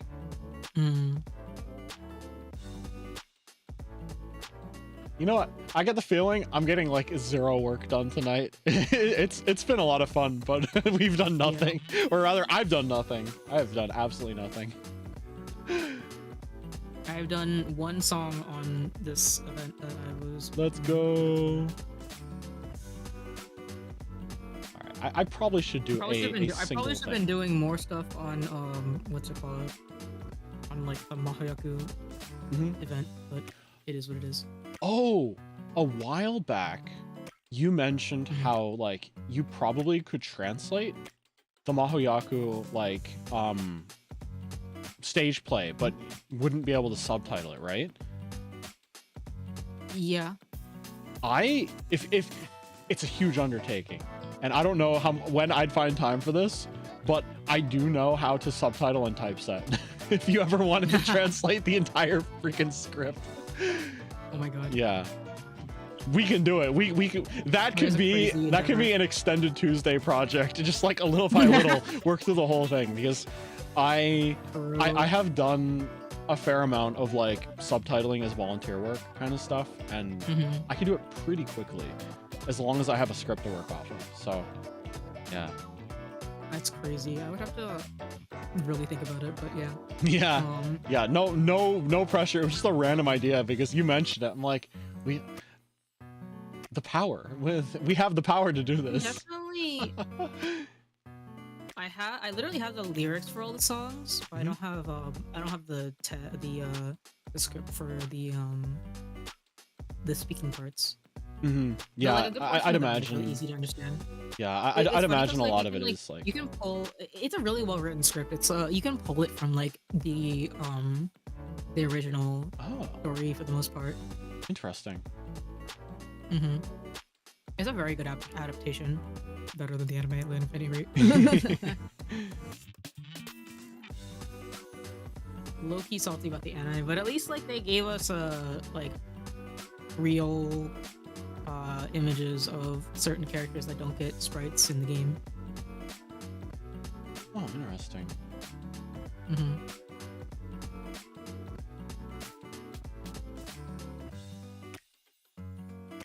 Yeah, it's cool when like canon is expanded upon like that. Like there were like one of the characters is like he's compared to like another character as like because he's an ancestor for one of the characters, and they look almost identical, and so like that's why like they don't bother putting in like a sprite because they look the same. But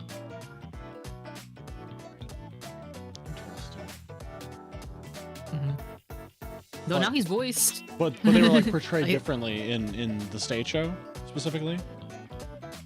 I don't think they don't appear in the stage show, but the animated they appear in the anime. Oh yeah, that's right. We were on the topic of the anime for some reason. I was like, oh yeah, the stage show, right? Yeah. Interesting. Yeah, no, they kind of go hand in hand. So I also had to stop and be like, wait, we are talking about the anime, right?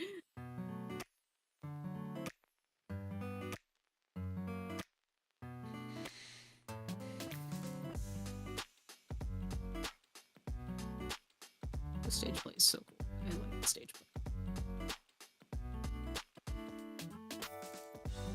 They do such like interesting things with like the space that they have.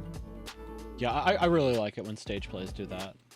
Like these stage is like a prop in and of itself in a lot of them. Mm-hmm.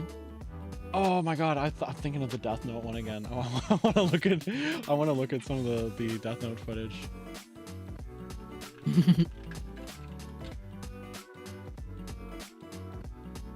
Oh, is this one of these things where they're like... I'm so interested in like... I haven't seen that many like Broadway musicals. I've seen like... What have I seen? I've seen The Lion King, which was very good. I think that one uses the stage really well. Mm-hmm. And Wicked, which mostly uses the stage very well in Defying Gravity, which like is the defining number, I guess, so that works. Yeah.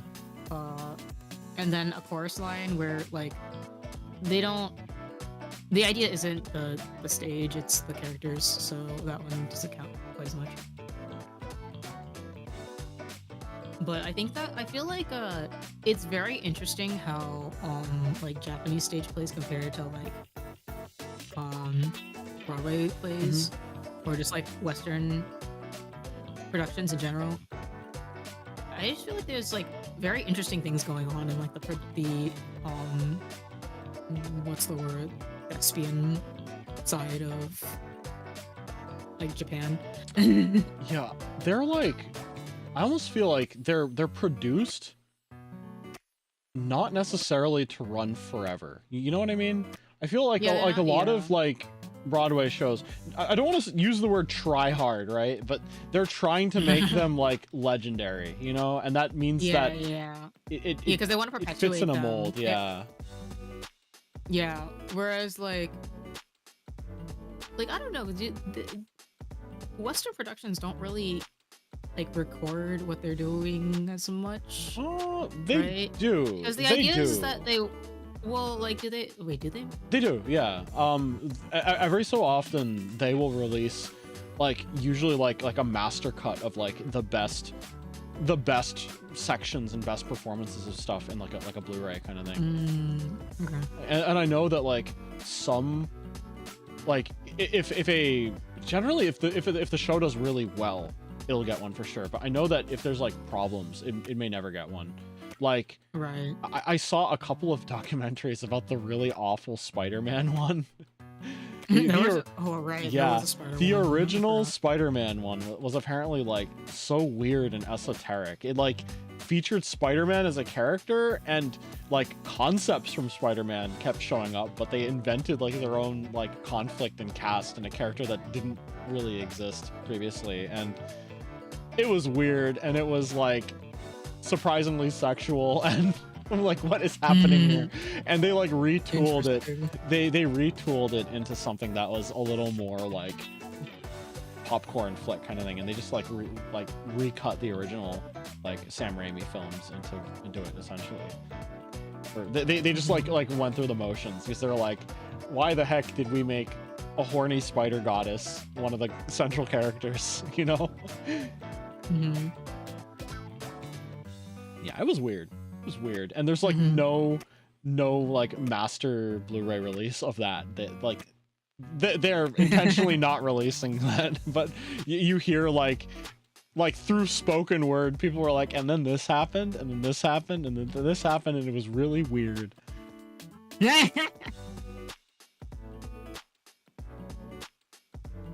Yeah, of course there's no footage of the Death Note musical online because it's Broadway, and they're not letting any of that. They're not letting any of that get anywhere.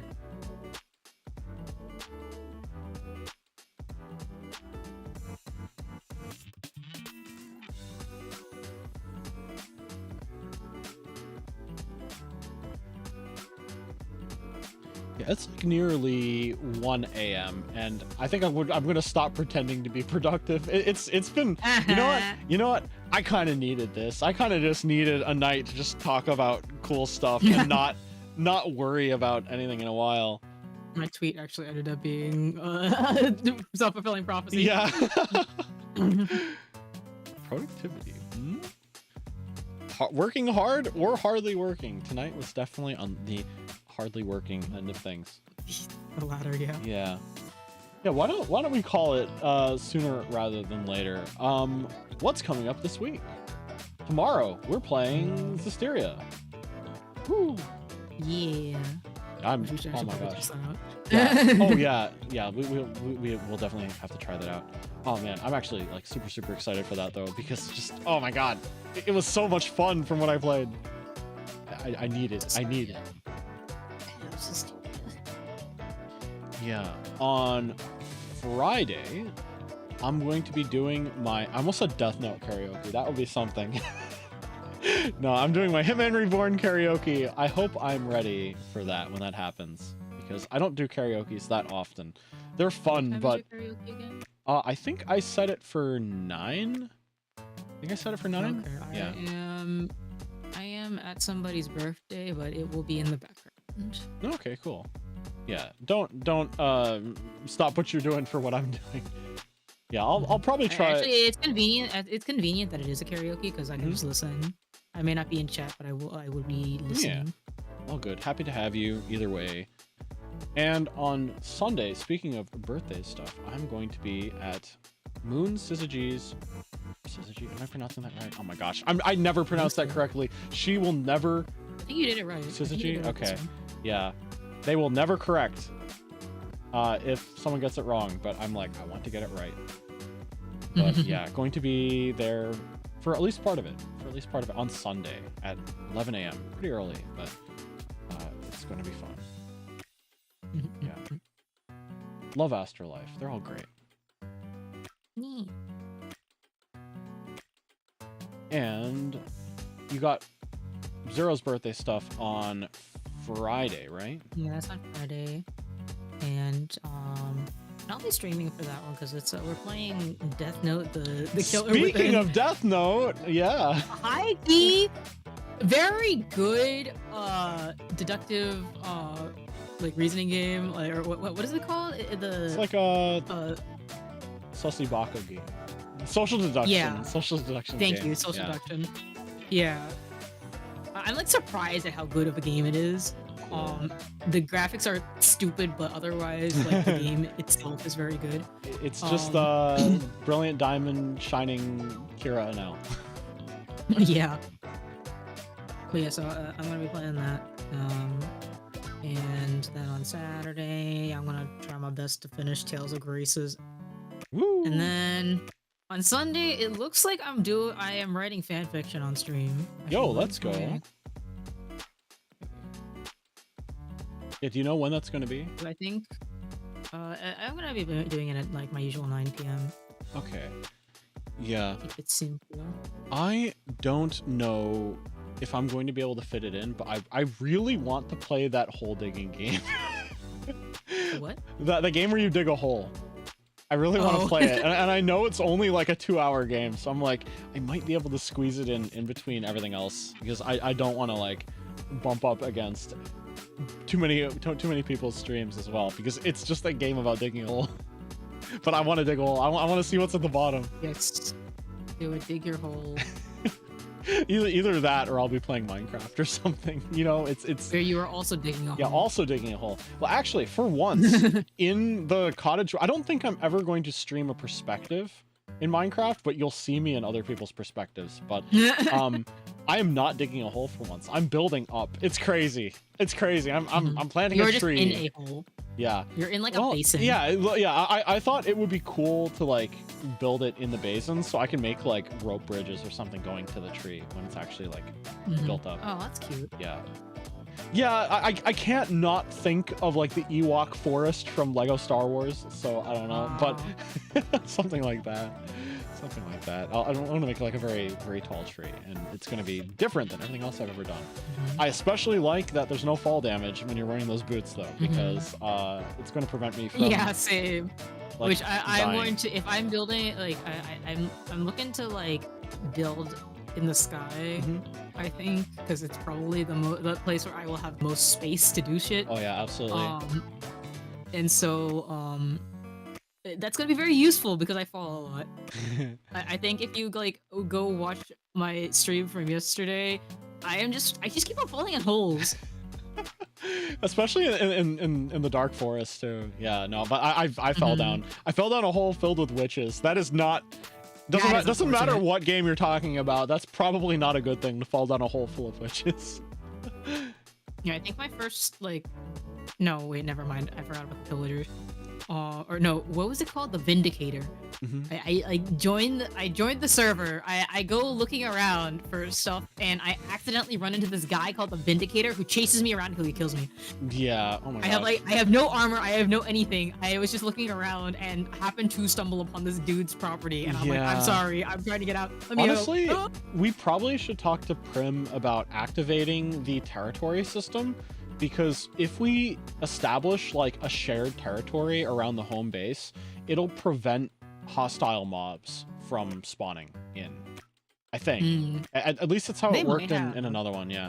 Like, it might be there, it's just no one is using that. And I think if we did and just made it like public space that was claimed, that would give like the game... I don't know, it's cool because like if you name a chunk, you can walk into an area and it'll do like the you're entering a new area kind of thing on screen in some mods. And it also, I know at least in the one I played previously, Feed the Beast, it did prevent enemy spawns. So yeah. Oh, I think that we... okay, actually, I think that there are still enemy spawns in the village or in our like town or whatever. Yeah, but that's because none of the chunks are claimed. Actually. Yeah, I was just thinking about it. I was like, I haven't seen any, but then I was like, oh wait, no, we ran into a skeleton. Yeah. Yeah, and I think I got killed by some kind of like witch, or a witch riding a griffin or something, and I'm like, what the heck is this? Like, I didn't know that was possible, but you know, it's a mod, so there's a lot of stuff in there. Yeah, actually, I was planning on building into the sky too, because you know how there's like that sky village that's a little like kind of up and to the right, like northeast, I think, relative to where the village is. I kind of want to build the tree all the way up there so that I can build like into the village. Actually, I think that'd be really cool. That's really fun. Yeah. There's a lot of stuff to do. I'll probably play again on Monday, and then that'll probably like I think I can do like Monday, Tuesday, and then like I'm gonna chill on Wednesday, Thursday, or something. Sounds good. Yeah, that's right. Because unless you want to play more Zestiria, because I will play more Zestiria. Honestly, are you okay like continuing Zestiria on Wednesdays? I can make it my like Wednesday staple for a time, I guess. I'm down.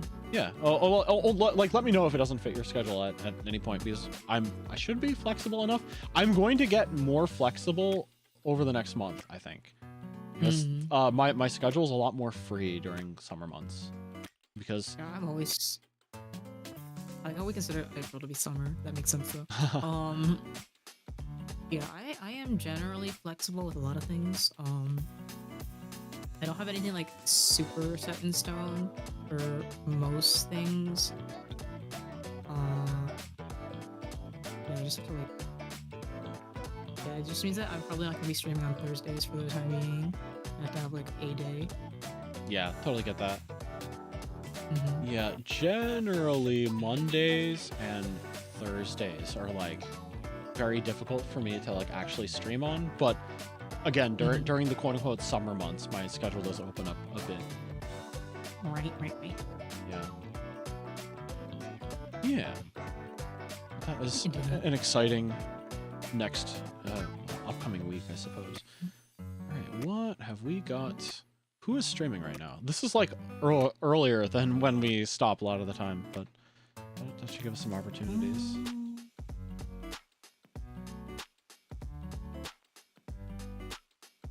Who is streaming? Let's see.